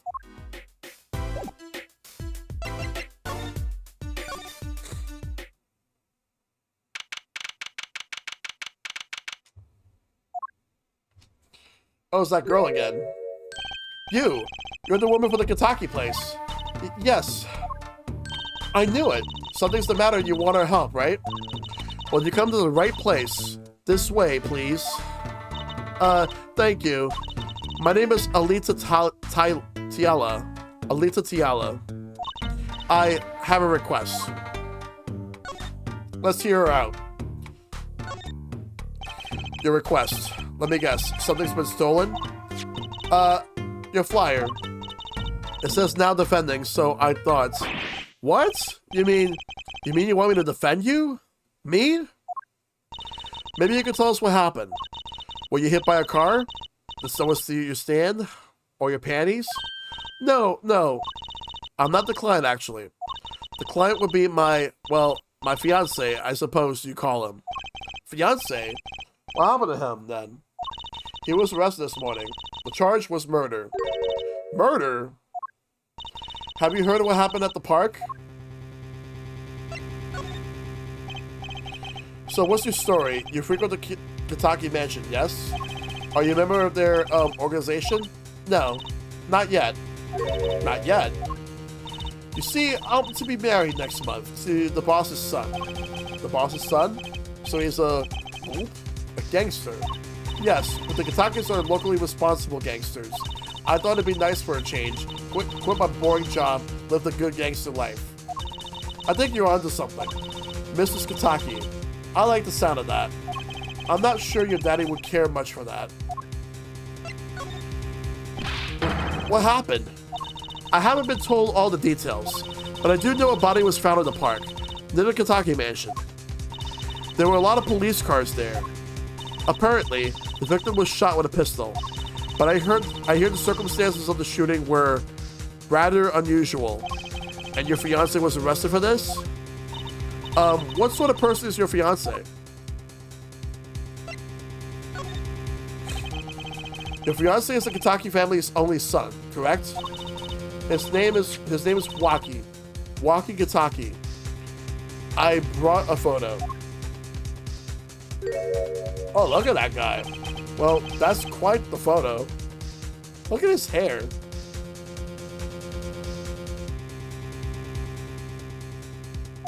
I know. Oh, he can be powerful and menacing, but so cute.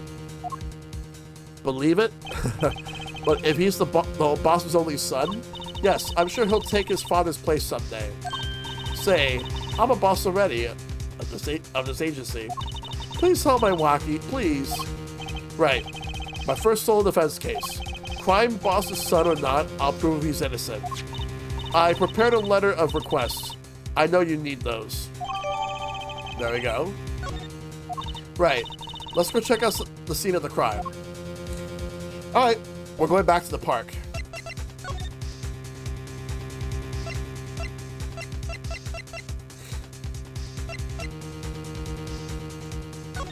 There's a detention center, but we're gonna go there later. Let's work on this. So this is it. My first murder crime scene. Ah, it's you kids again. Look, can't you find some other place to play? We're not playing. We're investigating. Aren't we, Apollo? Sir, I have a letter of request here. Letter of, huh?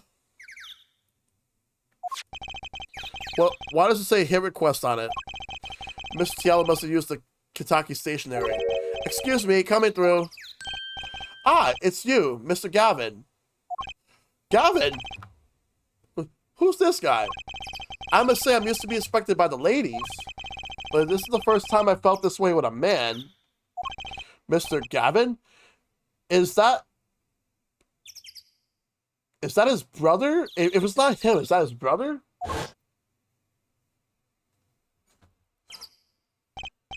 Ah, Frolin. What is a sweet morsel like you doing in such a dismal place? Can I help? Yes. The policeman officer fellow here won't let us in. We even have a letter of request. You must be exhausted, standing out here. I will take you to the scene of the crime. Oh, right.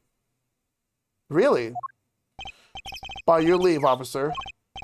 Yes, sir. Of course, sir. Very well. This way, Fraulein. Whee! Well. Hey, what about me? That's the noodle stand right there. People Park. On that note, enjoy your investigation. Thank you. Will we see you again? Ask the win, Frolin. I'll be writing on it. I have a feeling he's going to be the prosecutor. Who was that? Eek! Apollo, look. A corpse. What? Hey, it's just a mannequin. Wow, it sure got me. Ahem. Might I ask exactly what is it you're doing here? Is this Emma again? Yep, it's Emma. Oh, it's you. How did you kids get in here? Oh, this guy, well, it was more like a prince, really. He let us in. Him again. That glimmer's fop, always getting in my way. Anyway, this scene is off limits. Excuse me? We have a letter of request. Huh. One moment. Why is she holding that big magnifying glass?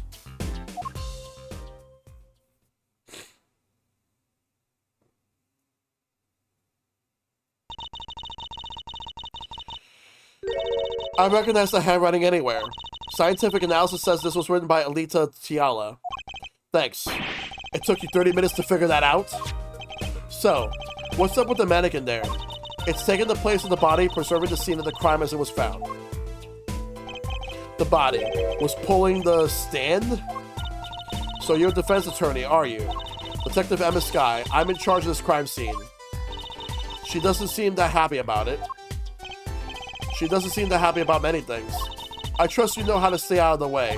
I always carry 2 pairs of handcuffs, just in case.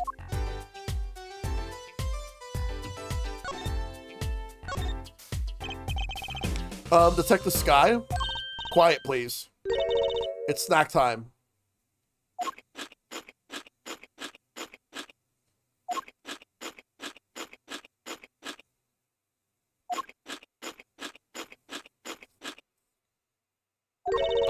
We're not making much progress here. You must not be very busy. I never seem to get a lucky break. Back after 9 years and they won't give me the position I requested. And then I hear he gave up the defense attorney life. He? Who's he? An ex-defense attorney. Detective Sky? Quiet, please. It's snack time.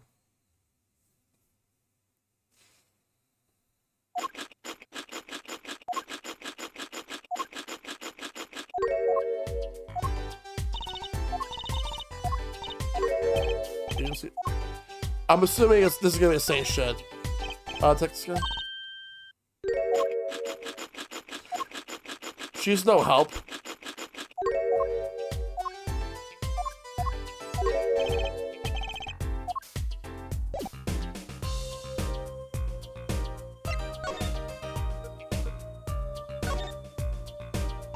Hey there, no messing with the crime scene. But we need to investigate. Apollo, look, that's Stan. It says Eldun. I've noticed. Well, we solved the case of the missing Stan at least. Though the circumstances could stand to be better. But there's not much we can do here. She's not giving us anything.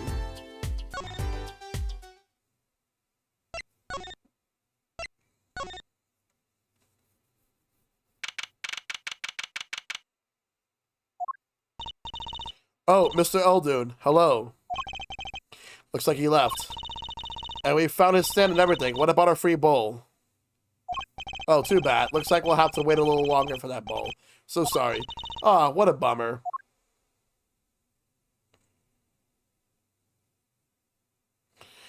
If I have to present something, I guess whatever it is, I don't have it right now. So we'll have to go back there later.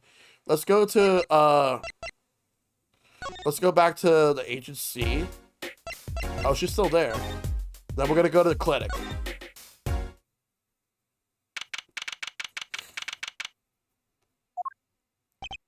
Ah, you're back. Run into some problems? Oh, Polly, didn't you want to tell Daddy something?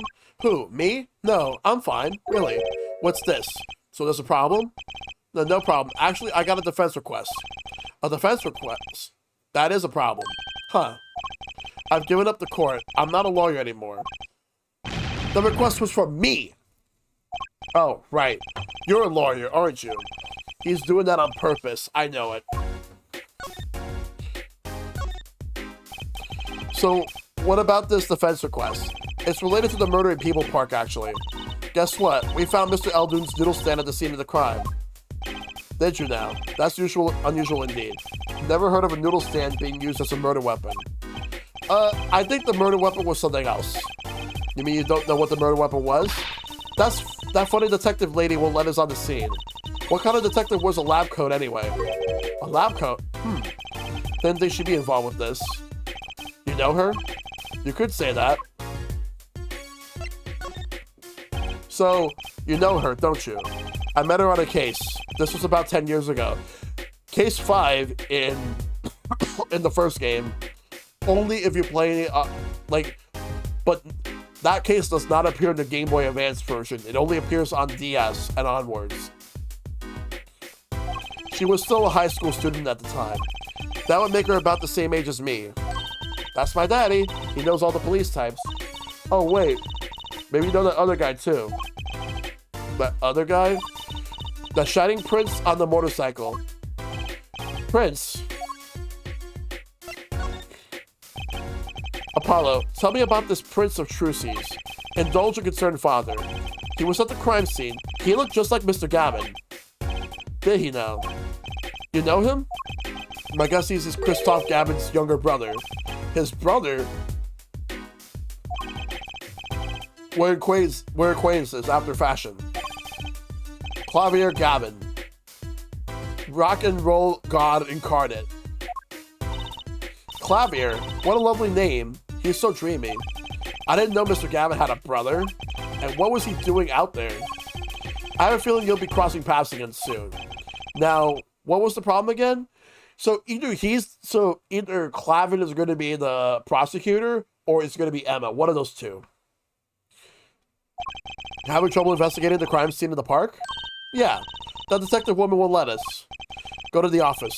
Under the silk top hat, you'll find the bottle of white powder. Try taking that to this detective. White powder? I hope it's not what I think it is. Just take it to her. It'll be fine. You'll see. Oh, and tell her I said hi. I'm surprised he doesn't hate you for incarcerating his bro. Maybe they're not that close. Alright. So let's go to the agency. Okay, so we gotta examine that blue top hat. So this must be the silk top hat Mr. Wright mentioned. Let's take a closer look. Huh. Whoa. You know what this is, Trucy? I remember finding some in Daddy's dresser when I was little. I thought it was sugar, so I licked it. He got mad at me. This is getting more and more suspicious. White powder placed gingerly into pockets. Let's go talk to that detective. She's sure to know what that white powder is. Alright. We're gonna go back to the park. So, we gotta go there through the Kentucky Mansion. To People Park. That's gonna make Emma very cooperative. I'm here to show her something. Does this ring any bells? Ah, it's not. It could. Where'd you get that? I brought it from the office. You work at the Writing Co. law offices, yes? Yeah, sort of. Detective Sky, how do you know my daddy? Daddy? I'm sorry. Who did you say you were? Trucy Wright, Phoenix Wright's daughter. What? Mr. Wright has a daughter? You seem shocked. Well, if you're Mr. Wright's daughter and you're his apprentice, then I'm available to help you in any way I can. Oh, man. If only we were able to tell her that right from the very fucking beginning. But even if we did, she would have wanted proof. Oh, thanks. You can start by not calling me Mr. Wright's apprentice. This powder is used for detecting fingerprints. Fingerprints? For forensics.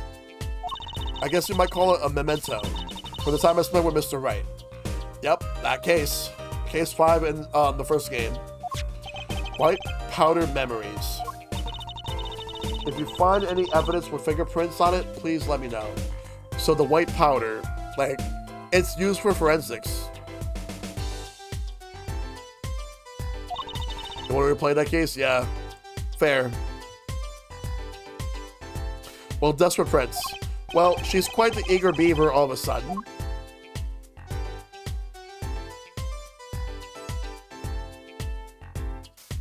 Alright, well. Now we move. Alright, so. Actually, no, we don't. We gotta talk to her. The report came in last night. The body was found much as you see it now. Except it was a real body. But why? Why was the body pulling a noodle stand? If I knew the answer to that, I wouldn't still be here. Well, what's the cause of the death? A bullet wound to the temple. He was shot by a pistol. A pistol? Not the easiest thing to come by in this day and age. Unless you're a cop or a gangster. Incidentally, the victim's name was Pal Maractus. I just received the autopsy report, in fact. Well, we got the autopsy report. I mean, really, what's up with this case? It's enough to make me want to run off, pulling a mysterious noodle stand behind me. Not so mysterious, actually. We should tell her, Apollo. After all, we know where the stand came from. A likely story. I didn't come here to play games, you know. Actually, we do know where the noodle stand came from.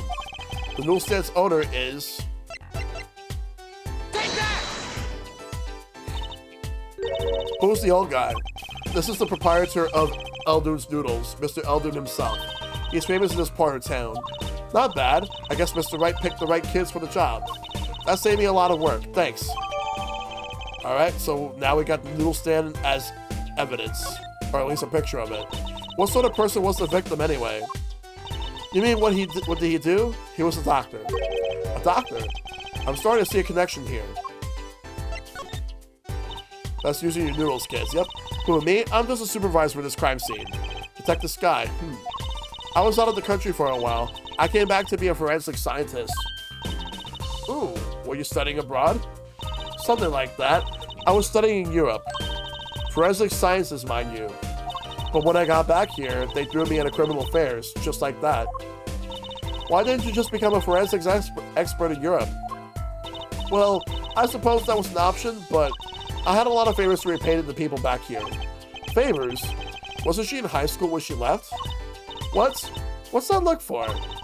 I was involved in an incident before I left, but Mr. Wright and his people helped me out. I owed them. Really? I had no idea. If she's been out of the country for a while, she probably doesn't know about Mr. Wright's current, state of affairs. Could you tell us a bit about the defendant? He's the only son of the Kitaki family, yes? Waki Kitaki. I don't know if he's the boss's son, but he's currently throwing his weight around violently in the detention center. I see. Why was he arrested in the first place? You're a defense attorney, aren't you? You're not his, by any chance. Actually, yes, I am. Well, we have a witness to the moment of the crime. The witness called the police. They'll be testifying during the trial tomorrow. What? Could you tell us a bit more about the victim? Well, let's see. Apparently, he's the physician at a clinic in the area. Quite well off, too, from the sound of it. The clinic's name is the Maractus Clinic. Maybe that's why the cop car was parked there. What, you've been to the clinic? Yeah, though on a related issue. I told the detective about the case of the stolen noodle stand. I see. So that means Dr. Maraca stole the stand and pulled it all the way here? That would seem to be the case. But why? Don't ask me. Let me examine that trash. There's gotta be a good clue or two around here. You and your trash cans, go ahead, knock yourself out. Please, can you see I'm doing my... Huh? Look, another pair of underwear? Wow, Apollo, you're a genius at finding panties. Stop saying that! Wait, these aren't... They're not mine.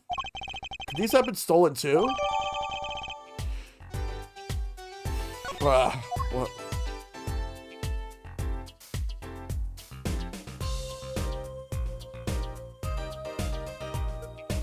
What about this knife right here? It's a knife. A shiv, to be precise. Ooh, lingo. The defendant, Waki Kitaki, is the son of no gangsters. The police are assuming this belongs to him. Wait, but wasn't the murder weapon a pistol? Huh, look at this. There's a handprint on this shiv. A handprint? Then there might be a fingerprint. Let's investigate.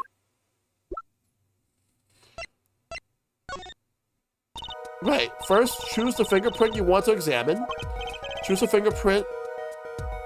Look closely at the handle. I can see the fingerprints there. See, there's more than one fingerprint there. This was the mechanic from the first game when you're in Emma Sky's when you're doing the Emma Sky storyline.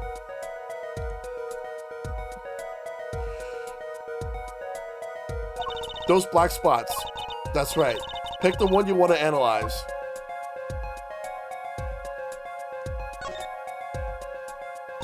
Right, let's get detecting.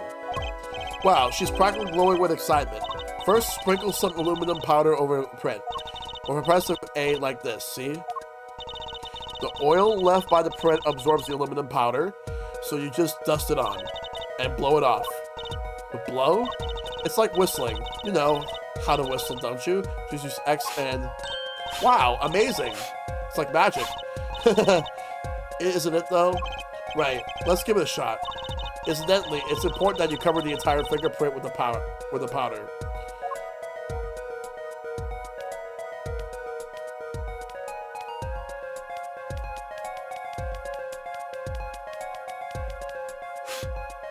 There we go.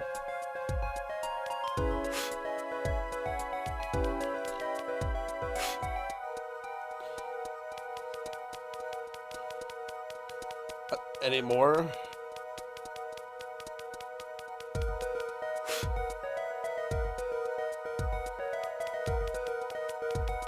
Can you actually blow the switch to Mike? I don't think this would...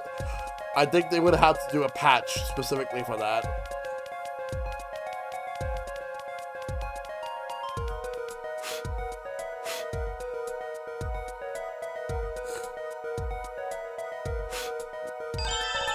Good. Clear. Quite impressive. Next, to match the print, the police officer has samples so you can tell whose finger this print belongs to. That doesn't sound like as much fun as actually finding a print.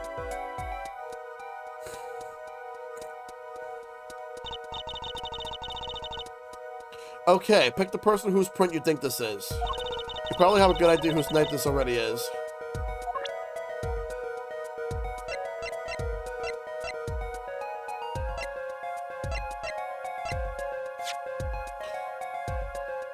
That looks very close, so I'm gonna assume that's his. No.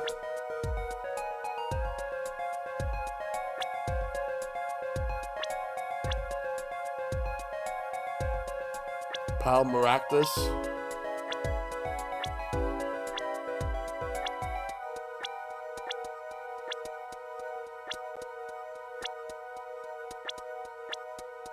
It's easily his.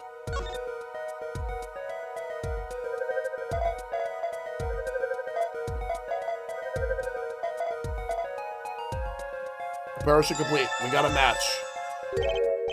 So the fingerprints do belong to the defendant. Yes, isn't it amazing? Ah, the powers of science. It's my life. Apollo, she's sparkling. And I'm dimming. Look sharp. The real fight is yet to come.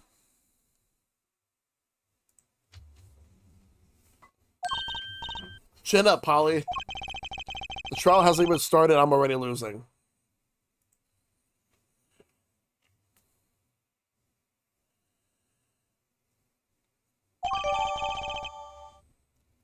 Let's go. So, have you met the defendant? No. Visiting hours are almost over at the detention center.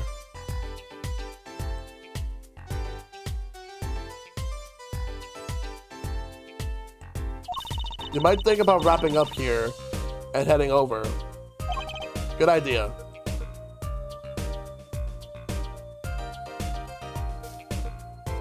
I don't know what good it will do. We have a witness and a knife with Prince. And I mentioned I got a bad feeling about this. Don't worry. It's like a right tradition. Some traditions I can live without. The music just stopped. It's time to go to the detention center.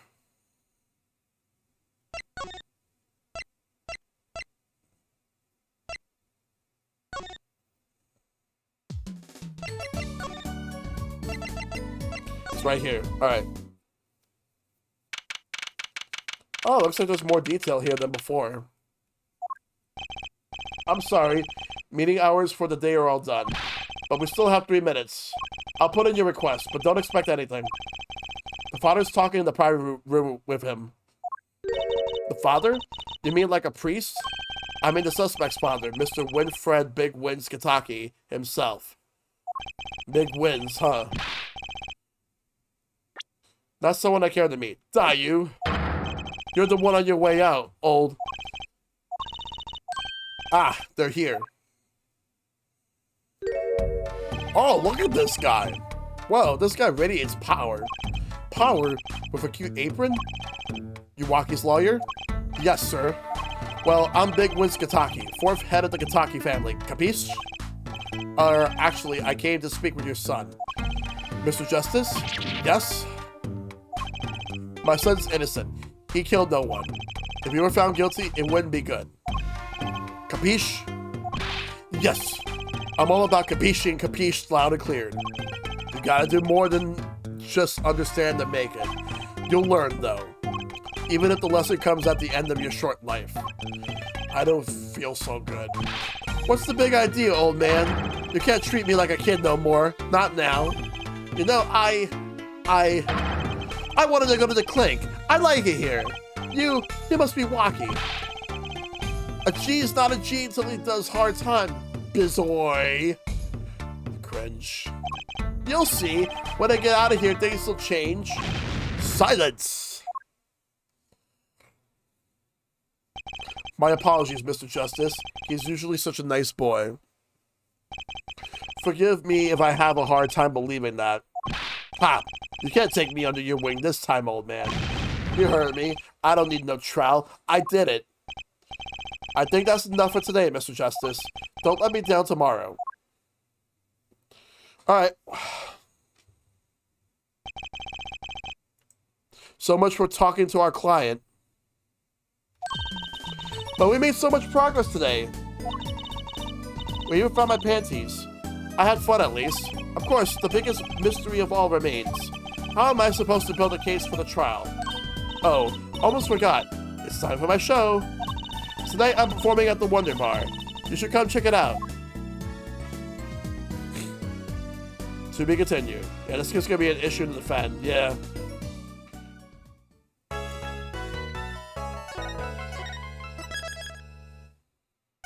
Alright. And now for the trial.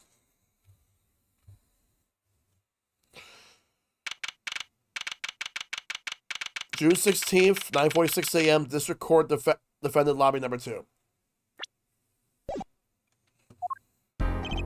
Huh. Mr. Wright's not here today. He said his whole foot injury was acting up. For the record, I really do like this game. Old injury? He was all smiles yesterday. Yes, he smiled when he said he would be fine as long as you're here. You're there, Trucy. Yes, fine. We'll be fine. Here comes justice. I started my voice training at 5 this morning.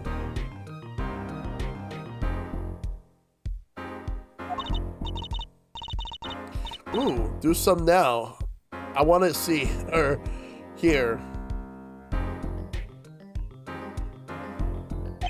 Huh? Oh. Okay.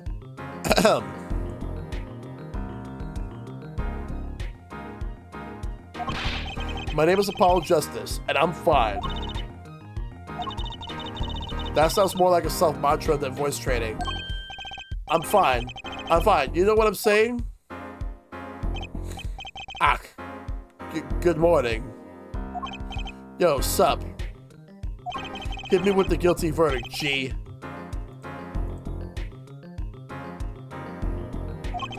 You just hang loose and let things go with the flow. Know what I'm saying? Not really. Waki, don't be running your mouth like that in here. See, that's the difference between me and you, old man. I ain't afraid no cops. Real G's can't keep it real till they spend some hard time in the pen. You have absolutely no idea what you're talking about. He's got a blue Badger shirt, yep. Sounds like they've both been voice training too, Apollo. My worst fears realized. The trial's starting and I still haven't had a real talk with my client. Alright, here we go. This is where it all begins. Yep, I knew it. He's the prosecutor. Court is now in session for the trial of Waki Gataki. The defense is ready, Your Honor. Ready to rock and roll, Herr Judge? Ah, it's him. The guy from yesterday. He's a prosecutor? It's Mr. Gabbin's brother. Long time no see, Prosecutor Gabbin. Were you taking a leave of absence? You know that little band I started in my free time? Thing is, we got real popular. Hard to say 9 to your fans when 3 of your singles go platinum, ja? I see. To be honest, I was a little concerned. Fear that you might still be distraught over that one trial. Not to worry, Herr Judge. I would miss this day in court for the world. It's worth even more than VIP passes to one of my concerts, ja? How could I pass up a chance to see the true strength of the little boy who bested my brother? It was worth canceling a show or two. Understood. You may give your opening statements to the court. Before that, I was thinking, is the air in this courtroom not a bit serious? It is a court of law. That's no way to get the crowd jumping. Here, Judge. They're not supposed to jump. This is a courtroom. Chunk, baby! Today we play it my way. What's that? Noise. Sometimes you have to get on up in order to get down to prosecuting. This is crazy. The victim, Pal Maractus, director of the Maractus Clinic. The scene, People Park. He was found pulling a noodle stand. What in the world was the doctor doing pulling a noodle stand? Yes, I believe. You will only find that out by asking the defendant right here, right now, because it's an undeniable truth that he shot the victim. What do you mean, undeniable? If you are to glare at anyone here in justice, glare at the punk in the defendant's chair. His crime was witnessed quite clearly, you see. Very well. Please submit this witness to the court.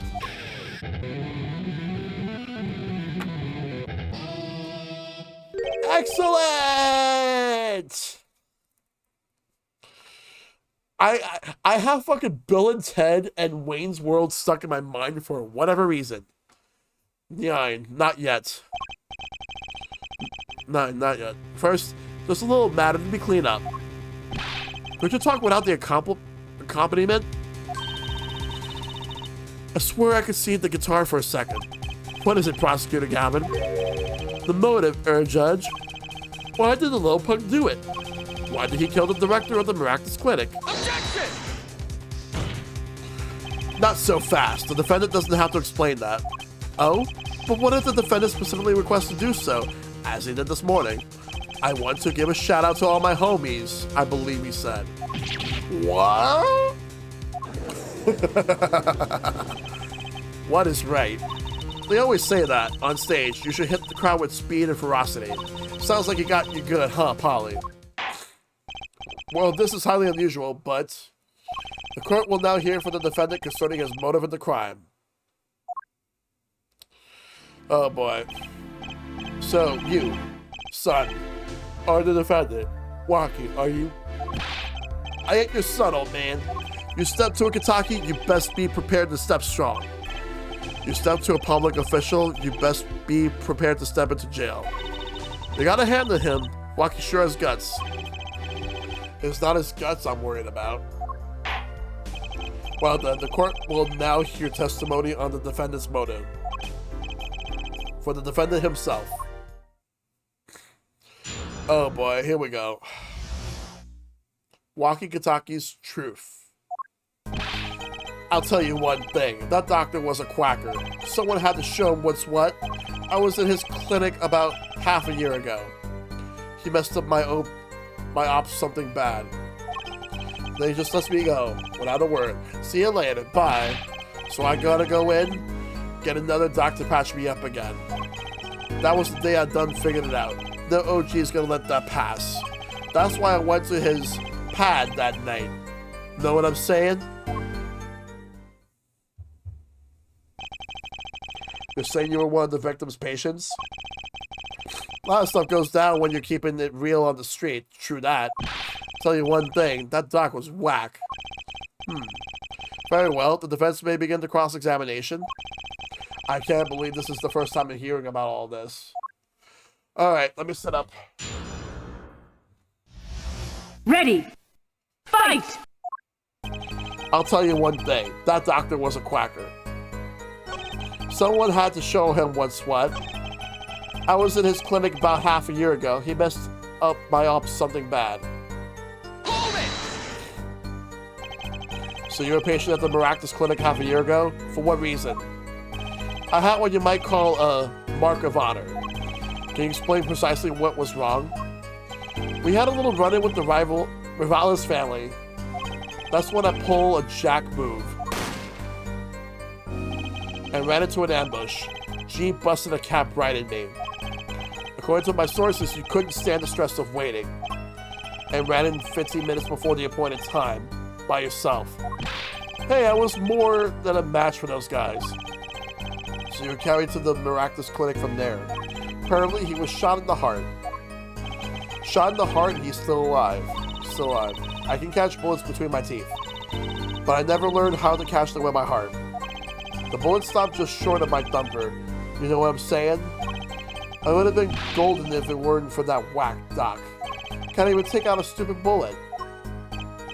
So as you say, the surgery was a failure. That ain't all of it, Holmes. And then he just lets me go, without a word. See you later, bye. Hold it! What do you mean, he just lets you go without a word? What do you think it means? It's whack, that's what. I'm not sure what that means, but it sounds bad. It sounds as though her doctor wished to hide his mistake. This is why he let the defendant go. He's a liar, straight up. He's a battered G than me. So I gotta go in, get another doc to patch me up again. Hold it! So this bullet is still... Welcome back, Nova. Hope you're doing good. You know it. I can still feel it. Right there in my chest, pressing up against my heart. Your words are like a bullet shot straight into my heart. Or something to that effect. Incidentally, that's from one of our hit singles. This kid needs to learn some new letters other than G. Well, that sounds like a straightforward case of malpractice. Word, J-Man. Weren't no accident, that's for shizzle. Seems that there were issues with this doctor. Man, putting him down was like doing the world a favor. Waki, please consult your lawyer before saying things like that. Chin up, Apollo. Back straight. But why did this mistake only come to light that day? It was found during the family health checkup. The family health checkup? That was the wackest thing of all. All those G's lining up, taking eye exams and all that. But hope everything's going good, Nova. Better to die young than fade away, bizoy.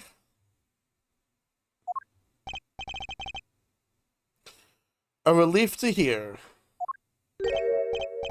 Eh? What's a relief?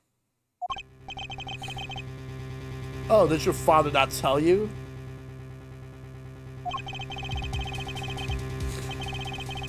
That bullet you carry so close to your heart, if not attended to immediately.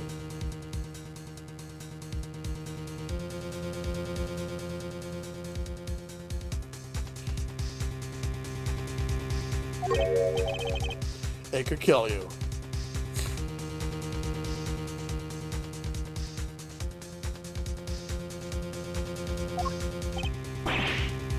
What?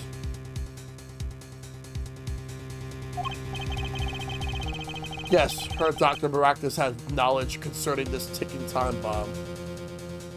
In you. Knowledge that could have saved your life.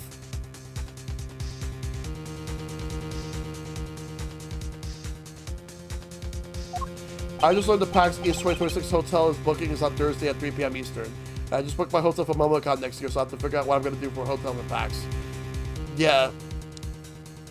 I will more likely figure the hotel out as well.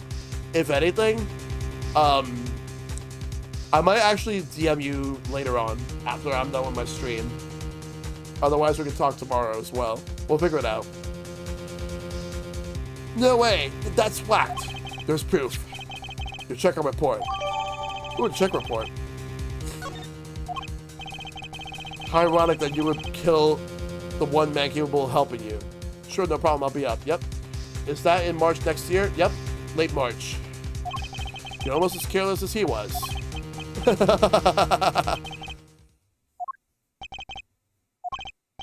Well, now that the place is hopping, let's get this gig started. Started? We had enough warm-up acts. Child, time to hear from the witness. Waki sure is quiet all of a sudden. I'm a little uneasy myself. Is this Gavin's strategy?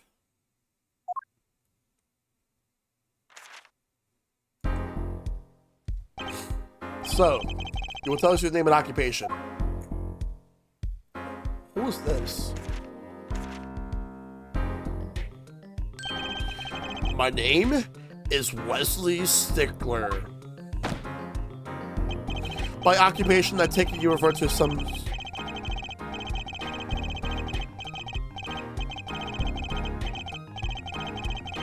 Oh my god, please. I'm not reading that. But I wish he means to say that he's a student. Junior Ivy University, if I'm not mistaken. Ivy League. Yes, in the Department of Science and Engineering. Filled with curiosity for all things, I spend my days in pursuit of the truth, owning my... Harry Stickler, please direct some curiosity to the case at hand today. Very well, Mr. Stickler. Please testify to the court about what you saw on the night of the crime. You ask quite simplicity.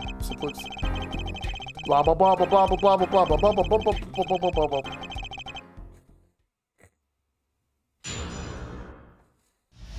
Ha ha ha! They just cut him off. A night at the park.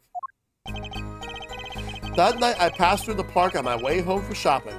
When I saw them, one man pulling a stand, another man facing him. He's real stickler for overly explaining things. Yep.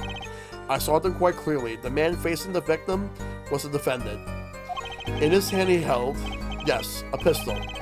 It was pointed at the man pulling the stand. A shot. The bullet hit the man pulling from the stand from the front square in the forehead.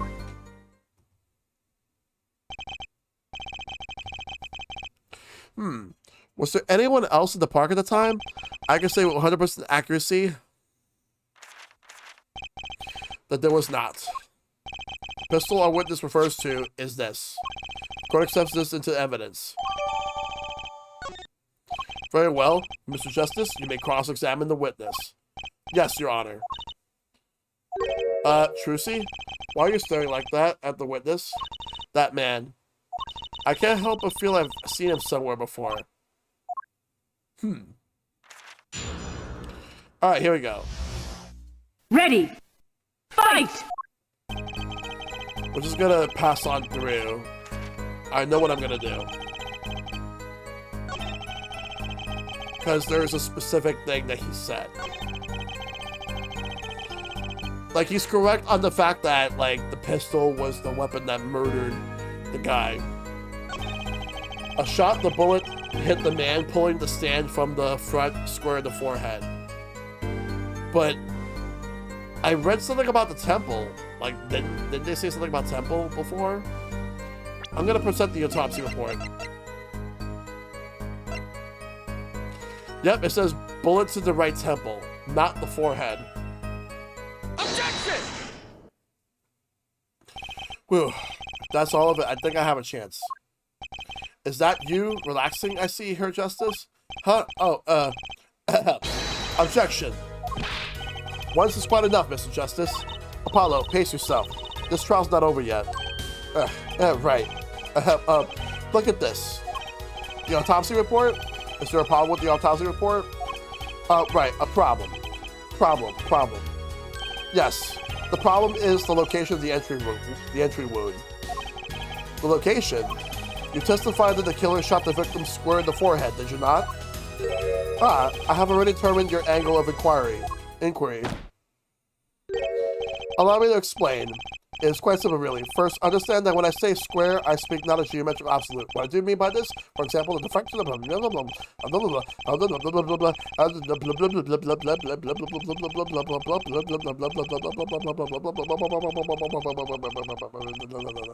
Mr. Justice?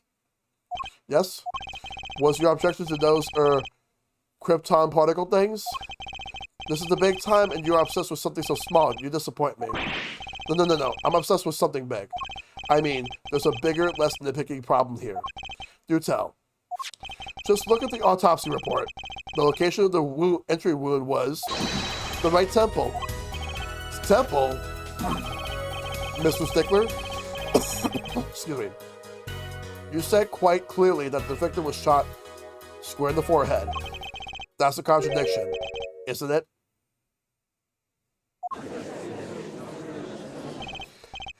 It is, right? Finally. Objection! Her Justice? Her Justice? Yes? The tactics are outdated. Try to shake the witness by objecting to trifles? Surely you haven't forgotten the fatal wound your master suffered 7 years ago. Phoenix, right? Was it? Look, I know the wound was in the wrong place according to this testimony. Yeah. Hey, her forehead. Forehead? Let's imagine you're walking through the park. You see two men facing each other, one with a pistol, trained on the other. What would you do, her forehead? I won't elaborate, but Shell, to you and everyone else that lives in the place you live at, congrats. Today was a major victory for you guys. I'm super happy for you and all, and may have the one that, yes, I am so fucking pumped. We fucking won. We're taking everything back. Let's fucking go. Again, thank you, Nova. I appreciate it. Well, I guess I would try to stop them. I'd probably shout stop. I'm actually in a really good mood right now. I'm fucking pumped. Congrats to Virginia too. Yeah, I did see that as well. Awesome stuff as well. And you, Frolin? Me? Well, I probably scream, eek! There's some good victories I heard about. Yeah, after the stream, I'm gonna look up, like, everything else and see what else has passed and what else and who else I've won.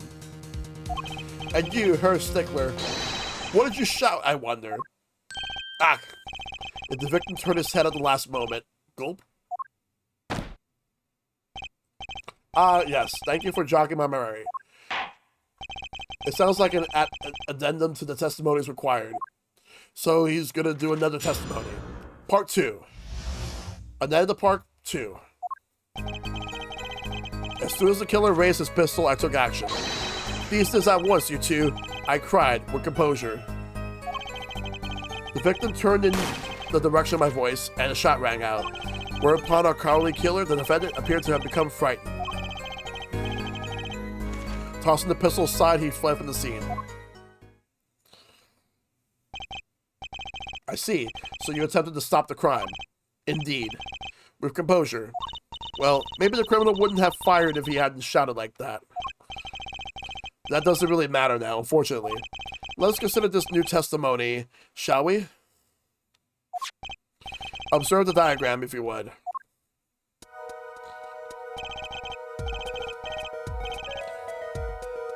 The witness, Mr. Stickler, was it? Stood here. He shouted, "Oh, stop, please," or something of that nature. And the victim responded by looking in the witness's direction.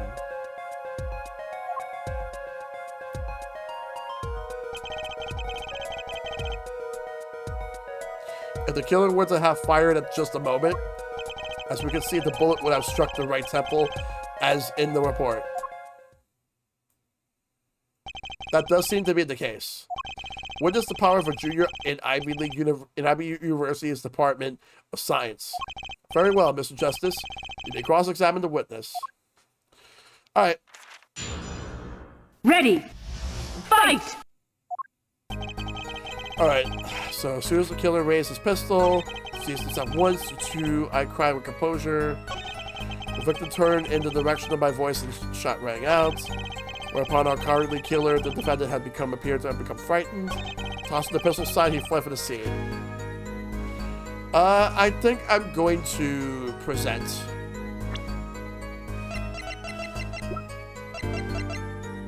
Objection! Yeah, I'm gonna go with the pistol. Wait a second. Tis, another misleading request. That you're so beholden to your own mode of discourse, you can't see how it affects you. Come again? Wait a second, you say? A second? Are we intended to wait just that? A single second? 1/16th of a minute? That's hardly enough to draw a brief of, let alone make a statement in court. Now, had you asked for a longer period of time, say 3 minutes, 35 seconds, Mr. Justice? Yes, Your Honor.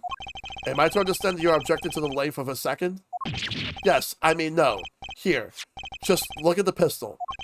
It doesn't have a single fingerprint on it. Ah, common ploy, made by the more common, I fear, by the prevalence of television.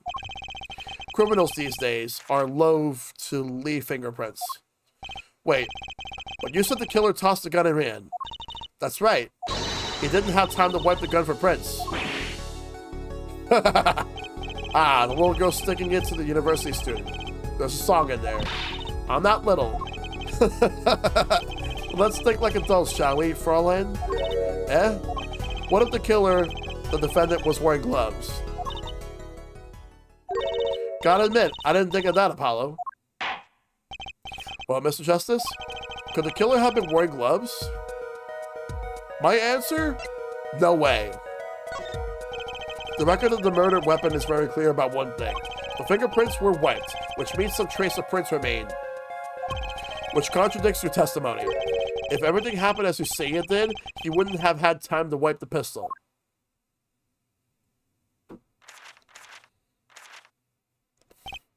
That may be, but it does not change what I saw. The killer, the defendant. He threw down the murderous weapon from his hand and fled. And this pistol was found at the scene of the crime, strongly suggesting that this was the weapon he disposed of.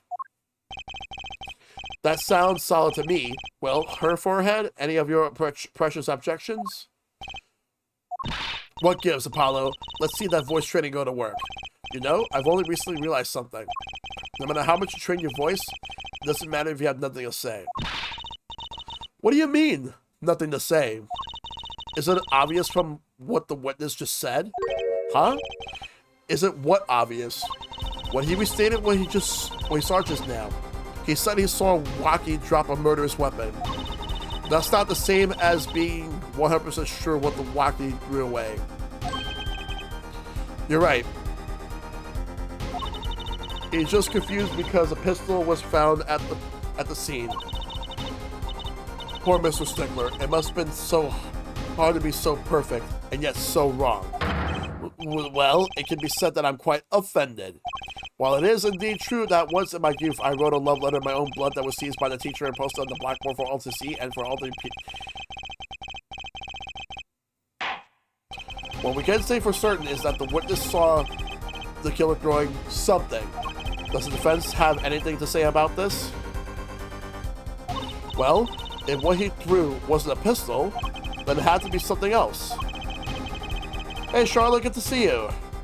Hope you're doing good. At least one person on the defense team seems to be thinking. Ugh. I'll wipe that smile off your pretty face, Gavin. Perhaps you can inform the court as to the nature of this something else. What did the killer throw away before fleeing the scene? There's one answer, and one answer only. See this knife right here? The one that we examined with the forensics for the fingerprints. Is that a sword? I saw one of those on late night movie last night. Great. A sleep-deprived judge. This knife was found at the scene of the crime. With the defendant's prints on it. His prints. This single piece of evidence proves two important things. One, that what the defendant threw down wasn't a pistol. Two, that the defendant wasn't wearing gloves. Indeed. Oh, her forehead? You're forgetting two other things you just proven. Yes, my beloved Los Angeles Dodgers won the World Series last Saturday, and you, sir, have a brand new mayor. Absolutely, yep. Dodgers won back-to-back, and now we got a new mayor. I am so hyped right now. Let's go. Huh? One, that the man the witness saw was the defendant, Mr. Waki-Kataki. Two, that the defendant was holding a knife with the intent of harming the victim. Oh. Indeed. Never underestimate a Gowan is the lesson here. This court is of the opinion that a witness is fond of making assumptions. In that light, I believe it would behoove us to hear about what really occurred. With less assuming, please.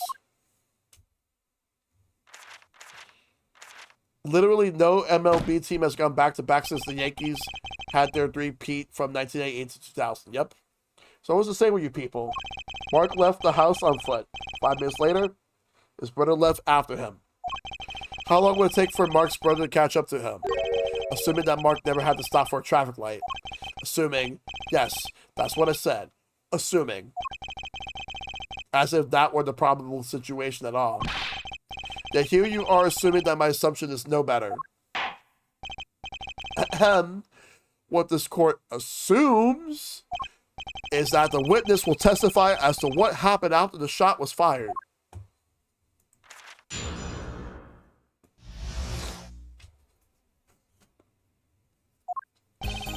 I could not prevent the killer from leaving the scene, nor could I simply leave the scene in good conscience. Ergo, I used my cell phone to call the police. Until the police arrived at the scene 10 minutes later, I saw no one else. Why did you chase the killer? He was, as you say, a killer. Of course, I could have run him down, yet what would he have done when cornered? Sadly, it takes more than an aptitude for solving quadratic equations to know that.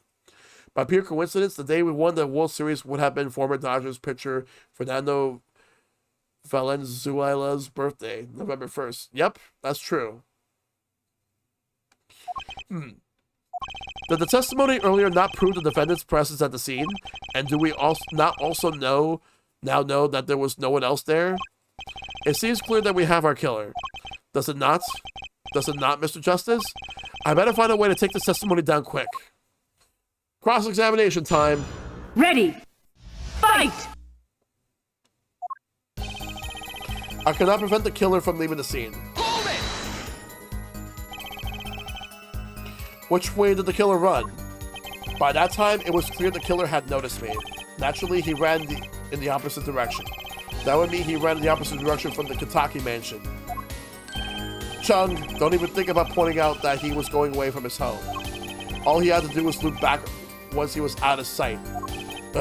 How did he know that's where I was going?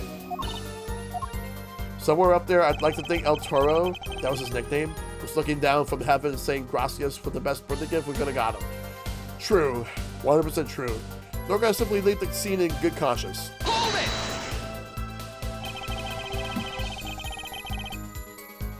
You were certainly composed for someone who had just witnessed a killing. Wants to devote one's life to the pursuit of science? One must never flinch at the sight of a little blood, nor be so moved by a chemical discovery that one drops from one's flask upon the lab room floor. Ooh, cool answer. Very cool. So nothing strange about how he acted. Trucy looks like she has something to say. Ergo, I used my cell phone to call the police. Wasn't your first thought to call an ambulance? It can be said that I have dabbled in medicine. The injury I witnessed, namely a single shot to the head, tends to result in death. Ergo, there was no need for me to call an ambulance. Oh, a perfect syllogism. A proof of 3 parts. Exquisite, simply exquisite. He actually looks like he's going to cry. She knows something. Or she suspects something. Until the police arrived at the scene 10 minutes later, I saw no one else. Hold it! Can you tell us in detail about these 10 minutes? I stood in a state of heightened awareness. Anything could happen at any moment. Anyone could appear from any direction. Is that all? No one came. Nothing happened at all. I saw it all, which is to say, I saw nothing. It was late at night. It's not odd to think there would be a few people around the park. So he just stood there watching. Not much to go on there. Trucy, if you got something to say, by all means say it. I can't find a single problem with that testimony. Had enough at last, her forehead? Maybe it's time to back off a bit.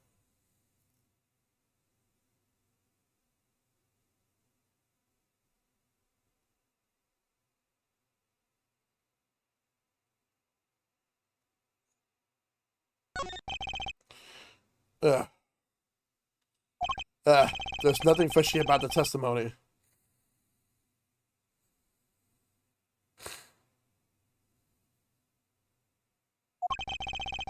It appears there are no objections to the witness's current testimony. There are any number of ways to explain the lack of prints in the pistol, I assure you. Perhaps the killer really was wearing gloves which wiped the previous user's prints off. You see the news about Kirby Air Riders Open Beta? I did see the news, yeah.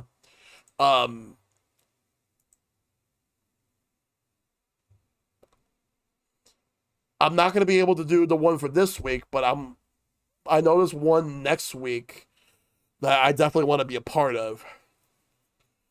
You're going to change around your stream schedule? Yeah. Not for this week, but next week I'll see if I can make time. I got to take a look at everything. Because I know for a fact that I'm going to be going into the game itself day one. Then after the deed was done, this fell out of his pocket as he was throwing the gun away. A mistake befitting of a small-time punk, in my opinion. No. No! It seems we've come to the end of the line here. No. That can't be all. How unfortunate. It seems like you weren't cut out to stand on the same stage as me. Were you her for a head? I believe this brings the cross-examination to a close. This court will now declare a verdict for the defendant, Waki Kataki. Eek!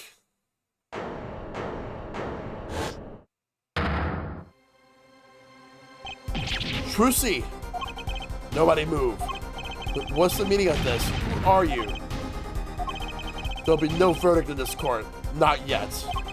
Wait, are you one of the Katakis? The Katakis? You mean the notorious gangsters? If you don't want to see me give the pretty little girl a new smile, do as I say. Adjourn the court for 20 minutes.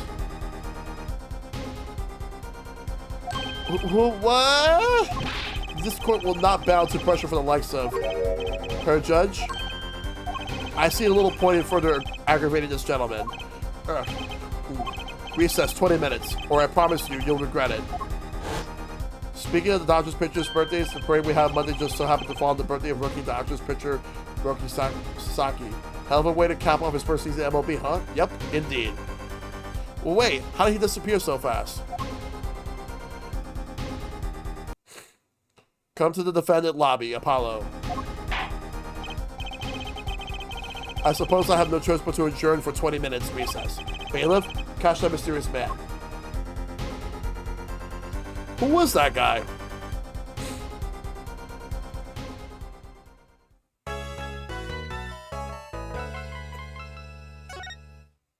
Let's save. He disappeared. He did. June 16th, 11:17 a.m. District Court, Defendant Lobby Number 2. Trucy! Trucy!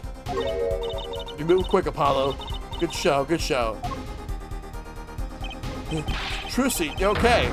I thought... Don't cry, Apollo. Those good-for-nothing gangsters. There are some things you just don't do. I'm pressing charges. Wait, just calm down, Apollo, or else.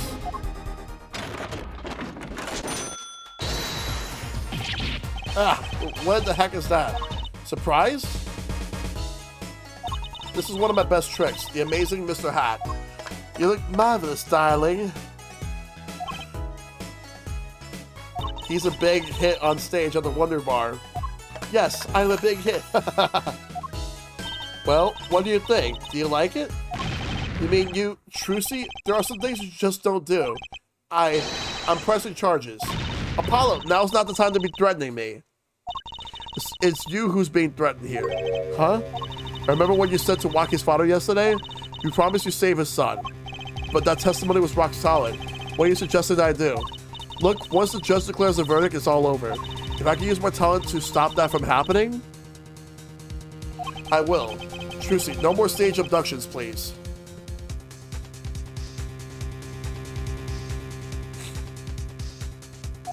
I'm not talking about magic, Apollo. I know when the witness is incompetent. I can perceive what he's feeling. It might not mean anything, but it's all we got. You can see what he's feeling? Think back, Apollo. Think back to the times when there was a contradiction in his testimony. All the times. No more abductments, yep. Well, I think I remember them, sure. There were 2 times where he made statements he wasn't confident in. And each time there was a contradiction. In his hand he held, yes, a pistol. It was pointed at the man pulling the stand. Tossing the pistol aside, he fled from the scene. The means justifying the ends. He said the man tossed aside a pistol. But it turned out he wasn't sure, and sure enough, there was a contradiction. That's true, but how does that help us? Did you notice anything? Whenever he made a statement he wasn't confident in, he displayed a certain habit. In his hand he held, yes, a pistol. It was pointed at the man pulling a pistol. Did you see it the very moment he said the word pistol? His fingers got all tense and he fiddled with the corner of a page in his book. How am I supposed to see that? Well, I could see it. Contradicaments. How else do you think Daddy went 7 years without losing a game of poker? What? I always sat next to Daddy during big matches. I could see what his opponents were feeling.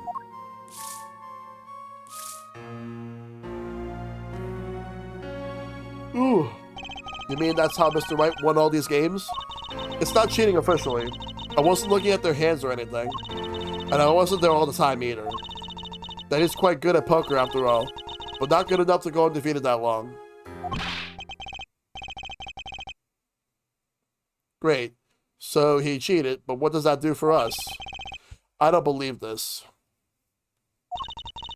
We'll have to listen to his testimony one more time. No, scratch that. You have to watch his testimony. Perceive the truth. Watch the testimony. Perceive the truth.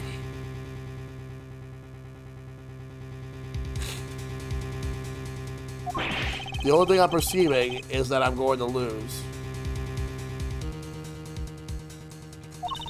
Not true. Daddy said so. He said you have the power, Apollo. Mr. Wright said that?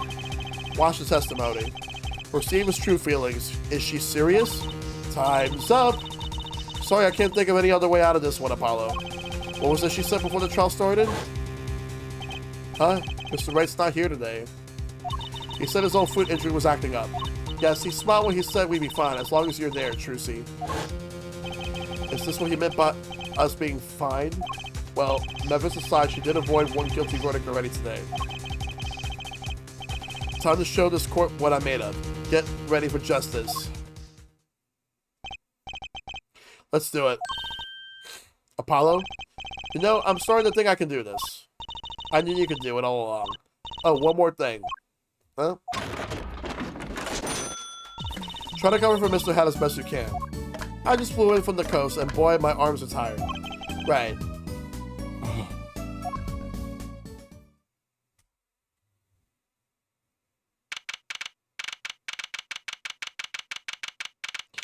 Alright, let's get this over with.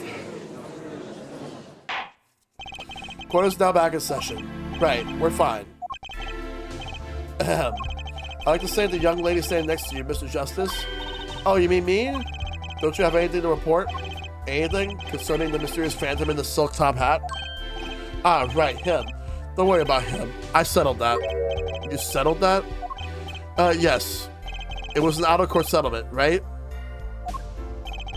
Perhaps Farland would have us believing it was nothing more than a passing dream. A fantastic illusion. Now you see it, now you don't. Am I right?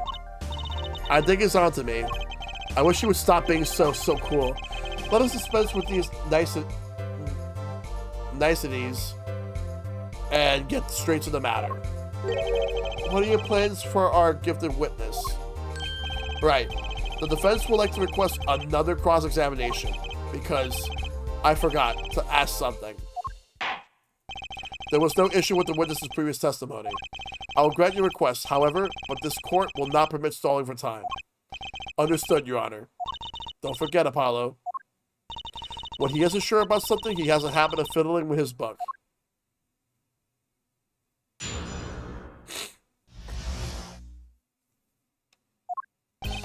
I cannot prevent the killer from leaving the scene. Nor could I simply leave the scene in good conscience. Ergo, I used my cell phone to call the police. Until the police arrived at the scene 10 minutes later, I saw no one else. Same exact one. It's just he's reiterating it. I'm not sure I'm qualified to watch testimonies after all. Focus, Apollo. Find his weak spot. Focus. If only it were that easy. My ears hear what he says. My eyes see his expression. Do I have to do something more? What other senses do I have? Here it is. What's this? My bracelet.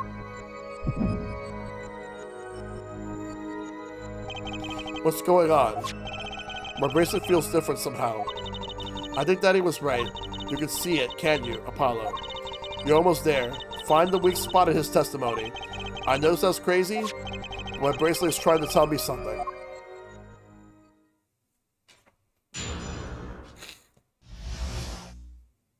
Ready! Fight! I don't think it's here. Or here. Let's try this one. Hold it! So, you called immediately after witnessing the murder. The police undoubtedly have a record of the call. Why not check with them? Wait, Apollo. This has to be it. Wait, you mean his habit? Don't forget, Apollo. When he isn't sure about something, he has a habit of fiddling with his book. The only time he even had the book open was here.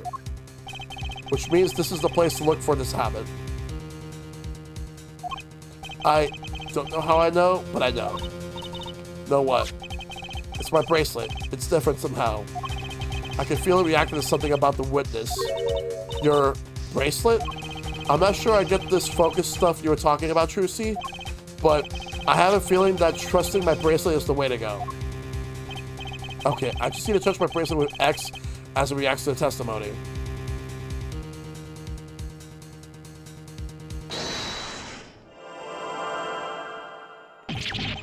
What's going on? I can see the witness's face. His expression is so clearly... It's filling my mind. I can see nothing else, hear nothing else. Apollo? Trucy, what's happening to me? This is what I meant by focusing. Focusing. In this state, you can see everything, Apollo. Everything the witness does. That's great, but this is kind of freaking me out. Just look at Mr. Stickler's twitch, his habit. You remember it, right? Sure. When he says something he's not sure of, he fills with a page of his book. You got it. Right now, you're looking at the witness's face. And your eyes are sort of bugging out. I'll bet they are. First, move your focus of attention down to Mr. Stickler's hand. His hand? You know what to look for now, but you have to be looking at the right place. She's right. I can only see his face like this. Time to try changing my viewpoint. Perfect. Now you're really ready. Ready for what? Ready to perceive the truth behind the twitch. Perceive. Try listening to the witness's talk as you focus. Then watch for his habit. Right. You mean when he fills with the page. That's right. That's your signal to look closer, to perceive with X. Find his weak spot and I guarantee we'll be able to give him the royal flush. Spoken like a true pokerhead's daughter. I'm a magician, thank you very much. So I have to pay attention to his words and his fingers. Don't worry if you miss it. You can always try again. Right. Look out, nervous twitch. Here comes justice.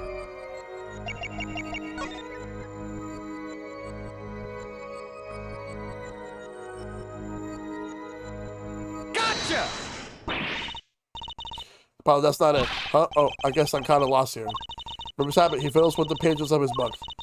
So that way you see his fingers switch is the key. So I have to watch for his fingers to move. Got it. Don't worry about getting it perfect your first time. You can always try again.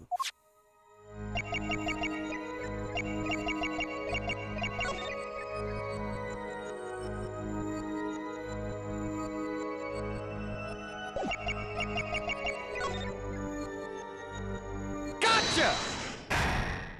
There we go.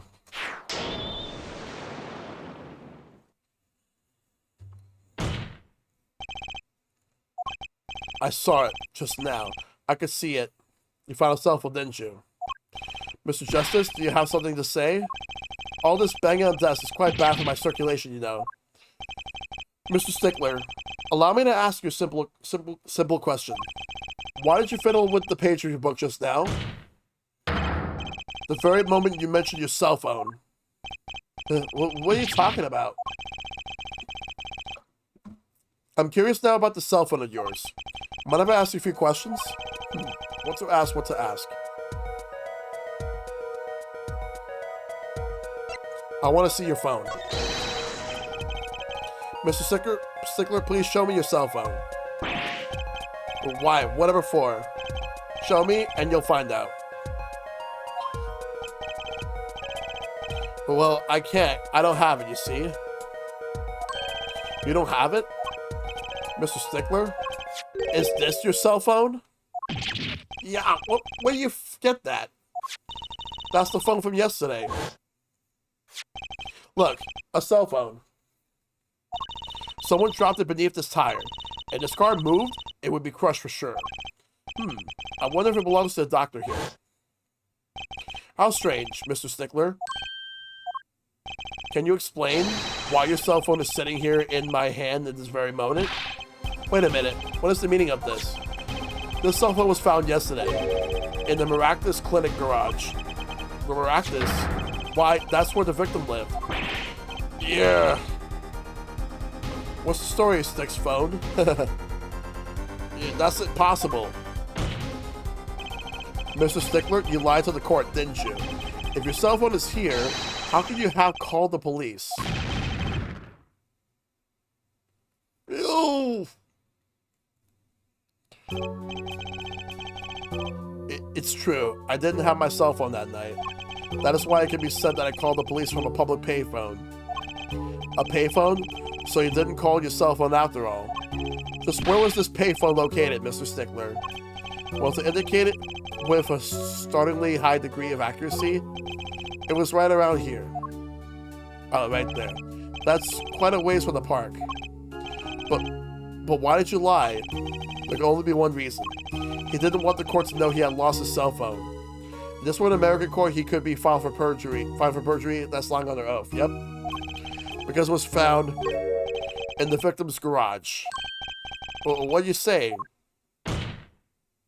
Mr. Stickler? You broke into the Maractus Clinic garage on the night of the murder. This cell phone tells it all. But that's ridiculous. That makes it sound like I snuck into this fellow's garage to commit some crime. As though I was trying to kill him. Well, Dr. Maractus was killed that night. Well, yes, but no. This line of reasoning has to be against the rules. Yes, it's true. I lost my cell phone. You can't prove that I lost it that night. Well, Mr. Justice, as that cell phone was dropped the night of the murder, it does raise considerable suspicions as to a connection with the crime. Now's a chance to connect Mr. Stickler to the crime. Oh, he's already connected enough. I just have to prove it. Well, do I have a piece of evidence that can do the job? Can I prove this phone was dropped the night of the murder? Show evidence. Of course I have evidence. Ooh, I like your swagger here, her forehead. Hit it. If I were to insert myself into the Ace Attorney universe, I'd more likely be a detective rather than a lawyer. Sort of the orders of his law, you know? That'd be a good way to do it. The court will see this evidence, Mr. Justice. Hit it, as they say. The evidence that proves the cell phone was dropped on the night of the murder is this mirror right here. Take that! That's a side view mirror. Hey, Fights! Good to see you, Hearts and Fights. Thanks for the raid. Hope Pokemon Legends ZA has been treating you well. Right now, we are in the middle of Apollo Justice, Ace Attorney, and we are in the middle of the second chapter. As it so happens, Dr. Maractus' car was in an accident that took place the night of the murder. An accident? An accident.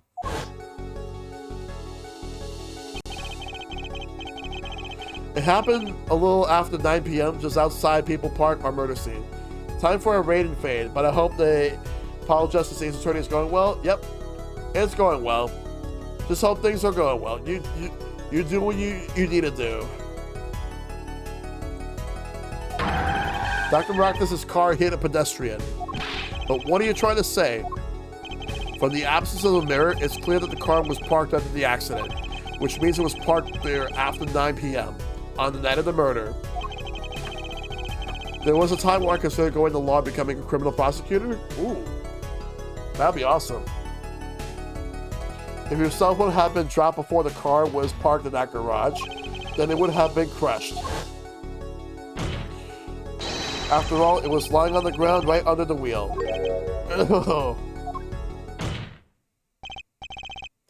There you go, Mr. Stickler. The only time you could have dropped this in that garage was after 9 p.m. the night of the murder in the park. Yeah.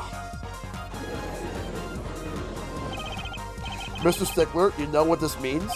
You did break into the victim's garage that night. This is most unexpected, Mr. Justice. Are you naming the witness as a suspect in the murder of Pal Maractus? No, stop. This is too much. This can't be happening. Prosecutor, say something. I suppose it's worth saying this. No connection has been found between Wesley Stickler and Pal Maractus. That is, other than this. I believe our next testimony will be most revelatory. Is the witness prepared? Yes, Your Honor. I know that face. That's the face of guilt. Pal Maractus is an anagram of malpractice. Yep. Yeah, because this series is filled with lots of puns and, like, name plays. Alright. It's testimony time. That night, yes, I went to the supermarket. I must have dropped my cell phone on the way back. And when I was walking through the park, I happened to witness the crime. I saw the killer, the victim, and the stand, and all's clear as day. It was him. I saw the defendant at the scene. All right, let's cross-examine. Yes, but your cell phone was lying in a garage. Ah, yes. Well, as you can see, my model of cell phone has a defect. It's given to Roland. It's quite a pain when I drop it alongside the road, you know. Oh my god. That's another excuse. Looks like a normal cell phone to me. In any case, Mr. Justice, Cross-examination, please. That's funny. My person didn't react at all during that testimony.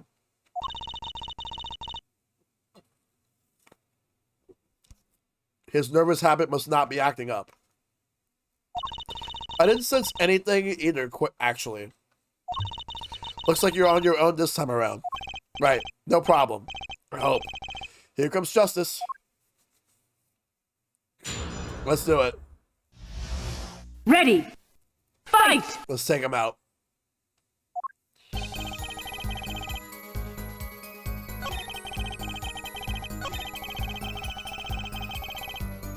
This is where I want to press. Hold it! This part of the testimony is the key. I know it.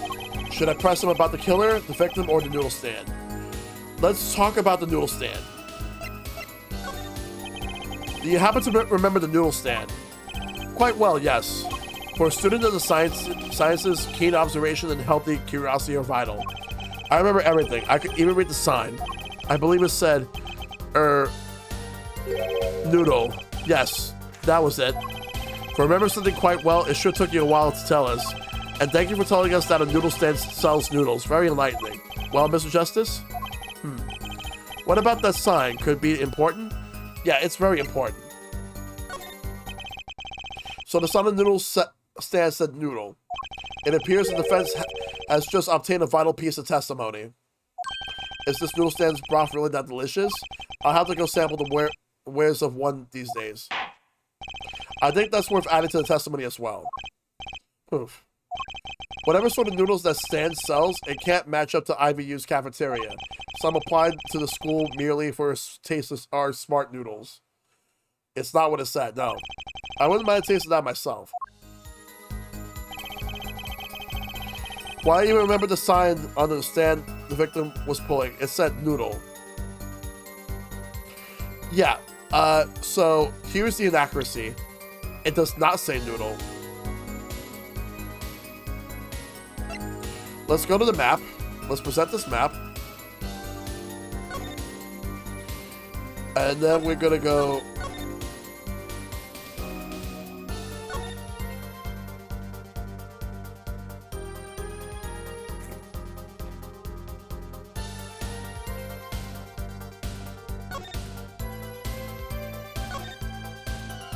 Oh, wait.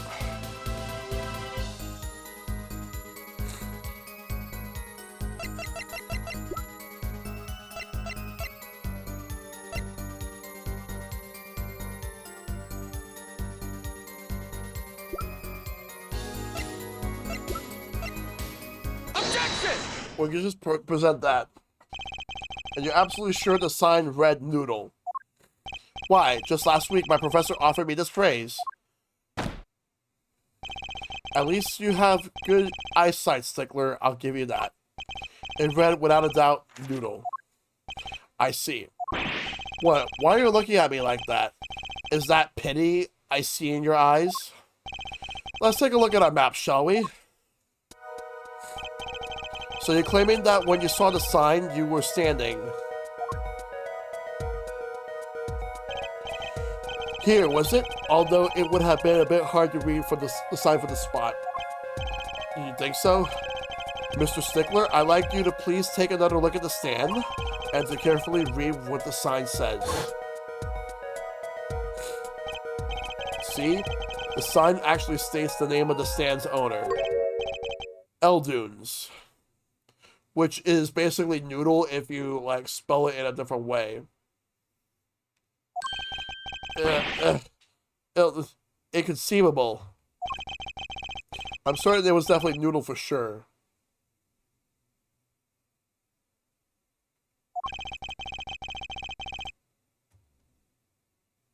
I'm afraid your professor was wrong about that eyesight. I wouldn't be so quick to jump to that conclusion. The sign he saw changes everything. The witness says sign said noodle.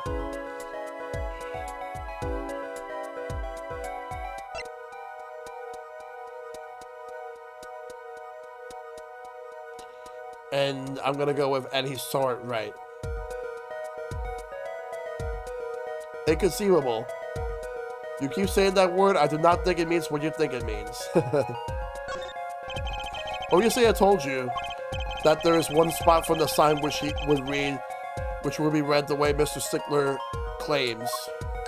What? Mr. Justice, show us the spot. The windows actually feel to stand from this location.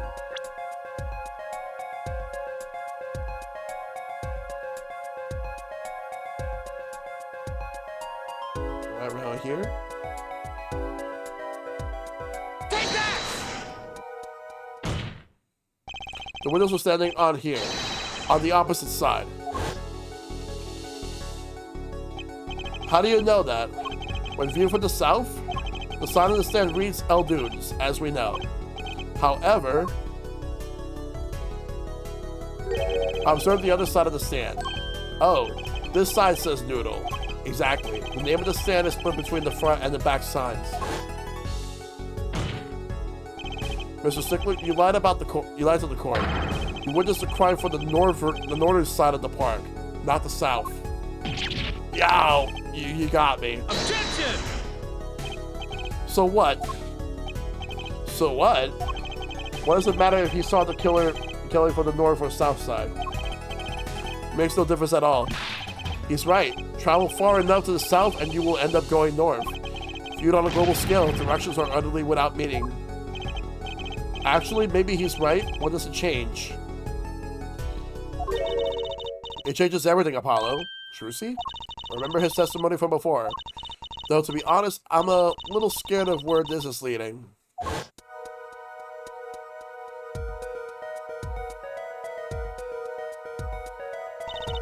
The killer and the victim are facing each other here.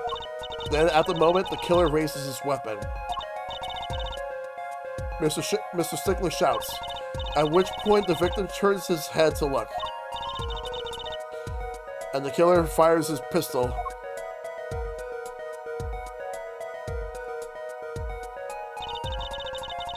That's why the bullet hit him in the right temple. No contradictions, right? Right.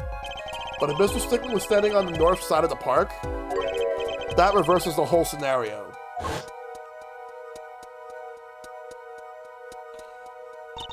Completely. If Mr. Stickler shouts from where he is now, and the victim looks in his direction,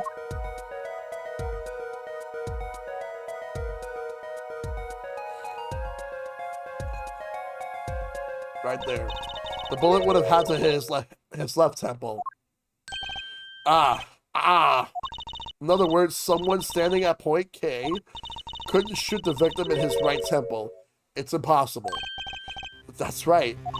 So, now that we know that Mr. Stickler was standing on the northern side, the wound location takes on an entirely different meaning. Indeed. You're absolutely correct, Fraulein. What meaning? The entry wound was on the right side of the victim's head, correct? Well, the right side of the victim's head is north.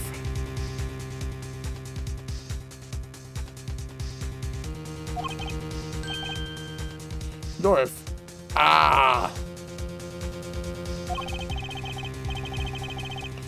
But that's where witness Wesley Sticker was standing.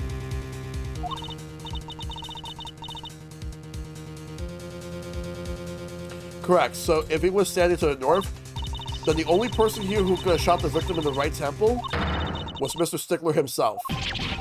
Yeah. Order, order, order. Wow. The apple didn't fall far from the tree. She's flipped this whole case on his head while I was still figuring it out. Objection! Clarify one point for me if you would, hair forehead. What now? Are you truly accusing this college student of murder?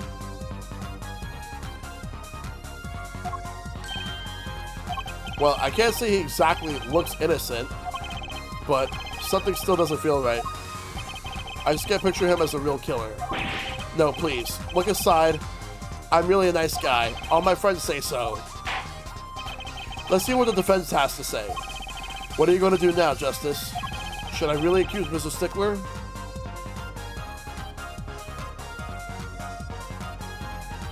No, but I'm going to accuse him of another crime. I don't think Wesley Stickler is the killer, but he's not innocent either. His unusual silence tells me that much. Mr. Stickler, you seem unusually quiet. Tell us why now. The word confession isn't in my dictionary. Tis, tis, tis, her forehead. I'm afraid it falls to you to elucidate her Stickler's silence. Mr. Justice, you did say you were accusing the witness just now. For a crime other than murder? Your reason? The court's all ears. I know he's guilty of something, but what crime other than murder is there? Evidence that shows his involvement in some other crime? The evidence? The court's all eyes, Mr. Justice. Show us the evidence that points to the witness' involvement in the crime. Take that! The panties. The evidence is this. What? Is that women's underwear? Hey, those are mine.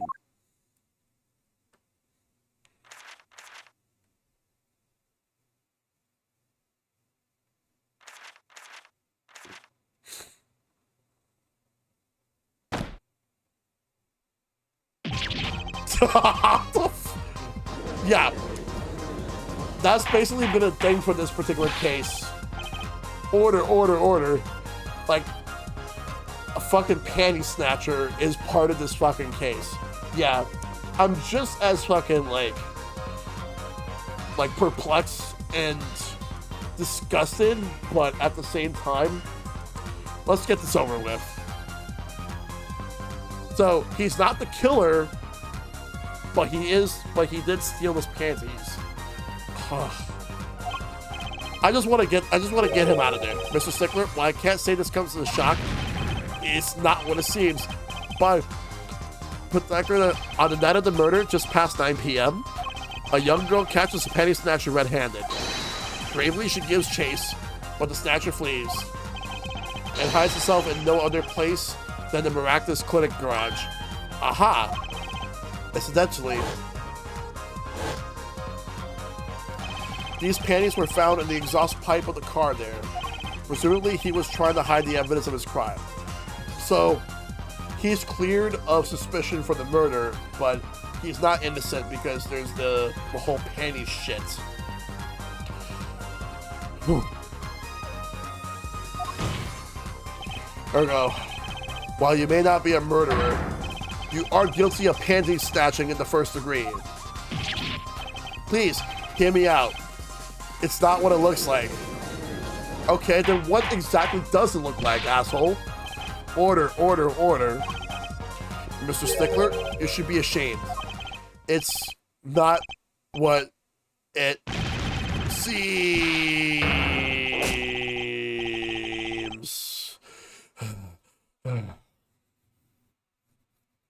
But he did witness the murder. So are we to understand that you were silent not because you were guilty of murder, but because you lacked the courage to admit your theft of this girl's undergarments? Perhaps you're not aware that my school's name was originally written IV. I stands for intelligent. V stands for valiant. See? Your point? I'm not done. Now, I'm a major in that science department. And what does science teach if not curiosity? Yes, we are of the IBU. Science department are valiantly curious. No challenge is too daunting. And what greater challenge to science than a mystery? Objection! Come on, you're talking about a girl's panties here. No, you do not understand. A mystery is the unknown, and the unknown is acceptable.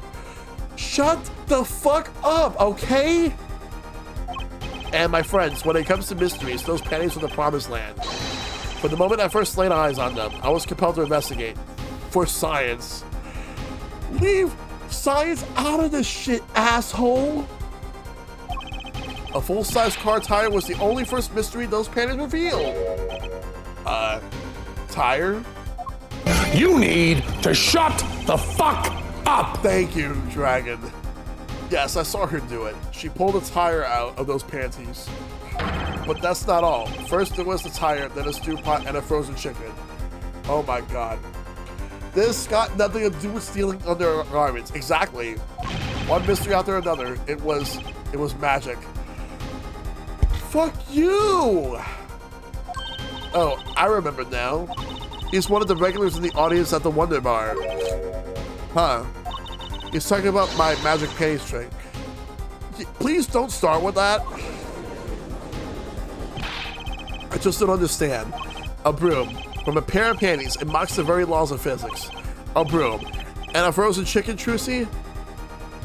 Hold it, how do you stick a tire under garments? I don't really know. I honestly don't know. Whatever happened to doves and bunny rabbits? Oh, doves and bunny rabbits. Mr. Stickler, you stole this girl's panties to understand a magic trick? You say panties, but they are so much more than... Oh my god, no. For me, they are an object for serious study. This... Oh.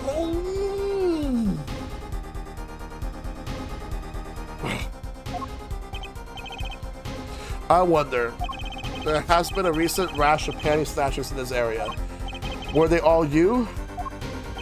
I'm sorry, but I did it for science. Oh my god. Each time I spied a pair of panties flapping, maybe this would be the pair that would... Oh my god.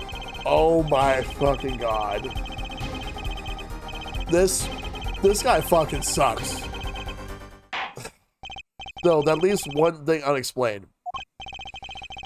You refer to our witnesses underline, yes? Those are panties, they're bloomers. Yep. This dude gives signs a bad name. Though Trucy is partially she is. The witness claimed he saw the crime from the south, but it was in fact the north.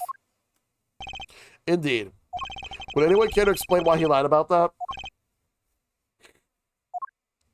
Be my guess, Hair Forehead. Me? Did I not hear you correctly? Did you not say you did not accuse the witness of murder? Why then did the witness lie about his location at the time of the shooting?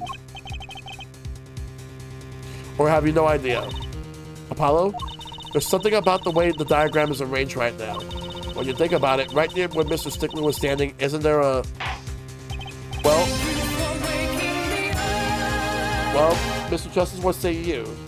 Hey, Razwolf, thanks for the raid. Crashing, racing, nitro fuel, nice. Hope you enjoyed it. Do you have any evidence to show why the witness lied about his location? Yes, actually I do.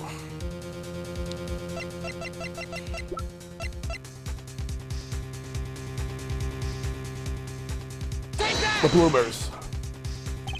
The evidence shows why he lied. Is this. What? More panties? How many pennies are you carrying in your pocket, Her Forehead? These are the last, honest. These were found in a trash can at the park. Looking at the diagram, we could see that the trash can was right next to where the witness stood. Mr. Stickler, you did it. Alas, I'm a failure as a scientist. I can't unravel the mysteries of the universe.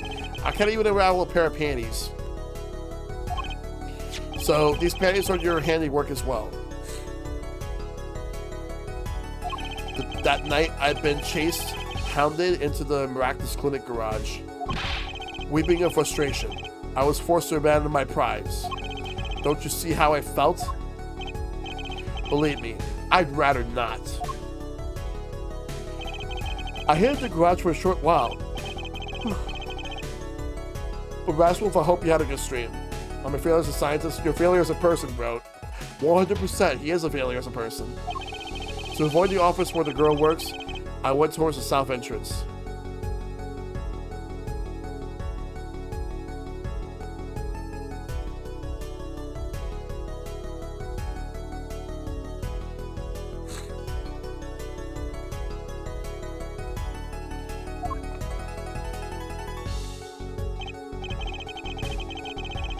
When I saw them hanging there on the clothesline by the giant mansion, a giant pair of panties?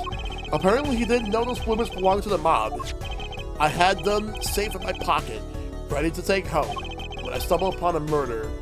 The murder of Dr. Miraculous. I reported what I have seen, but as I waited for the police to arrive, I got scared. What if they searched me? That's when you dispose of the bloomers. Yes, it was a severe blow to the progress of science, but one that had to be borne. Shut the fuck up. A fascinating and disturbing tale. They're mafia bloomers? Yes. They are. It belongs to the matriarch of the mafia gang. The Kataki gang. I believe this brings today's proceedings to a close, and I'm more than pleased to dismiss this witness for the remainder of the trial. One last thing, if I might. Yes, Prosecutor Gavin? Regardless of where we ended today, some final points were made. Namely, that the defendant, Waki Kataki, was at the scene of the crime, and he was pointing a weapon at the victim. One more thing. Waki Kataki has a clear motive. Indeed, the defendant, Waki Kataki, is still the prime suspect in this case. The only suspect, in fact, assuming there was no one else in the scene at the time. Yet a mystery remains. The location of the wound in the victim's right temple has yet to be explained. The court requests further investigation from both the defense and prosecution. Cha, baby. No problem. Very well. This brings the trial for the day to a close. Court is adjourned. To be continued. Alright. Let's save. That's where this gets good. Which we're not going to continue tonight. Because I've been streaming for over 6 hours. We will come back to this game on Thursday. So Thursday we'll come back to this game. We'll continue. We'll finish up the rest of Chapter 2 and start Chapter 3. Gavin's German, so Ja is read more like Ya, with the same vowels and hat. Yep. Yeah, because Gavin, like this one, because there was the Gavin brothers. We already got one of them out of there. Now the other one, like this prosecutor, like he's a rock star. So yeah. All right. So what a game so far. Absolutely. Like, where do I think this fits in with the rest of the Ace Attorney series? I'll figure that out, but in due time. But thanks to everybody that tuned in. This was a great game so far. Really good. I'm actually enjoying it more than I thought I would. And I'm looking forward to playing some more Ace Attorney like this week, because tomorrow we're going to be playing Split Fiction. It's going to be myself and Silverstone Condor. We're going to be playing the game tomorrow. That was fun. Yes, Nova, it was. So Silver and I are going to play Split Fiction tomorrow. Thursday, we're going to do more Apollo Justice. Sunday is going to be the Tournament of Backlog. We're going to do the whole full bracket on Sunday. At 2 p.m. Eastern, we're going to do the whole bracket. So if you want to vote, like, all the games that are up for contention up until, like, when we finish it, we're going to do it we're going to do one full stream of it, get through everything up until we get winners. Top 8 games will be streamed next year. And then we're going to, but the placements will determine, like, where they go. Like the winner will get priority. And then we got Share with Shell Shock on Sunday nights at 8. We're going to talk about childhood TV shows. That's going to be a fun topic. So we're going to go send the raid over to somebody. Let's see who we got online that we can send the raid over to. Alright, so we got plenty of people on. Let's see who we got.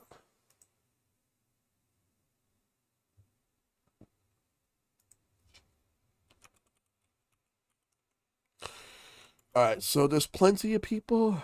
It's Tuesday evening. We definitely have. I was enjoying Ace Attorney streams. Yeah, absolutely. Like, I plan to do more in the future. Let's do. Alright, so rating. Who are we sending the raid to tonight?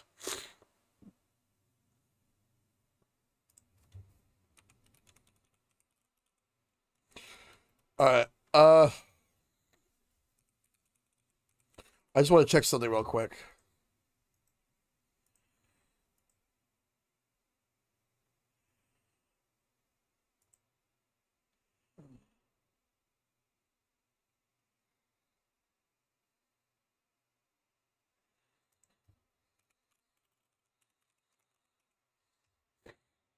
Alright, let me just take a look real quick on this one.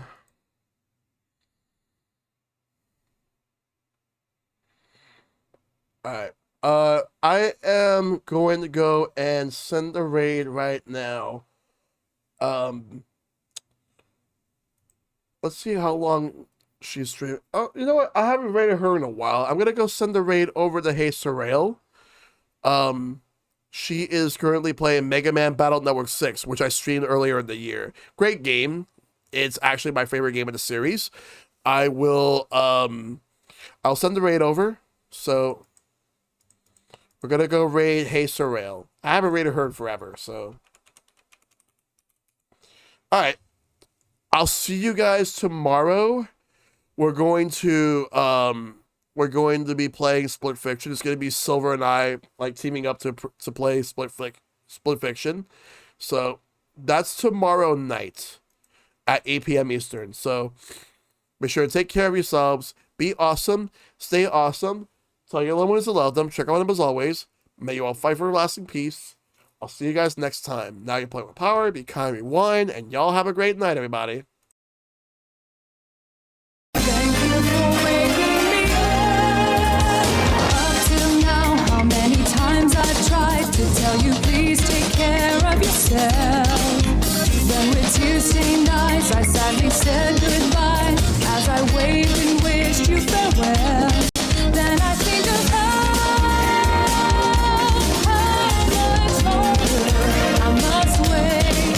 I look inside myself and feel something new. I wanna stop and grow up again. It's all because I'm feeling sad and I cry. I don't know why. The courage that I need, the power to succeed, gives me the strength to fly.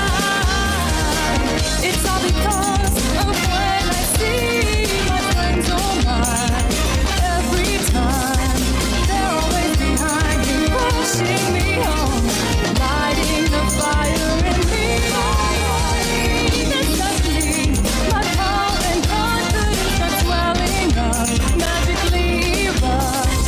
And it's all because of kindness that I feel from people I don't even know. I won't forget the times we shared and our pleasant days, always. And I'll never lose the strength to succeed and the courage to do what I love. Your smile makes my heart explode.